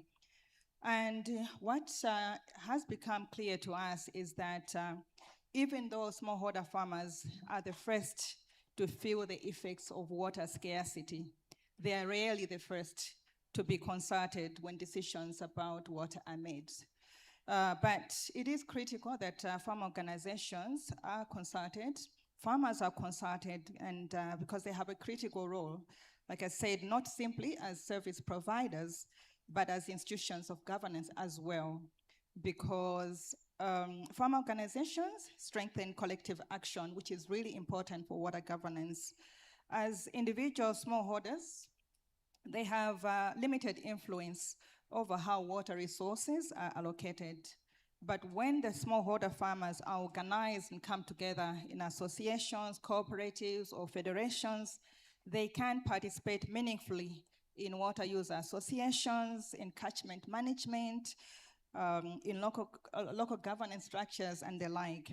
And through collective action, farmers gain a voice in decisions regarding irrigation schemes, watershed protection, and water sharing arrangements. In addition, farmers also serve as a platform for knowledge, like you said, knowledge transfer and stewardship. We have learned that sustainability begins with awareness. Farmers must be aware. And through extension services, demonstration plots, and farmer training programs, we promote practices such as conservation agriculture, agroforestry, soil moisture retention, rainwater harvesting, and climate-smart farming. And these are practices that improve productivity, while reducing pressure on scarce water resources. Importantly, we know that farmers become not only users of water, but custodians of ecosystems that sustain them. I would also want to highlight that strengthening water governance requires strengthening the economic resilience of farmers. And that is very, very important because too often we expect smallholders to participate in water management, whether water management committees, to adopt conservation measures, to invest in water saving technologies, and protect watersheds while they are struggling to meet their basic household needs. The reality is that a farmer who is worried about where their next meal is going to come from, or where the next market opportunity is coming from, that farmer has limited capacity to engage meaningfully in long-term resource governance. So it is very important that farmers are economically empowered first so that they can participate in water resources governance. We at NASFAM have learned that economic empowerment and environmental stewardship go hand in hand. When farmers have reliable markets, when they have access to markets and stronger incomes, they have profitable farming enterprises, they are better positioned to invest in sustainable practices, to participate in local governance structures, and contribute to collective management of shared resources. In other words, resilient ecosystems require resilient farmers. If we want smallholders to be active partners in water governance, we must also invest in the economic resilience. Empowered farmers are not only more productive, but they're also more capable of making decisions that protect water resources for future generations. Lastly, farmer organizations also help to mobilize investments and ensure inclusion. Many water-related investments fail to reach smallholders when the farmers are fragmented and therefore difficult to engage individually. In Malawi, we have seen that collective structures make it easier to mobilize communities, maintain shared assets, and ensure that women, the youth, and vulnerable households are not left behind. So looking ahead, I believe there are three things that are needed. And firstly, and I'll quickly run through these. Firstly, farmer organizations must be formally recognized as partners in water governance and not simply beneficiaries of projects. Secondly, investment frameworks should channel resources through stronger farmer organizations and farmer institutions that can deliver both accountability as well as scale. And thirdly, we must build the capacity of farmer organizations to engage in natural resource governance, data collection, policy advocacy, and climate adaptation planning. And I conclude by emphasizing that water governance cannot succeed without farmer governance, and farmer governance cannot succeed without economically empowered farmers. When we invest in both, we simultaneously create the foundation for higher agricultural productivity, stronger resilience, and more sustainable natural resources management. And if we want sustainable and equitable management of our natural resources, farmers must have a seat at the table, not after the decisions are made, but when the decisions are being made. And the future of water security will be determined by how well effectively we empower farmers to become stewards, managers, and decision makers of water, a resource on which agriculture greatly depends on. Thank you.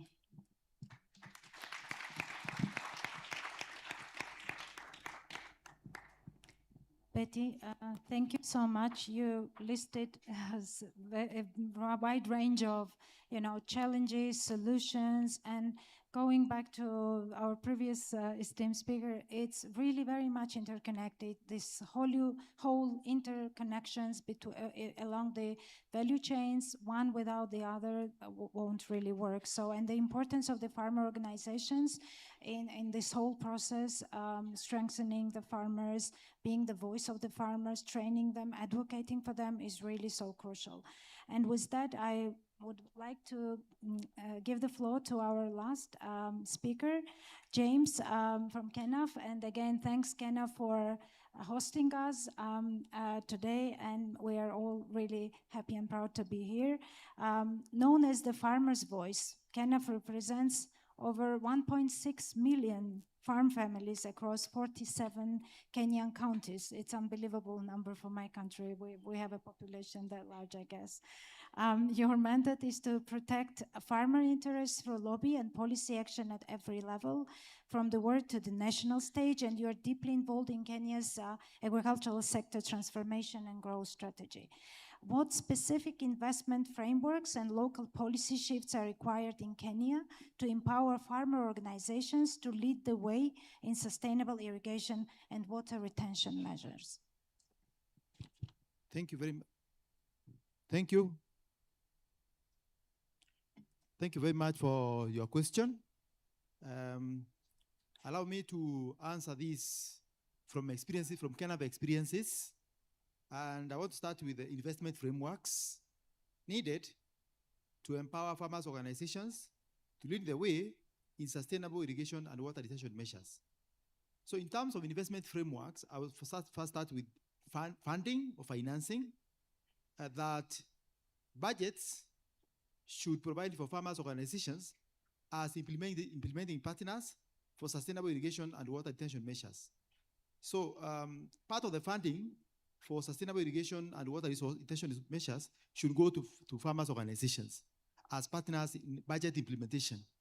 Not just left to government and non-government, but also farmers' organizations should be, implement part of the project.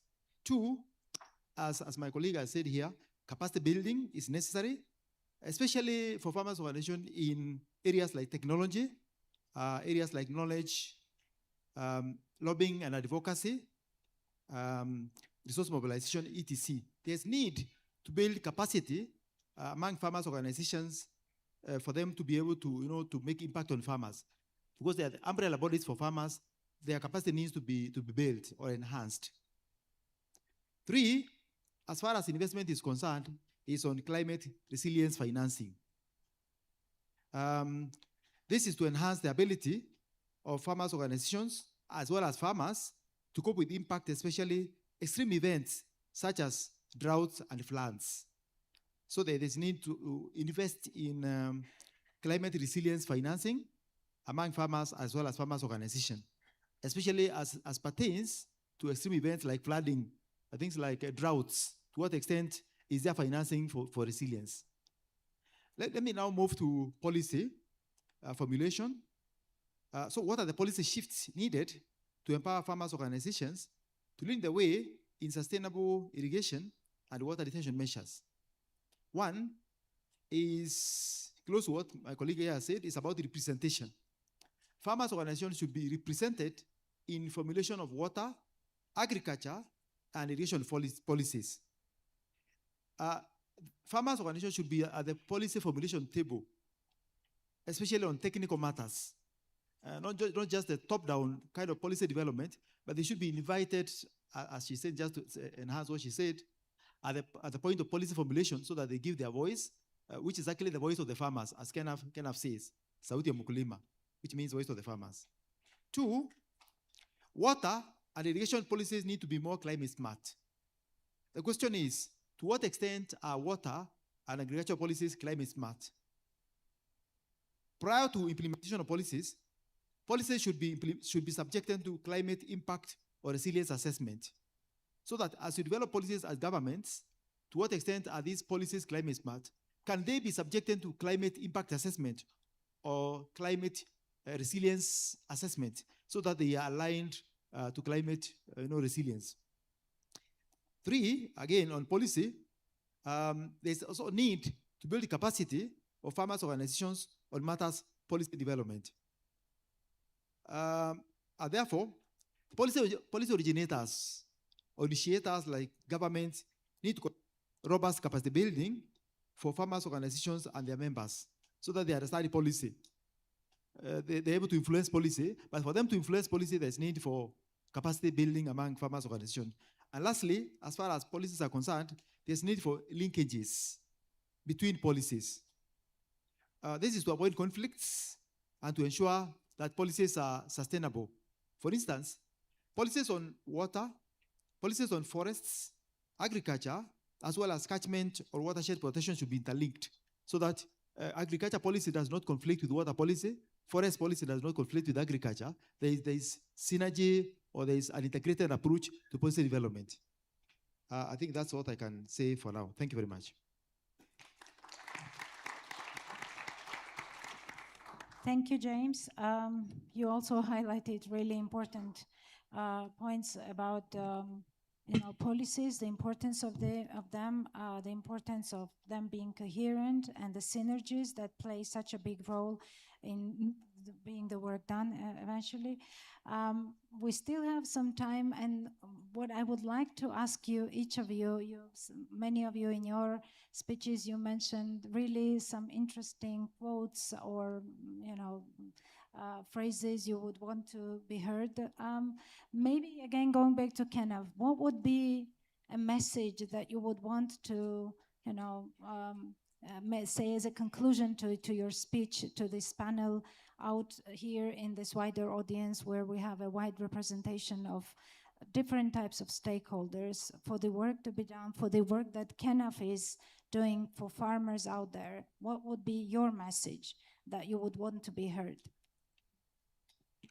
I think what's needed is what you can call policy dialogues, that the government needs to go out directly to farmers and dialogue with them on policies as well as ways of implementing the policies, so that government does not sit in the high table and does not engage farmers on the ground.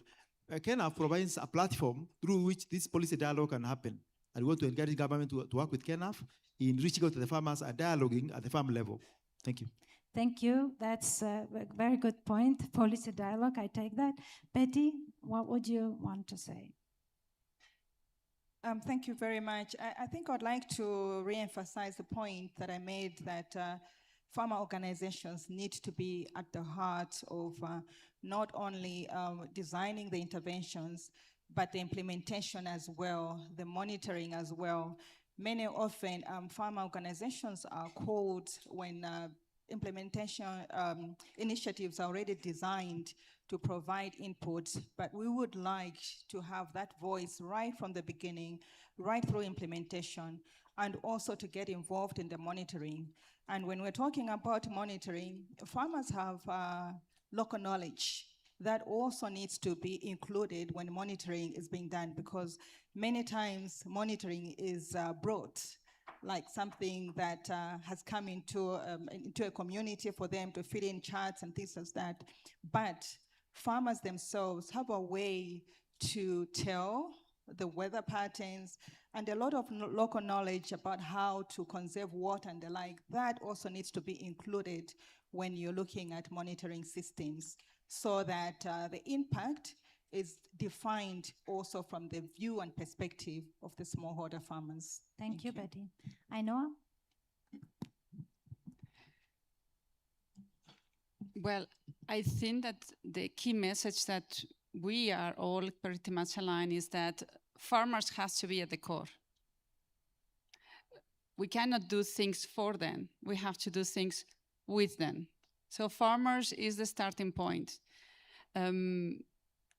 Farmers organizations, farmers individually, they have the right tools right now, but they need the support of the full value chain to bring those tools in a very efficient way. So farmers, efficiency, implementation right now. We don't need to wait for what is coming next. We have some solutions that we can do to implement right now, but you need to ask us to support you. So that will be, I think, one of the key core messages. Farmers at the core, and we are the supporting tool for them. I think that that is very important. And as well, one asks to the farmers, like, be demanding, okay? Don't just be happy with what it tells you, always ask the why and what this is going to bring to me. Because sustainability is possible, but also profitability at the same time. We have to stop asking farmers to do more and more without getting a return on investment. Because farmers are a business. It's a business. It's not an NGO, okay? So everything that the farmers are doing, any strategy that the farmers are implementing, together with all the supporting infrastructures, it has to have a return on investment. Thank you. Thank you. A very important point of farming being a business, which unfortunately in many countries still not considered to be the case. And we are here, the farmer organizations, to advocate for it, to train and teach the farmers and to make them believe in farming to be a business. Thank you. Stella? Thank you. I'd like to echo the message of farmer-centric, but looking at it from partnership, that even as an industry association, we are looking at bringing innovation to farmers, but stewarding that innovation to farmers.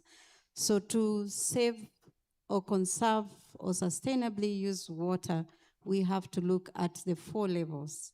The plant level, meaning working with the plant, looking at improved seeds.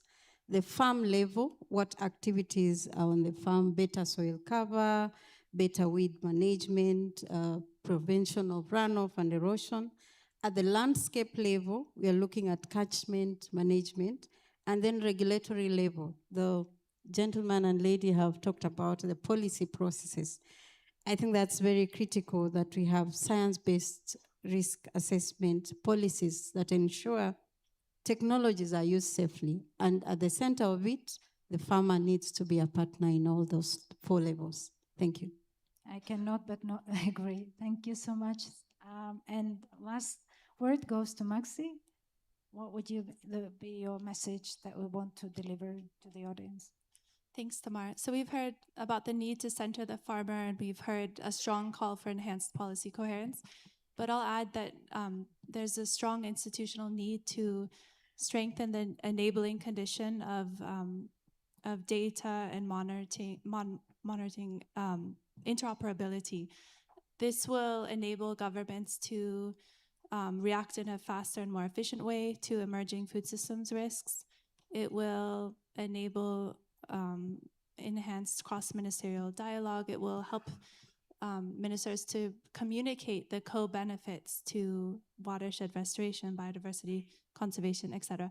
And this will involve maybe reaching out across the table and partnering with new people, maybe not the usual suspects, but maybe involving computer scientists or other types of specialists that aren't, typically involved in these development conversations. But I think that is a major existing gap, and if we could strengthen that, that would not just help farmers, but also help governments to better understand their needs.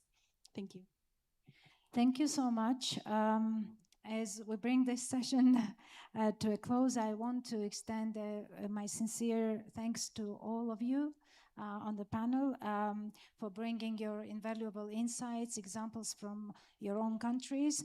And from what we've heard from each of you today, we have moved beyond simply identifying the challenges, but discussing very concrete, specific, scalable solutions that place farmers at the center of the world's natural resource management, and not only. And with the messages you brought here, policy dialogue, farmers being custodians, in charge of monitoring, being at the core again, and considering farming as a business. And one point we didn't mention before, and Maxi, thanks for that, bringing in science, data, and reliability, and filling in the skills deficit without which it will be impossible to do the job that we're trying to do together. That all together creates the foundation for successful work and for the farming to be considered as a business. And with all our joint efforts, I truly believe that we can achieve this, and with your examples that we can really inspire many here, and especially the countries that are still struggling with innovations and many new things that you've been all discussing here. Thank you so much again, and I think this session is now adjourned. Paul, over to you.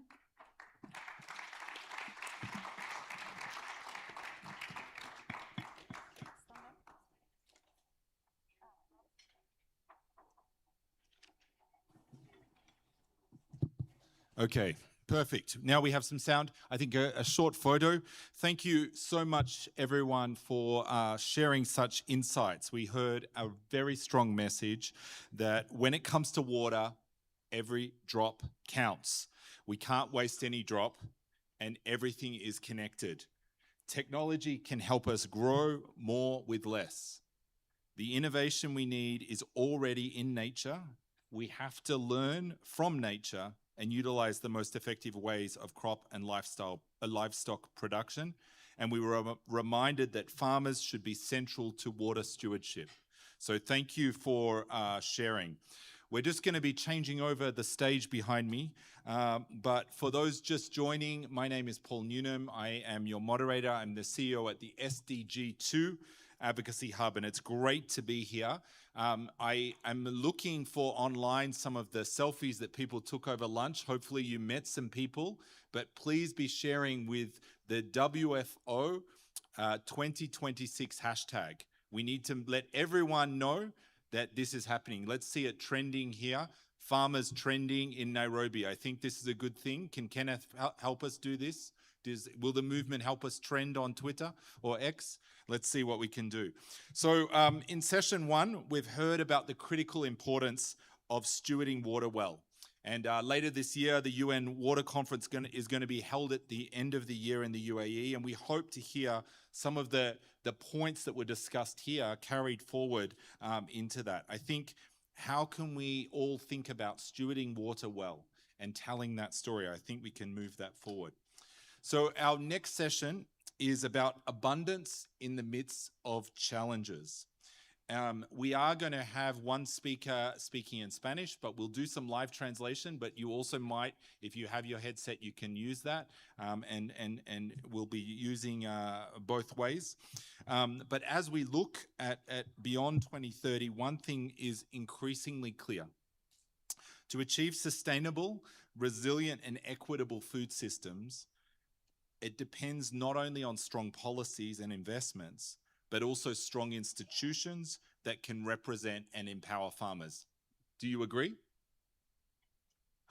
Does anyone agree? Should there be strong institutions like CANF and World Farmers Organization? Yeah, a little bit more energy. I remember Kenya having a bit more energy. Yes?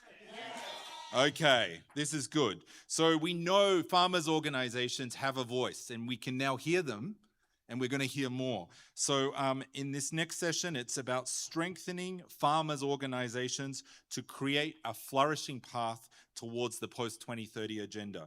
And we're going to explore how farmer organizations can continue to evolve, to lead and contribute to the next generation of global development priorities. We have a great friend coming up to guide us through this important conversation, and I want to welcome our moderator for this session, Stephen Machuri, the Executive Director of the East African Farmers Federation. So please join me with a good, big East Africa welcome to Stephen and our panelists.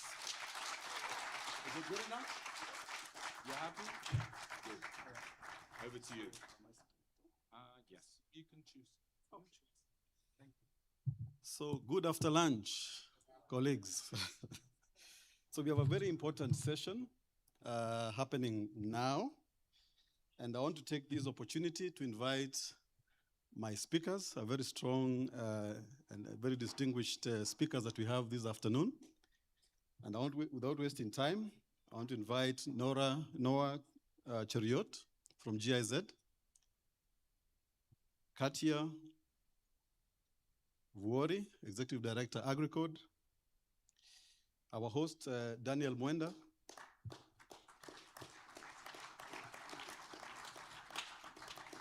yes, KENAF CEO, Fiona Simon, WFO Vice President, is she here?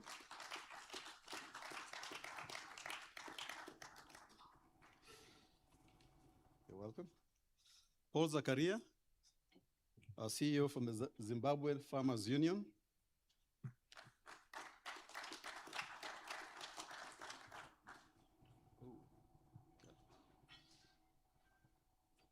Ariana Gugliodori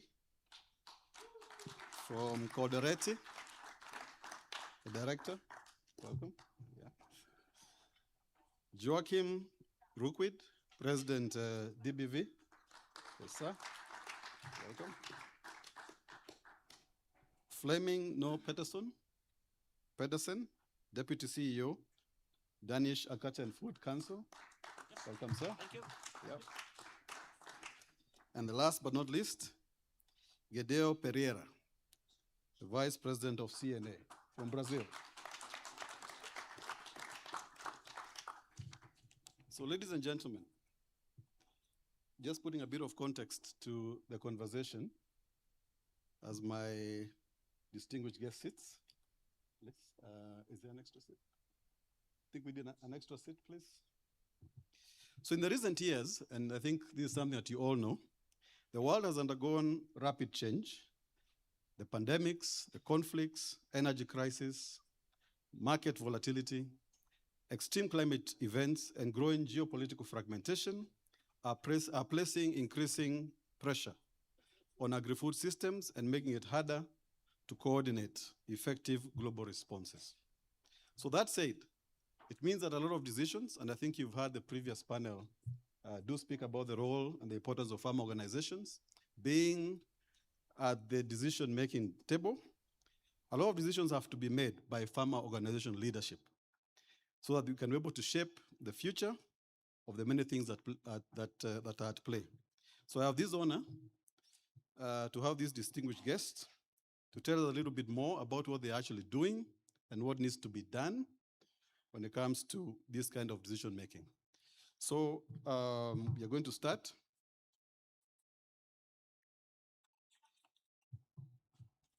I need a speaker. Microphone? I just stand here? Okay.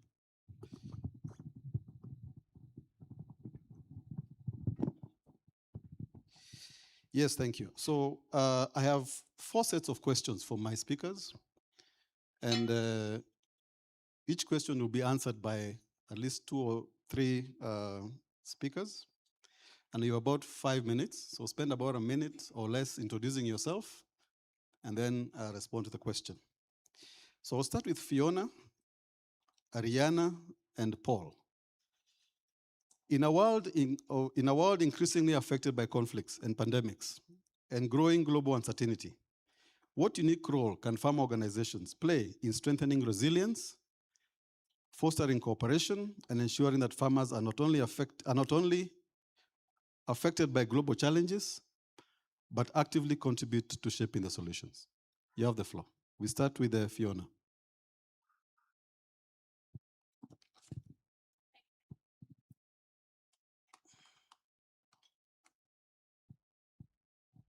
Oh, I've got the green light. Thank you so much. Thank you very much. And thank you for the chance to participate in this fascinating conversation, and one that is, of course, incredibly important to all of us here in the room.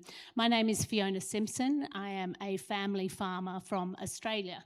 and my family is involved in cropping and also cattle.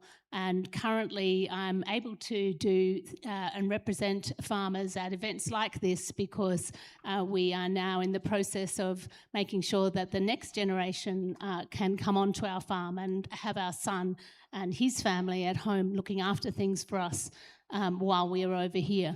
I'm also involved in a number of different organisations in Australia, including the National Farmers Federation, where I was the first female chair of the organisation for 7 years, the chair of the Cairns Group of Farm Leaders, and a number of other organisations as well.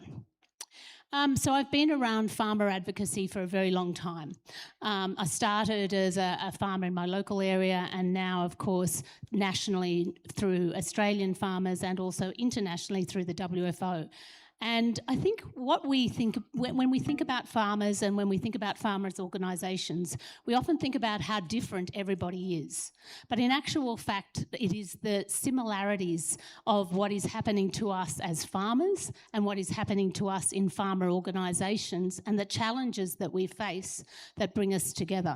And right now in this world where we actually are faced with so many challenges, so many seemingly competing conflicts, as it were, farmers are being called on more and more and more to participate, more and more to be part of discussions and debates and policy solutions. And that's a good thing because in actual fact, healthy agri-food systems and healthy farms, sustainable farmers in all true senses of the word, whether it's environmentally, whether it's in a sustainable business sense or family sense, that's an incredibly important thing to do. But farmers' resilience and the resilience of our farmers' organisations in the face of all these challenges is something that I think a lot of our farmer organisations need to continually evolve to address.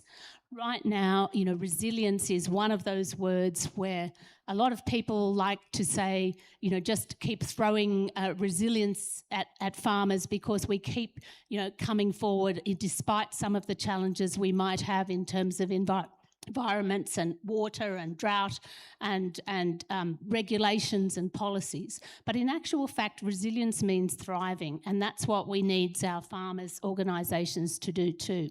There's a few key points that I want to make in relation to this answer in particular. One of them is, I think, that it does involve speaking in a unified way, like bringing people together. It means bringing farmers together, being as diverse as our voice can possibly be so that we can make sure that we can capture every view and put forward solutions to some of these issues that are well-reasoned and very, very credible. And secondly, I think we need to make sure that we are also collaborative across the supply chain. Farmers are very, very important. We are at the heart of a healthy agri-food system.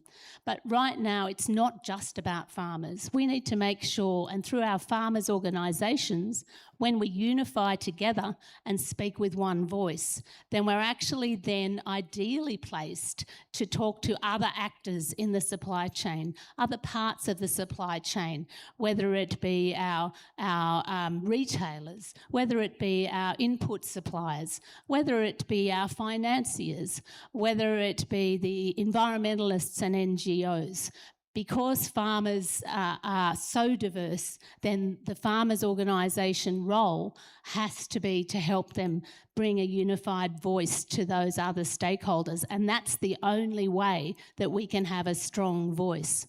So how do we fund that? I'm sure we'll be talking about some of those things through the course of that discussion, because as we get asked to do more and more things and represent farmers in more and more conversations at more and more levels, at all the different levels of government, globally and nationally and locally, then the funding of that is the most important and critical issues, and it's something that everybody needs to be on board with. Wow, thanks, Fiona. So resilience means thriving. Very interesting. So Ariana, what do you have to say?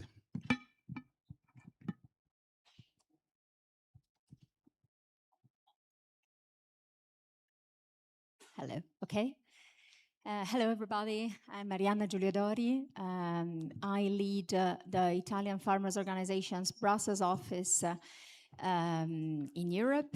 And in the past, maybe I met some of you in my previous experience, so I had a huge honor to be with you as World Farmers Organization.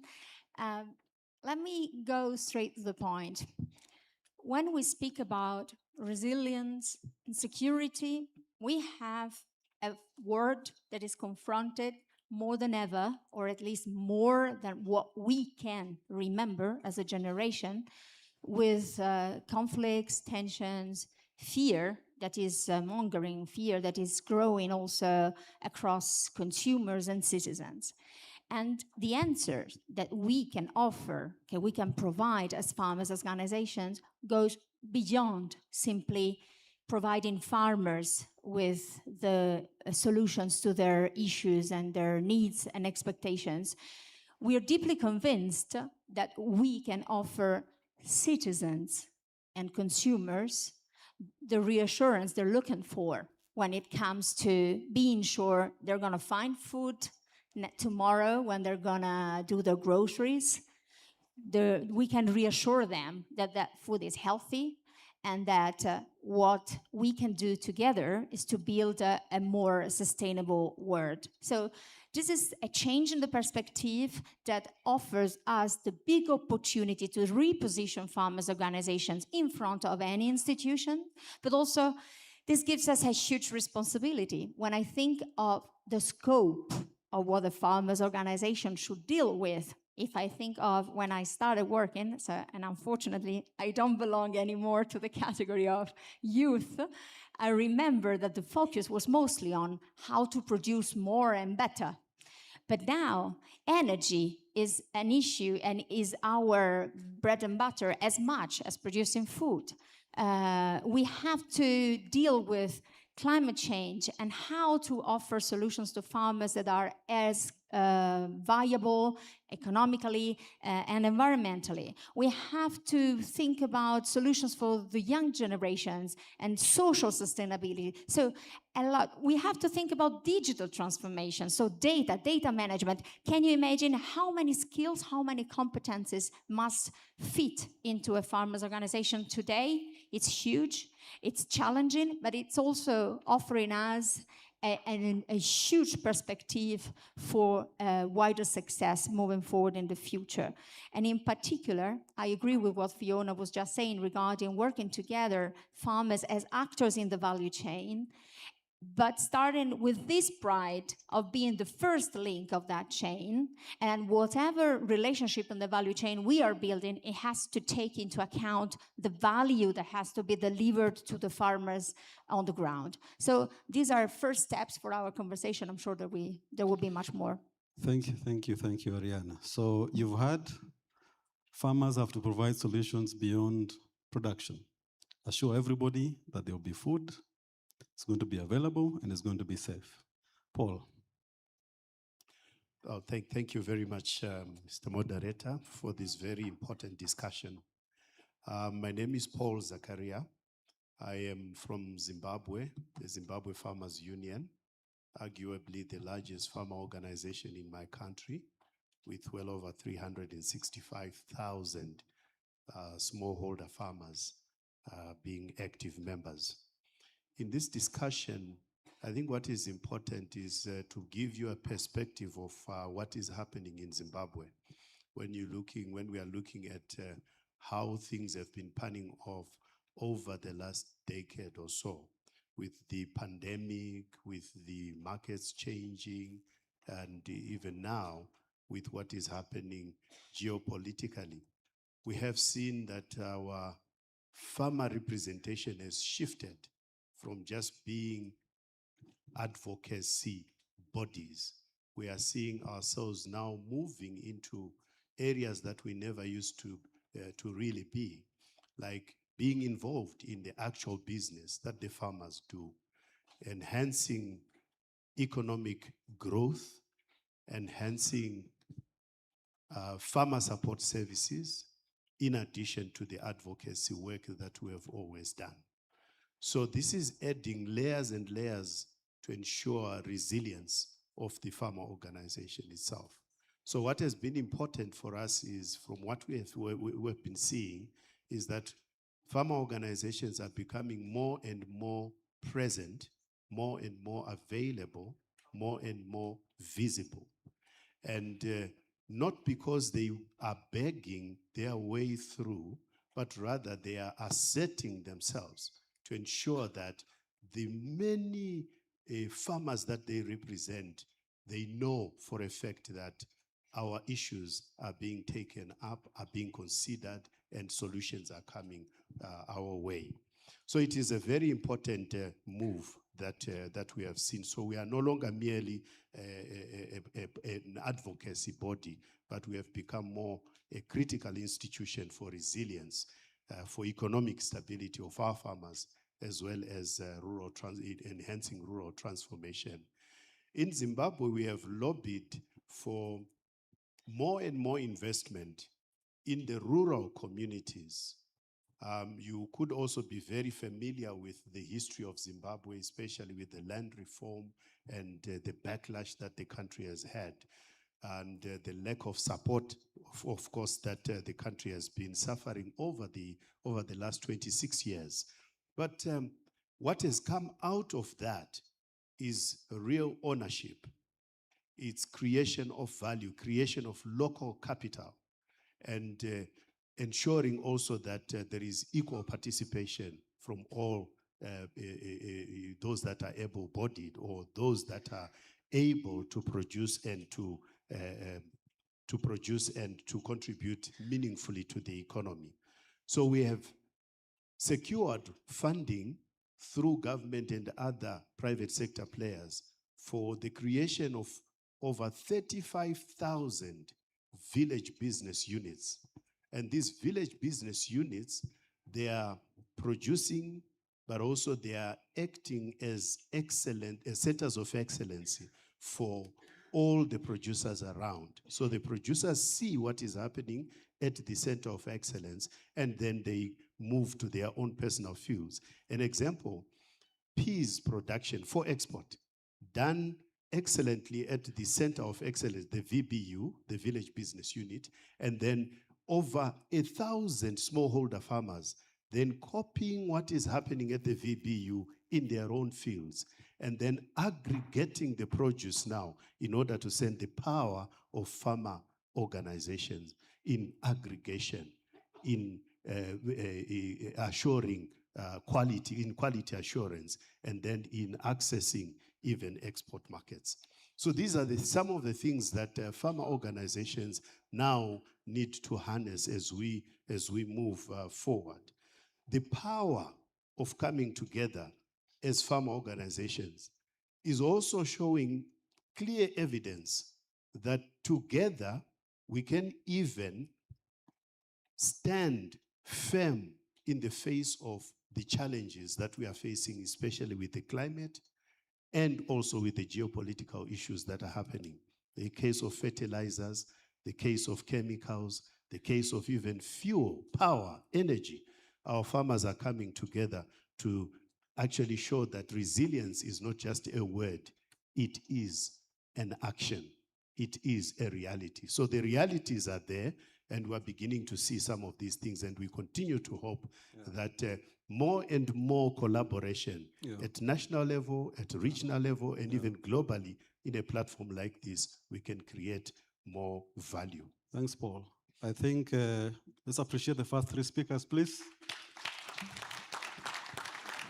Yeah, I have to try to keep you awake all the time.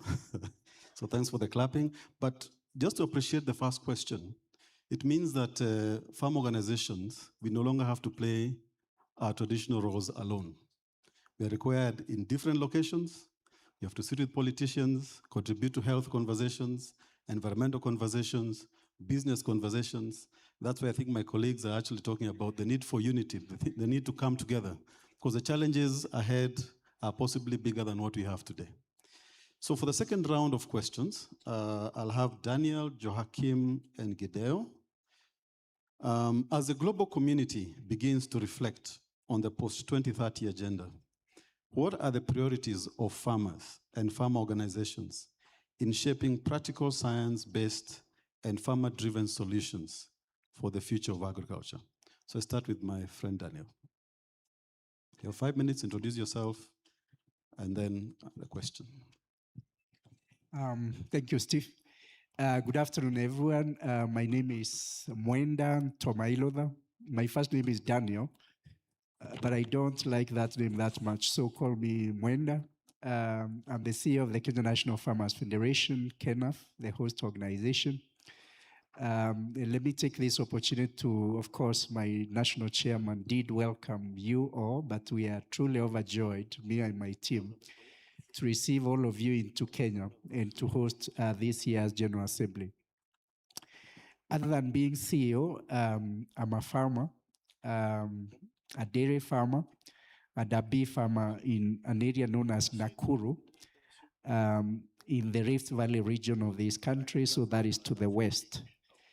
I grew up on a farm, on a coffee farm. My parents were coffee farmers in an area known as Meru in the Mount Kenya region. So from a very young age, I started appreciating the role of primary production.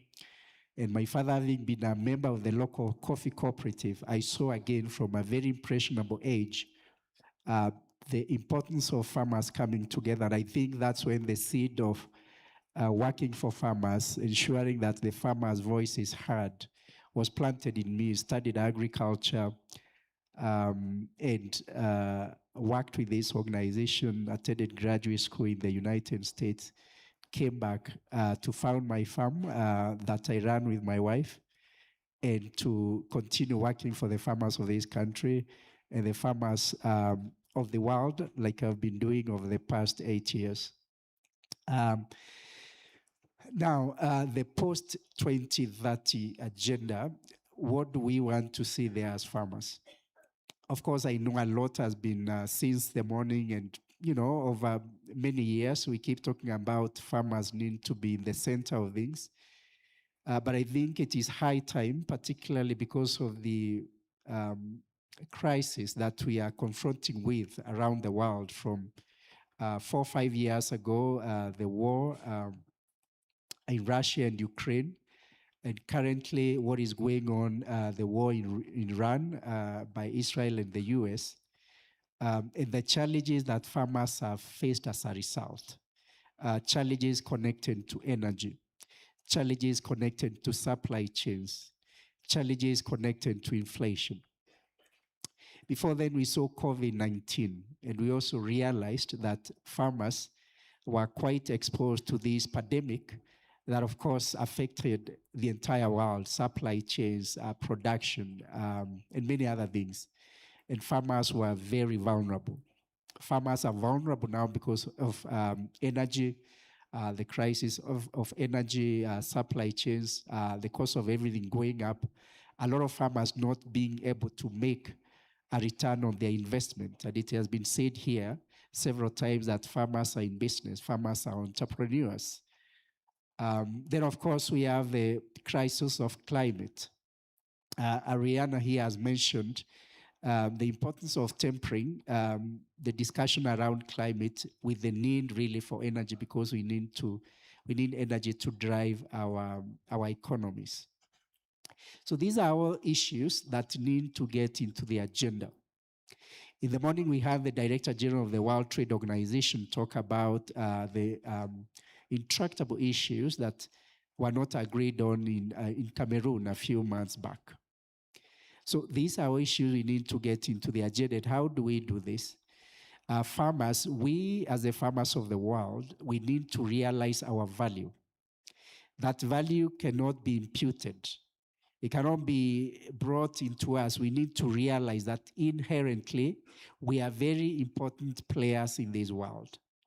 A lot of people in other professions, in other occupations unite and fight for what belongs to them. This is what we need to do as farmers, so that we put to the fore issues to do with trade, because we are in business. We are entrepreneurs. When I went out and started a dairy farm, my wife and I invested. We want a return on that investment. When all of us here invest, we want a return on investment, and issues to do with agricultural trade must take the rightful position in the post-2030 agenda. Issues to do with access to energy must take the rightful place for farmers, because we need energy to drive what we do. When you look at farmers from Africa and a lot of other areas, you could say Asia, parts of South America, there's the matter on digital literacy and financial inclusion. A lot of farmers from around the world, maybe from the West, could access credit at much lower rates than we can here in Kenya, or in Zimbabwe for that matter, or in Malawi, or in South Africa and many other countries, in Argentina and other places around the world, Nepal, Cambodia. So we need to also ensure that digital literacy, which carries financial inclusion, is something that we talk about. That's something that gets carried over to the post-2030 agenda. And then I have said that we need to first look at our value as farmers, recognize that. Once we recognize that, we'll forget that we are farmers from Europe or North America or South Asia or Asia or Africa or Japan. We'll look first at ourselves as farmers. And we feed the world first and foremost. None of us will exist without food. We are very important people in this world. We need to unite. We know that the only way to unite is through our organization, the World Farmers Organization. This is the body that should bring our voice to the UN next year and moving forward, and say that we, the primary producers of the world, the people who feed the world, the people who take care of the world's natural capital, this is what we want. And I do believe that if we present a united force, not looking at farmers from this region and that region, but looking at ourselves as we feed the world, we protect the natural capital, we are going to win as farmers of the world. Thank you. Thanks, Daniel. I think I appreciate Daniel again. Yeah, so we have to realize our value. We have the numbers, we have the power, we feed the world, we need to work together. I want to invite Joachim to also make his submission. I think it will be. Okay. So there'll be a bit of English and a bit of Spanish. I don't know whether you need to put your on. What channel is it? Ok. Sí, sí, voy a interpretar directamente, que es más fácil. I am producer, a rural producer in southwest Brazil, and I am a vice president of CNA, Confederation National of Livestock in Brazil. But I have a problem. I don't speak English. Okay, I speak in Spanish, and my friend translate for me. Muy bien, muchas gracias. Es primera vez que vengo a Sudáfrica, a África subsahariana. Tengo mucha curiosidad por África. Y nosotros en Brasil ya estamos totalmente preparados para el año 2030.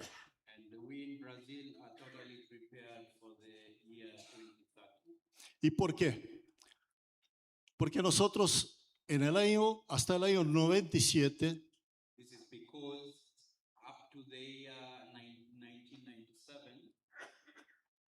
nosotros éramos importadores de alimentos.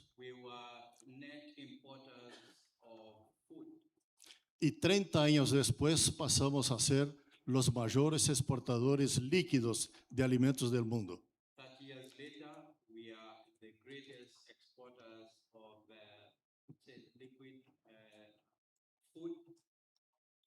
¿Y por qué? ¿Cómo ocurrió esto en tan poco espacio de tiempo? Porque Brasil es un país continental. Brasil tiene tierra, tiene agua, lots of water, clima tropical como África, tropical climate like Africa, el sur es clima temperado, templado, and the south is a bit Mediterranean. y tenemos fundamentalmente agricultor muy tecnificado. And we have a whole entire group of very technically equipped farmers. Ok, en este momento nosotros somos los mayores exportadores mundiales de carne vacuna. At the moment, we are the greatest exporters of beef. Somos los mayores exportadores mundiales de soja, We are the greatest importers right now of soya. con índices de productividad por hectárea superiores a los Estados Unidos. Our total productivity, combined productivity, is greater than the one of the US. Somos grandes exportadores de maíz, We are great exporters of maize, corn, pollo y cerdo. chicken, and pork. El segundo en chicken. Chicken and pork. Ok. And, nosotros somos muy exportadores en algodón, We are great exporters of cotton, frutas fruits, y jugo de naranja. and orange juice. Ok. Esta es la posición de Brasil hoy. This is the current position of Brazil. Estamos produciendo 350 millones de toneladas de granos. We are producing 350,000 tons of cereal, Más algodón, más el mayor productor mundial de azúcar. on top of cotton and being one of the biggest exporters of sugar. Ok. Y esto nos dice por la progresión que tuvimos, That tells us, given the progress we've had in the last 30 years, que si nada nos ocurra, en contrario, nosotros podremos ser en 10 años la mayor agricultura del mundo.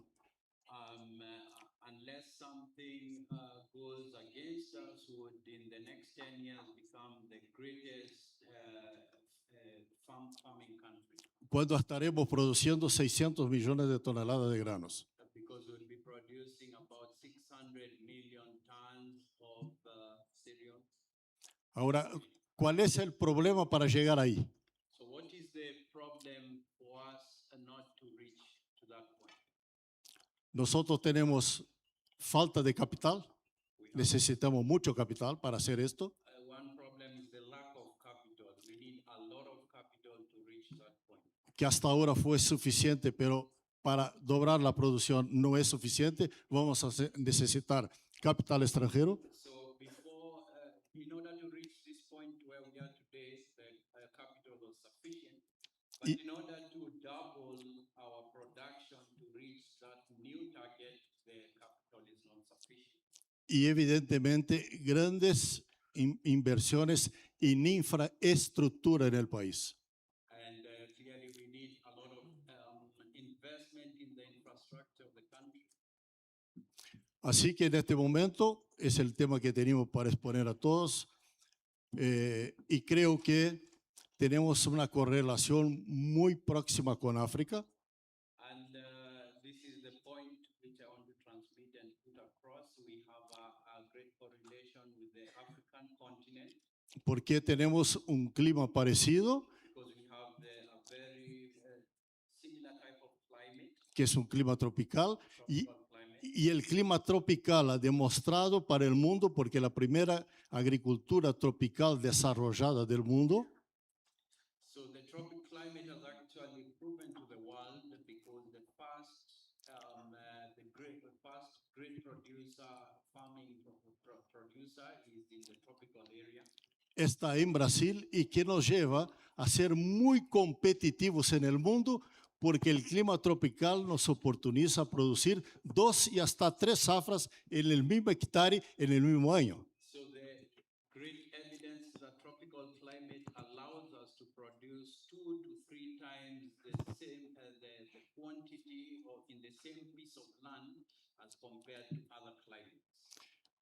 Y por eso que nosotros miramos que Brasil está bastante bien para llegar al año 2030. Y estamos acá en WFO como CNA porque por la importancia que hemos estado en el mundo sobre seguridad alimentaria, So it's very clear we are in a great position to reach our 2030 targets because given the topic of food security, es que necesitamos estar en todos los foros del mundo, en todas las ferias del mundo, y así como estamos ahora en WFO, porque hace 2 años que nuestra entidad entró como socia de WFO. Hace 2 años que entramos como miembros de WFO. so we are in all the forums currently, global forums, and 2 years ago, it's been 2 years since we entered the forum of. That's right, thank you. Thank you, Gedeo. Yeah, so that's Gedeo from Brazil. And I think we all know the wonderful story of Brazil. I think we all want to know how they made it and how they actually did it. I think those who've been to Brazil can actually attest to the coordination, the investments, the capacity, even policy that have actually been put in place and how they've actually empowered farmers. So thank you very much, Gedeo. I now want to invite Joachim to make his intervention. And sorry about the confusion.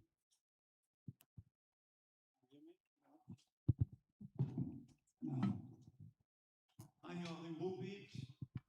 I'm a family farm. I'm running a family farm in the southwest of Germany. We are producing cereals, corn, soybean, sugar beets, also cabbage for the industry, and that's a privilege. We are also producing grapes for a cooperative, and the cooperative makes wine out of this. On the other hand, I'm president of the German Farmers Association, TDB, since 2012. We are speaking up for the needs and interests of the farmers, of around about 250,000 farmers all over Germany. For 3 years, I was president of COPA, the European Umbrella Farmers Organization, with around about 60 members. What are the challenges that we as farmers are facing in the future? From my perspective, it's climate change, it's market volatility, it's bureaucracy, it's regulation, it's the increase of our costs all over the globe. And what can we do as we are farmers, as we are members, delegates, representatives of farming organizations? Yes, we can, and we have to fight for the interest of the farmer, for farming community. And how can we do that? How can we succeed? The precondition, from my perspective, is independence. We have to be politically independent, not dependent on government or on politicians. We have to be independent in finance, and we have to be independent in our mind. Coming to Europe, how is the situation in Europe? How is policy making in Europe? It's top down and not bottom up. And we have to change this. Policy making in Europe, in the EU, and I think in most other countries all over the globe, is top down by people who do not have enough experience in farming, do not have enough experience, for example, in dairy production, do not know what farmers, family farms need. For example, in Europe, the EU Commission and the politicians, the members of the parliament, are making proposals like EU Tier deforestation regulation, sustainable use regulation, soil monitoring law, nature restoration law. And what does this mean for me, personally, as a farmer, for our farmers in Europe? It means increasing bureaucracy. It means more regulation. And in the end, higher costs. And farming is also an issue of competition. And therefore, we have to change policy making. We should scale up on our experience, especially based on the experience of the farmers. And we should also listen to our next generation. What are their expectations? What do they need? From my perspective, they need space for maneuver. They need access to innovation. They need access to finance. They need political support and not political regulation. We have to change. We have to have, to say it in other words, bottom-up policy is needed. Why? Because as we are farmers, we have to feed the world, an increasing population. And from my perspective, food security is as important as defense capability. And we should focus on that. We should focus on an increasing competitiveness of the farmers. And we should, and also to the Kenyan delegates and colleagues, and to all delegates and colleagues all over the world, we should intensify our collaboration. We should use one voice, a strong voice. We are, and I say it really clear, we are the people who are feeding the world. We are the people who guarantee stable social situations. We are the people who guarantee democracy. And that's important. If you are taking a look at the Far East, at the Ukraine, there are wars. And we have to change. We have to change. We have to use our expertise.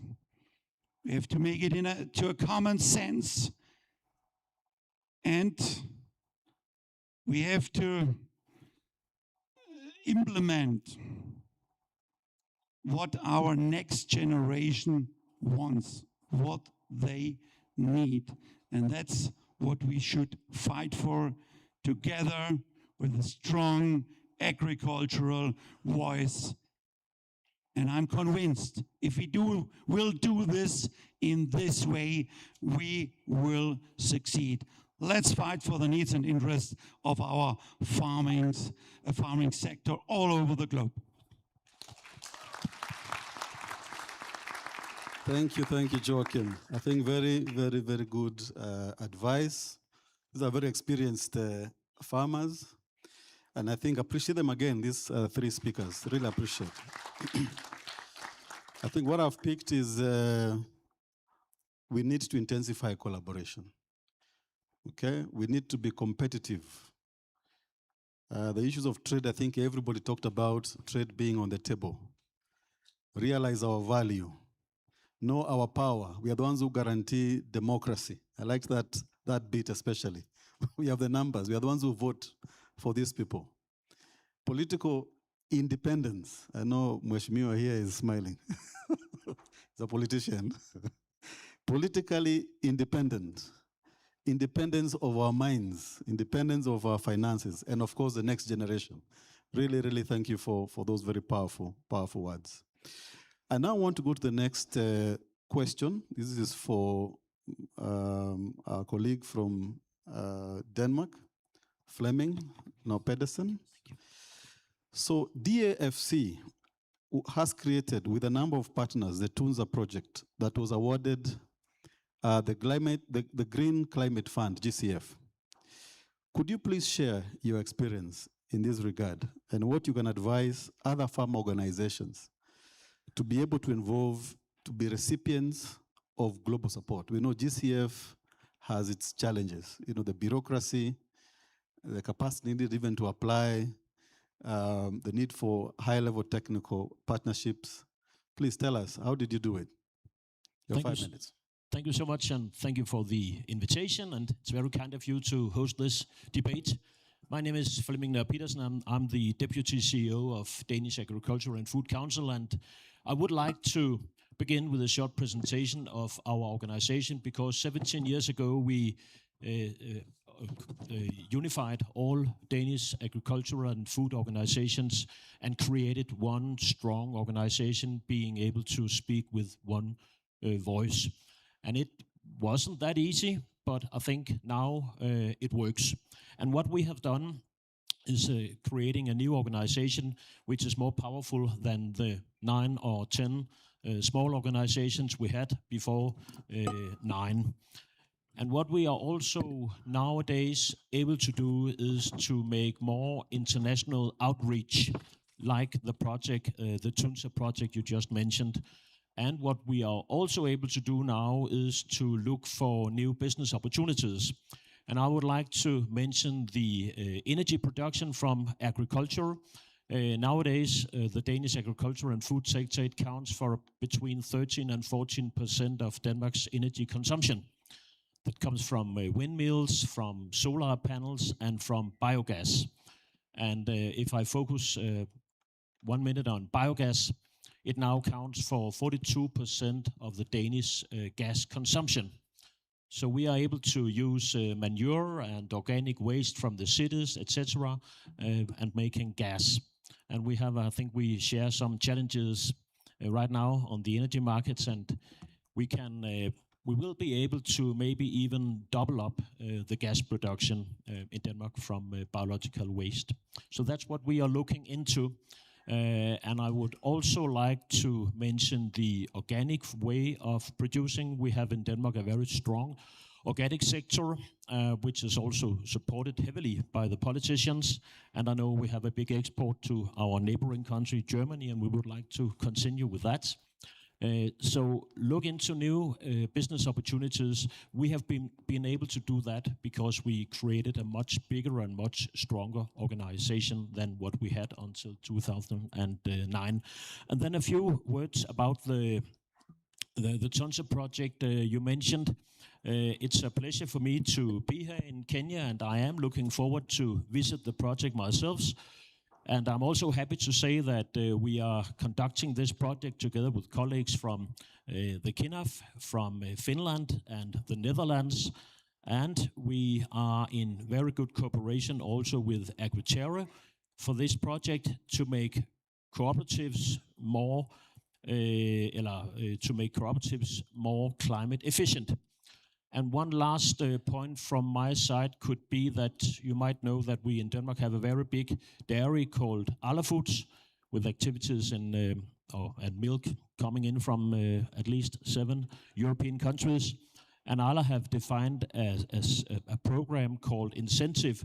So they are actually redistributing a part of the milk price from farmers producing with big climate impact to farmers producing with less climate impact. So that is privately decided, and it works right now, and it moves all the dairy farmers in the right direction. That is a strong signal. I think that we or they were able to decide that themselves instead of having taxes from the government. So I know that other Danish food companies are looking into if they can go the same way as Arla Foods did. Thank you. Yes, thank you, Flemming. Please appreciate him. So the need for collaboration, like you've done in Denmark, to bring everyone together. And of course, international collaboration, working with KENAF and other institutions in Kenya for this project to actually build climate adaptation within the farm organizations. So we have our last question to my two colleagues. And before I ask them, we are going to have a round of questions after they speak. So please start preparing your questions, maybe for about 10 minutes. And then after that, I'll be asking everyone to give maybe their last parting shot based on the questions that are actually going to be presented from the floor. So my last question to Katia and Noah. Looking ahead, how stronger partnerships among farmers, the public, and the private sector would look like to turn shared ambitions into practical solutions for farmers and rural communities. So, Katia, I want to ask you to start. You have 5 minutes.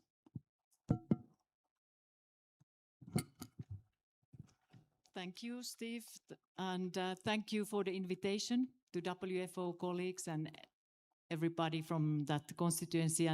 And thank you, Kenyans and Nairobi, for a very warm welcome, because I come from Agricord. I'm the CEO of Agricord, and we had our General Assembly here in Nairobi last week. And I have to say, it's all true what Minister was saying about the hospitality of Kenyans. So thank you very much for that. And as said, I represent Agricord, which is an alliance of 13 agri-agencies at the moment. They are all mandated by farm organizations. And many of the mandating farm organizations are here in the room. And we also already heard mentioning of Agriterra. That is our Dutch member. We have also Andreas Hermes Academy International and FFD here today in the room. And there's WeEffect that has a stand in the corridor. So if you want to learn more about what we do, we feel welcome to approach our members. And we work with different kinds of farmer organizations and farmer cooperatives in the global context, from the Caribbean, Latin America, Africa, Southeast Asia, and the Pacific Islands. And so, whilst I very much agree what Fiona was saying, that farmers are the same, I myself am not a farmer. I'm a small forest owner, as I think 80% of Finns are. But I grew up in a farm and helping every day in the farm work. And it is true that when you go in different parts of the world, you see that farmers are facing similar type of challenges and are fundamentally the same. But when it comes to public policies and important public and private investments, diversity matters. And in reality, there are many farming systems, many production models, and no two farms are exactly the same. And I think that partially then drives policymakers to do it top down, as President from DPV was saying that is happening in the European context. Because of course, it's not so easy to deal with the diversity on the ground. And that's where strong farmers organizations become indispensable, because they can translate these broad policy ambitions into locally relevant solutions and bring the diversity of farmers' voices into policy and business discussions. But this only works if agenda setting and priority setting is done in a genuinely participatory way, so that farmers, governments, and the private sector come together and discuss what are the trade-offs of different choices that present themselves, and that you take sufficient time to really come to an understanding what it is that different actors need. Because farmers seek viable livelihoods, governments seek food security or competitiveness or whatever they do, and economic growth, stability.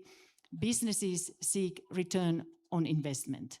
So these objectives can align in some cases, but they do not automatically align. So I think that when we talk about stronger partnerships, this is really the key, that when you are trying to scale solutions or find solutions, you have to take sufficient time for this agenda setting and go through the sometimes painful dialogues between the different actors. And as said, farmers are not always the easiest ones because they are diverse and have different kind of needs. Now, also what was mentioned in earlier panels, value chains are essential, and that's where AgriCord is also actively strengthening and working with farm organizations, and even with Muchiri here, we try to work closely together with IFAD programs, for example. IFAD is investing together with government strongly in the agricultural sector to create systems and institutions that can then absorb private investment. But if when you are planning these investments, you don't have all the actors around the table to see what makes the most sense, it's gonna fail and you're gonna just waste money. And when we talk about resilience, climate, it's great to hear that cooperatives can participate in this sort of climate mitigation schemes and hopefully get sufficiently compensated for their work. That's great, but I think that everywhere fair and transparent value chains are essential, but not always realized. And that's another area where it's very important that public, private sector and farmers come together. And we are working, for example, in Burundi, together with the National Farm Organization to ensure that that farmer organization can play their strong role in that. And the EAF is, of course, supporting that work very much. Same is happening here in Kenya. Our French agri-agency FERT, that is mandated by big French cereal organizations. They are closely collaborating with CGA, Cereal Growers Association, here to see how this kind of fair and transparent value chain can be assured. And another way that we work on the value chain is, somebody said in the earlier panel that without farmers, the whole value chain collapses. And that's true. And somebody else said, farming is a business, and that's also true. So what do you need? You need young agripreneurs that can carry the value chain, that can innovate with public and private sector actors. And this is a big part of our work that we do. And Andreas Hermes Academy International, that is today with us here, they are doing very strong work in that aspect, working together with PAFO, together with SACAO and some of the national farm organizations who are here today to ensure that there's a young generation who can carry this value chain and farming business forward. So maybe I stop there and then we see if I have more time. Thank you, Katia. So ecosystem approach to setting objectives and agenda and ensuring that our objectives align, which is a challenge because everybody has so many priorities, but we have to make it happen. Noah. Thank you. Your 5 minutes start now. Thank you. Hello. Thank you. You can hear me? Okay. Thank you very much, our moderator, Stephen, and also the team. At my age of 34 years now, when I'm transitioning to 35 years, I'm now at the intersection of youth and being maturity. But then I bring a decade of experience, having worked with the agri-agencies like AgriTerra, and serving as Deputy Chief of Party with the Tunza project that has already been mentioned, advising the presidency in food security, and now working with the GISS, the regional technical advisor, supporting the regional programs. But then it's been a journey that I'm great and honored to be part of the team. And it's also a reminder to all of us and the youths that we have already discussed about that the meaningful impact is not only measured by the age, but also the value of the lessons learned, partnerships that is built, and also the communities that we serve. So to this end, I wish to contribute to the discussion in terms of the future, in terms of the how the partnership would look like beyond 2030. So as already presented by the previous speakers, that there's a lot of discussions about the farmers, about cooperatives, and so. So I also wish to bring to context that I agree with the speakers that farmers or the conversations need to go beyond the conversations at the table so that the farmers can play or can be play a very meaningful role in terms of being critical partners to co-investment, and also the being critical partners when it comes to the designing, interventions, implementation actors. To that end, I want to put to context 5 players which I think would be very important in my view in regard to the 2030 agenda in terms of partnership. Number 1 is the farmer that we have already talked about, and we see he has to be seen as not just a mere beneficiary in the value chain, but a critical player in the chain. Secondly is the farmer organizations that we have already mentioned, including the producer groups, all the way industry associations and regional partners, that we have already said that they will continue playing a critical role in terms of being the risk buffers, promoting technological transfer and also knowledge transfer. The other component, the partner, which is in my view is very important, is the government, and which is first to the responsibility of creating an enabling environment, and also facilitating or ensuring there is common investment in terms of the user facilities, and also lastly is the private sector that plays a very critical role in terms of innovations and transfer. I wish to present formal topologies or modalities in my view that I feel that the desire of the partnership that we need in 2030 is already in place. What is left for us is to only scale up such kind of innovations. I wish to bring to context, number 1, the first topology with Kirima Dairy in Kenya that has been formally supported by agri-code agencies, including AgriTerra, in terms of ensuring their farmers co-invest in their business. Kirima Dairy has been able to mobilize over 400 million Kenya shillings. That is close to 500 million, 3.8 million USD and 3.3 euros through the farmer participation through internal capitalization. The agri agencies have been able to build their capacity in terms of building solid governance systems, and the organization has been able to partner with private sector players in terms of sustaining services or linking the farmers to what is needed, including agro inputs, and that has been successful. As we speak, Kirima Dairy has been able to improve their production to a tune of 60,000 liters, translating to 1 billion million shillings. What is happening in Kirima is not only an example of a transformative agenda in terms of increasing competitiveness, but it has gone beyond the social intervention. They have engaged more than 116 casual youths and women in their business.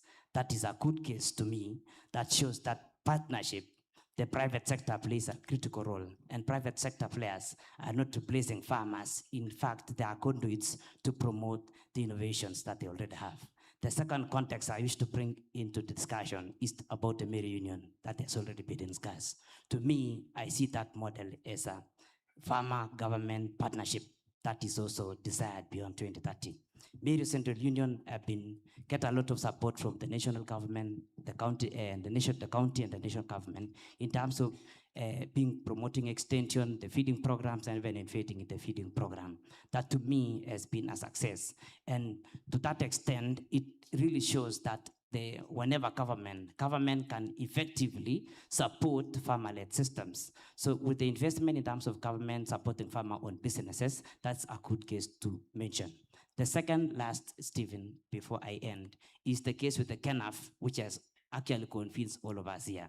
The strength with KENAF is not just about lobby and advocacy. It's about the capacity to be able to convene all these players and other partners. And lastly, Stephen, is what you do at EAF, bringing in the regional perspective in terms of the partnership.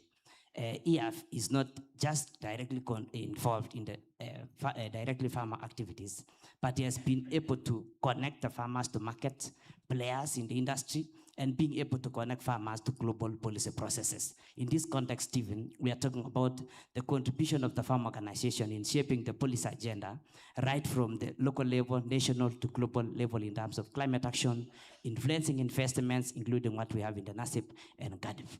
So I call all the partners in this context that the 4 modalities in my case is we already have scalable models that can work within the region, and all we need to do beyond 2030 is to support kind of innovations. And that is what GIZ does. Currently, we are supporting investments in terms of building commercially viable business models, investing so much in the investor readiness, which is critical, playing a critical role, and supporting these global partners like the EAF, ROBA, and Asia to be able to participate in these global policy processes. Thank you very much.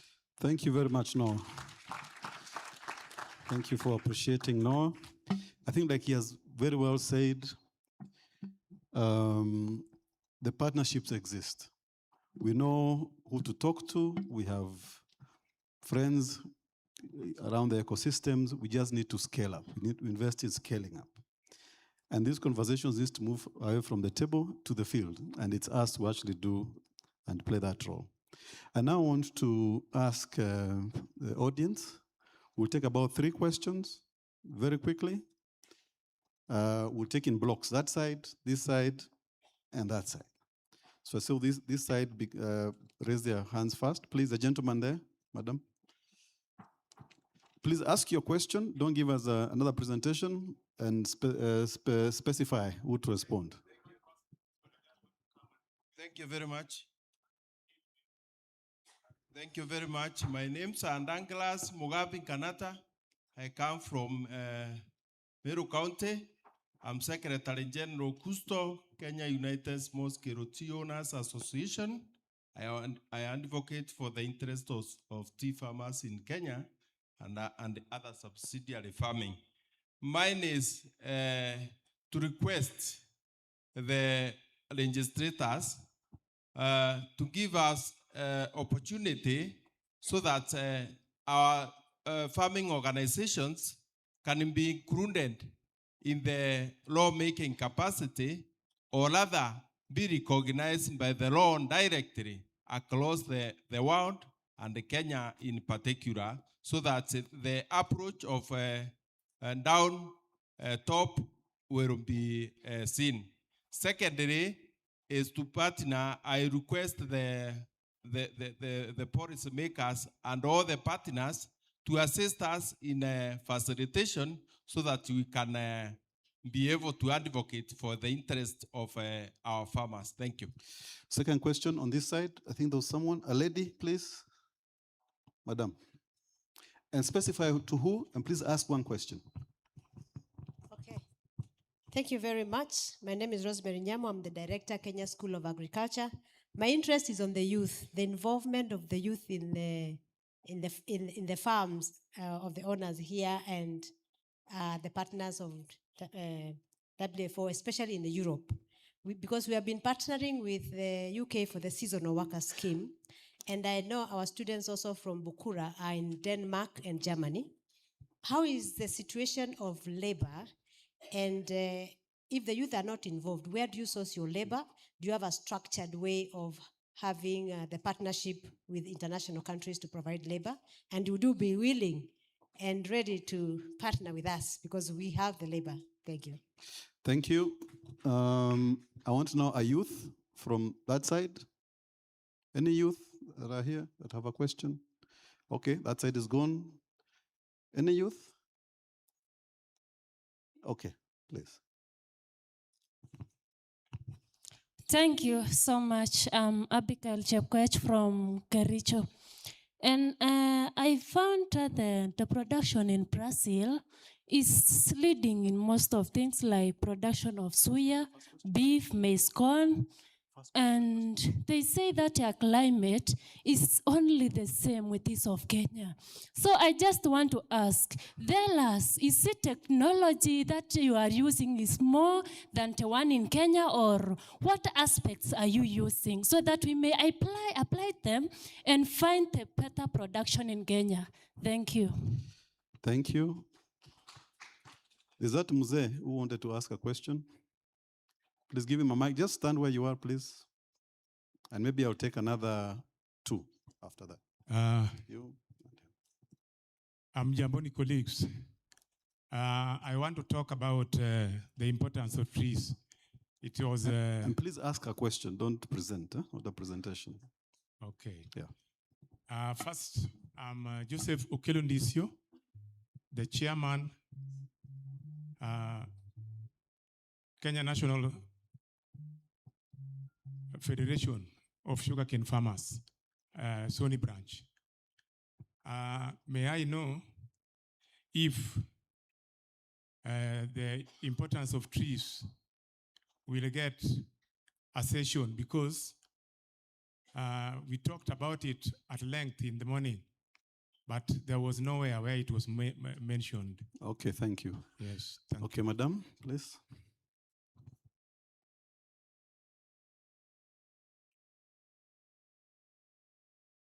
So good afternoon, everyone. So I'm Kajal Bajracharya from Nepal, and I represent the Nepal Agriculture Cooperative Central Federation, which is one of the umbrella organization of more than 1,000 cooperative members. So my question goes to AgriCord, Ms. Katja. So we are also striving a lot to retain and attract the youth entrepreneurship, as NSL is doing the activities regarding the women development of the women entrepreneurship and also the youth. So I will like to ask Ms. Katja, so what are the activities, what are the main activities that you are doing or your associate members are doing for retaining as well as attracting youth in agriculture, so that we can also learn and replicate in our context? Thank you. And the last one, this gentleman, please. The gentleman in the orange tie. So please, the first question, Daniel, it was about, I think, advocacy. Thank you. How farmers can be positioned better. Yeah. Thank please. you. Yeah. I like the delegate from Germany. Well, now my question is about exploitation by cartels. That's one of the biggest problems we have in Kenya. So kindly give us a case or show us some strategies that can be used in our country to reduce the exploitation by cartels. That is middlemen. So my name is Emmanuel from Kenya. Thank you. So let me organize the questions very quickly so that we can respond. And I would want, because you have 10 minutes, as you respond, please also give your final remarks. So I'll start with, okay.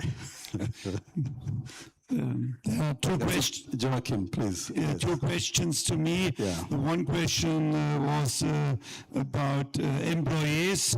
On the one hand, we have stable apprenticeship numbers, around about 6,000 in farming, in gardening and so on.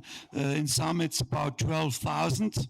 On the other hand, we have labor shortage, and therefore we are open for an exchange. And Dr. Quiring, I think we have exchange program with young Kenyan farmers, and we are open to develop it. This was the first answer, and the second answer was about cartels. Frankly spoken, in Germany we do not have real cartels, but we have. That's true. But on the other hand, we have on the market share, retailers, the big 4, and they do have a market share of 86%. It's not a cartel, but it feels like a cartel, and they put a lot of power on us. And we founded, it's about 3 years ago, a Central Commission of Retailers and Farmers. And now we are trying to involve our collaboration. And from our perspective, And the important issue is to get more money on the farms, but that needs time on the one hand. On the other hand, political support. Yeah, Fleming, please. Yeah, allow me to... On the youth, I think, yeah. Yeah, on the youth question, yes, but also allow me to say that what you just said underlines the importance of strong corporations in the food industry. And that's what we are trying to build up also together with you from Germany, so we can stand up against the retailers sometimes when it's needed. And we couldn't run our economy in Denmark. We couldn't run the industry. We couldn't run the agricultural sector. We couldn't run the public sector without international workers. That's for sure. So we have also set up programs. And Jan, on first line here, please elaborate in the next break if you have anything to add about that. Thank you. Ariana, any final thoughts? On youth, very quickly, I think that the point to attract and make sure that they can remain in agriculture is around rentability and profitability of the farms. So unless we do tackle the issue of value that remains with the farmers, we won't have any youngster interested in remaining. Otherwise, there's passion. We can feel it. I was impressed by the School of Farming, the witnesses this morning. There's passion, there's innovation. We have everything we need. So we have to focus on that economic side to make sure that the choice can really happen. Paul, the issue of advocacy and supporting members to advocate better. Yeah, sure. So normally when farmers begin to feel the heat somewhere, it is because some people somewhere were organizing and planning to take whatever is in the hands of the farmer the easiest way. And it can manifest through the cartels do, the middlemen taking stuff from the farmer for next to nothing. It calls for an equal or even a larger proportion of effort on the farmers to be more organized and to get into that space and be equal in terms of scheming, planning, so that their sweat is not taken away from them for a song. On advocacy can be the icing on the cake. Organization is what is critical. Fantastic. Fiona, any final thoughts? Thank you. Are there cartels in the part of the world? So we've talked a lot about farmers, the importance of farmers, the importance of bringing young people into farmers. But I'd like to focus for just a second on farmer organisations, which is what this topic is about. How do we keep farmer organisations not just sustainable, but strong and stronger and growing? We need not only young people in our farms and taking over farms and becoming farmers, but we also need them at the cutting edge of advocacy, which is where the farming organisations operate. So how do we look hard at our farming organisations and make sure that not only are we encouraging our members and encouraging young farmers to become farmers and be involved in farming, but how do we also make it easier for them and make sure that they have an effective voice in our farmer organisations? Because if we are to evolve and remain strong and continue to put forward those policies that are incredibly important to maintain the value of farming, we need to make sure we keep the young. The last point I'd make is it's about solutions. So often we talk at so many tables, and I've been in the WFO board now for a number of years. The number of round tables we sit at, the number of talk fests we go to, the number of forums we attend on our members' behalf, but where are the solutions? WFO is very good through our committees and working groups at putting some of those solutions together. We need to do more of it, and we need to look at where the decisions are made, as my colleague from Germany said, to make sure we are in some of those rooms where the decisions are being made and allocate our resources to those, not just at some of these big forums where everybody has a talk, but nothing actually gets done. We need action, and that's what will make a sustainable farmer organisation going forward. Daniel, Daniel, I want you to speak last because you're the host. I want you to summarize what you've heard from the rest, And what would be your take home? Okay, thank No, you. yeah. Okay, thank you. I wish to say that professional farm organizations are resilient, and resilient farm organizations are farmer-led. Farmer-led investments are, the farmers have invested as strategic partners. Therefore, we need to make all our decisions centered around the farmers. Thank you. Katia, you had a question from Nepal?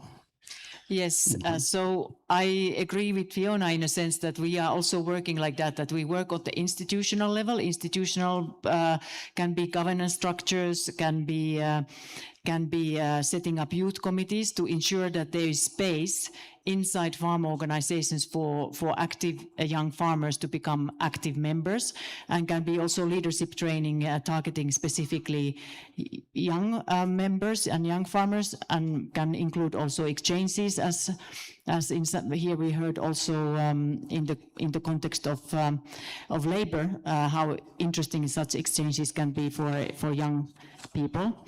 And then there's more at the farm level. We do support entrepreneurship at farm level, strengthening different skills that young agripreneurs might need. And we see also that they are very innovative. So the type of farming that they do and want to do is not necessarily exactly the same than the older generation. So this is also then a challenge for farmers' organizations to evolve together with the young people's ambitions. Jadeo, Brazil? There's a question. Yeah. Sí, bueno. Very well. En otros tiempos, posiblemente Brasil y África estuvieron juntos. Basta ver el mapa. In the old times, probably Brazil and Africa were at the same level. You just need to look at the map.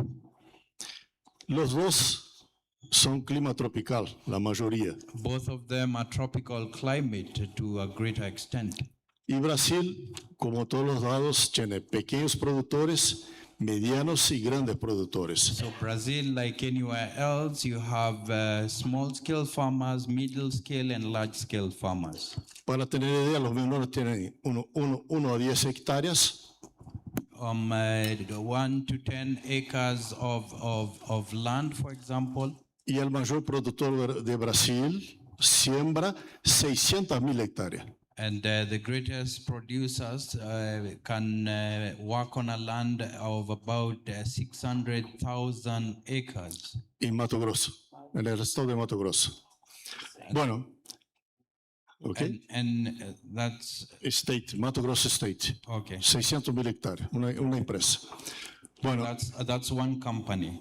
Por el tamaño de la propiedad, given the size of the property, es que la opción que tenemos es sembrar las grandes culturas como soja, como maíz. Given the size of the land, we tend to sow the bigger commercially viable produce like soya, corn, maize. Y en este momento una elección muy fuerte por el maíz, por la cuestión de la energía. And right now, there's a lot of capital investment on maize, given the need for energy. Porque estamos haciendo mucho etanol, son 54 empresas en Brasil haciendo etanol. So we have about 54 companies in Brazil producing ethanol as a source of energy. Y como su producto el DDG, and DDG, and given that it's a producer of DDG, que sirve a la alimentación animal. That it provides fodder for animals. Bueno, y por la pregunta que fue hecha por una joven, And towards now the question that was raised by the young person, nosotros tenemos que entrenar mucha gente para hacer todo esto.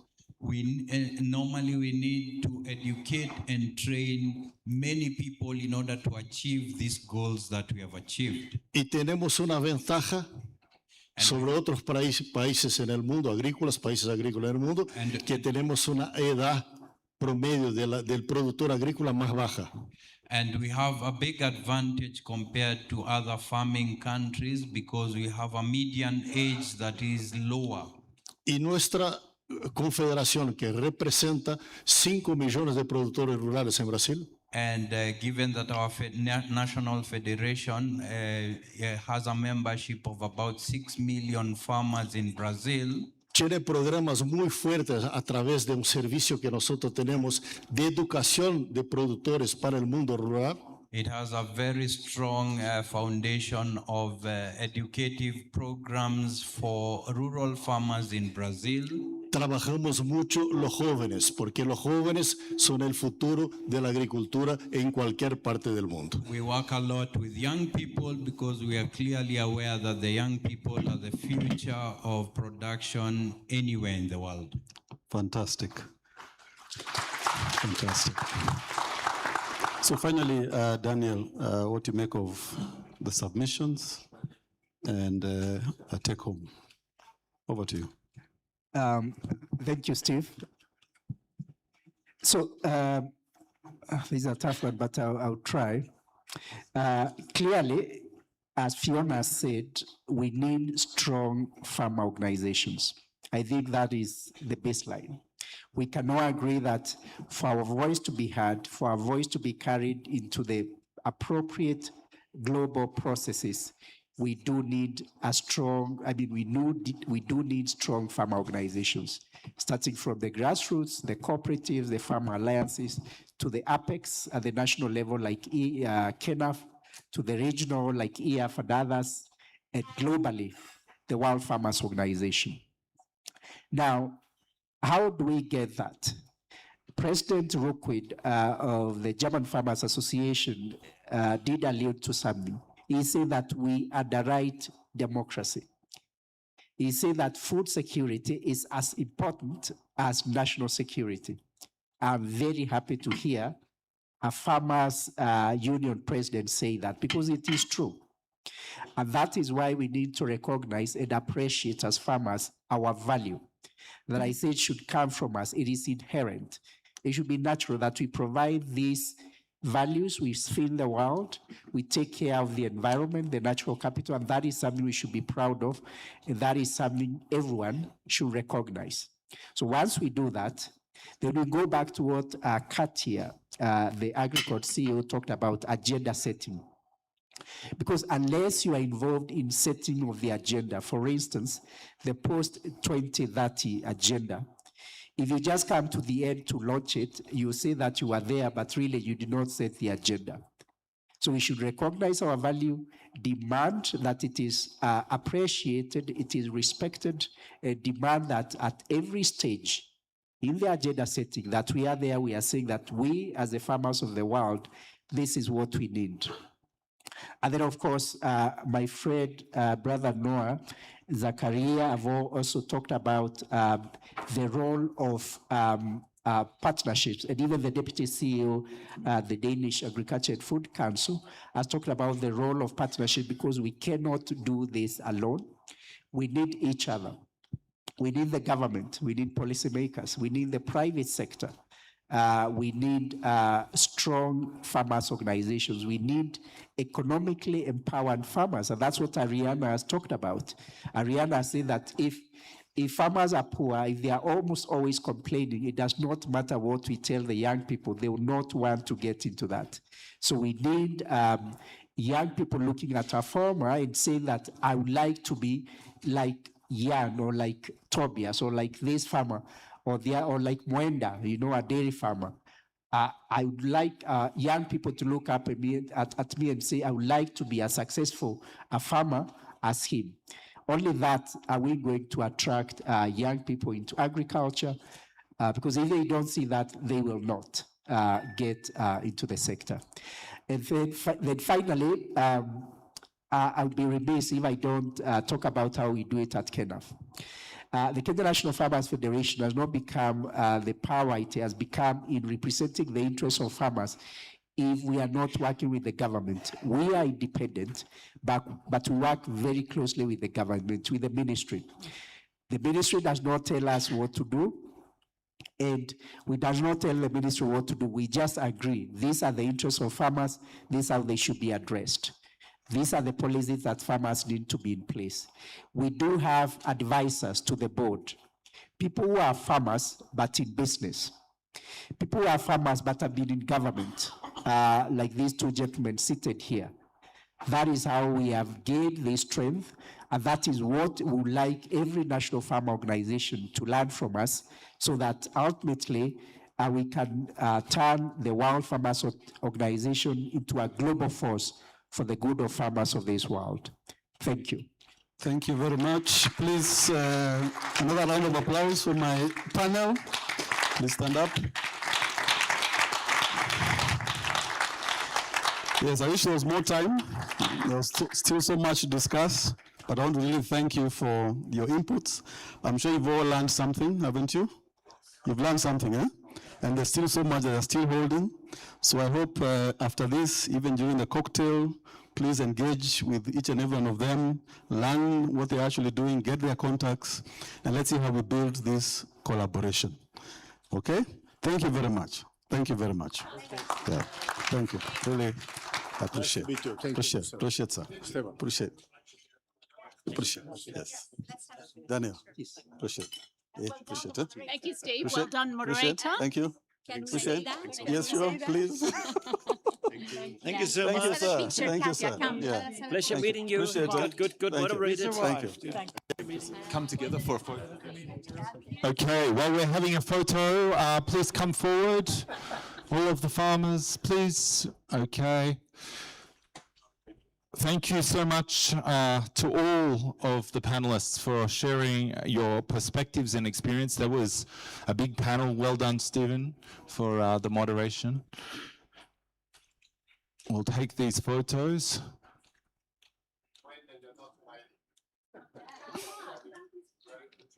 Are you smiling? Smile, smile. There we go. Okay. Thank you.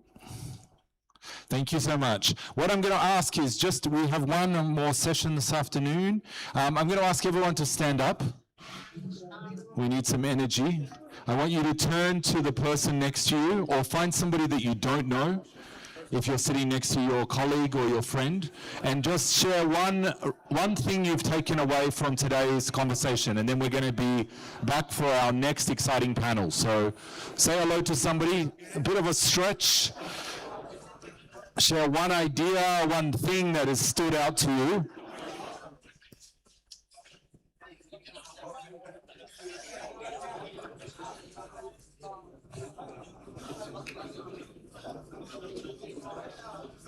Okay. Now I need you to sit back down. Sit back down. And we're going to dive in. So now that you've had a stretch, you've met somebody, one of the strengths that this meeting brings is the diversity of people in the room. And so you want to meet people. So, okay.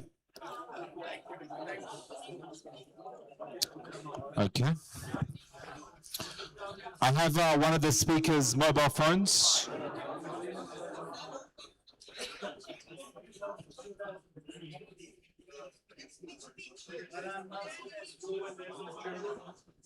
Battery is dead. Have a mobile? Okay, we found the phone. Okay, everyone, attention this side. Can we please sit down? Thank you. Thank you so much. So one of the themes that has emerged for me is that we need strong farmer organizations, and these strong farmer organizations are a means for unlocking opportunity. Please.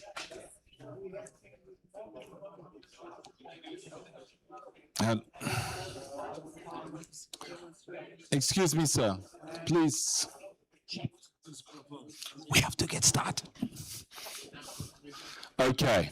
I like seeing lots of good conversations. This is good. So our next session is going to talk about how do we put into practice some of the things we've been talking about today. So there's a growing recognition around the world that regenerative agriculture can strengthen resilience, improve soil health, support livelihoods, and contribute to climate goals. Yet the question remains, how do we move from ambition to implementation, from successful pilots to meaningful scale? And we're going to look at this through the lens of Kenya and Rwanda. And the session's titled Future Fields in Action, Scaling Regenerative Coffee Through Farmer Empowerment in Kenya and Rwanda. And it's organized by Nestle. We've got our moderator here. Hi, Frank. It's great to have you, the Global Public Affairs Sustainability Lead at Nestle. Over to you. Thank you very much. And I'll get these guys. Hello, everybody. How are you feeling? Hello? Hello? Is there someone in the room? Okay. Let me call my colleagues. So we are Nestle and friends. So please join me on stage because I don't want to stay alone. So we appreciate it's the last session of the day. It has been a very rich day. And without, just to start, I wanted really to express, sorry, I will get closer.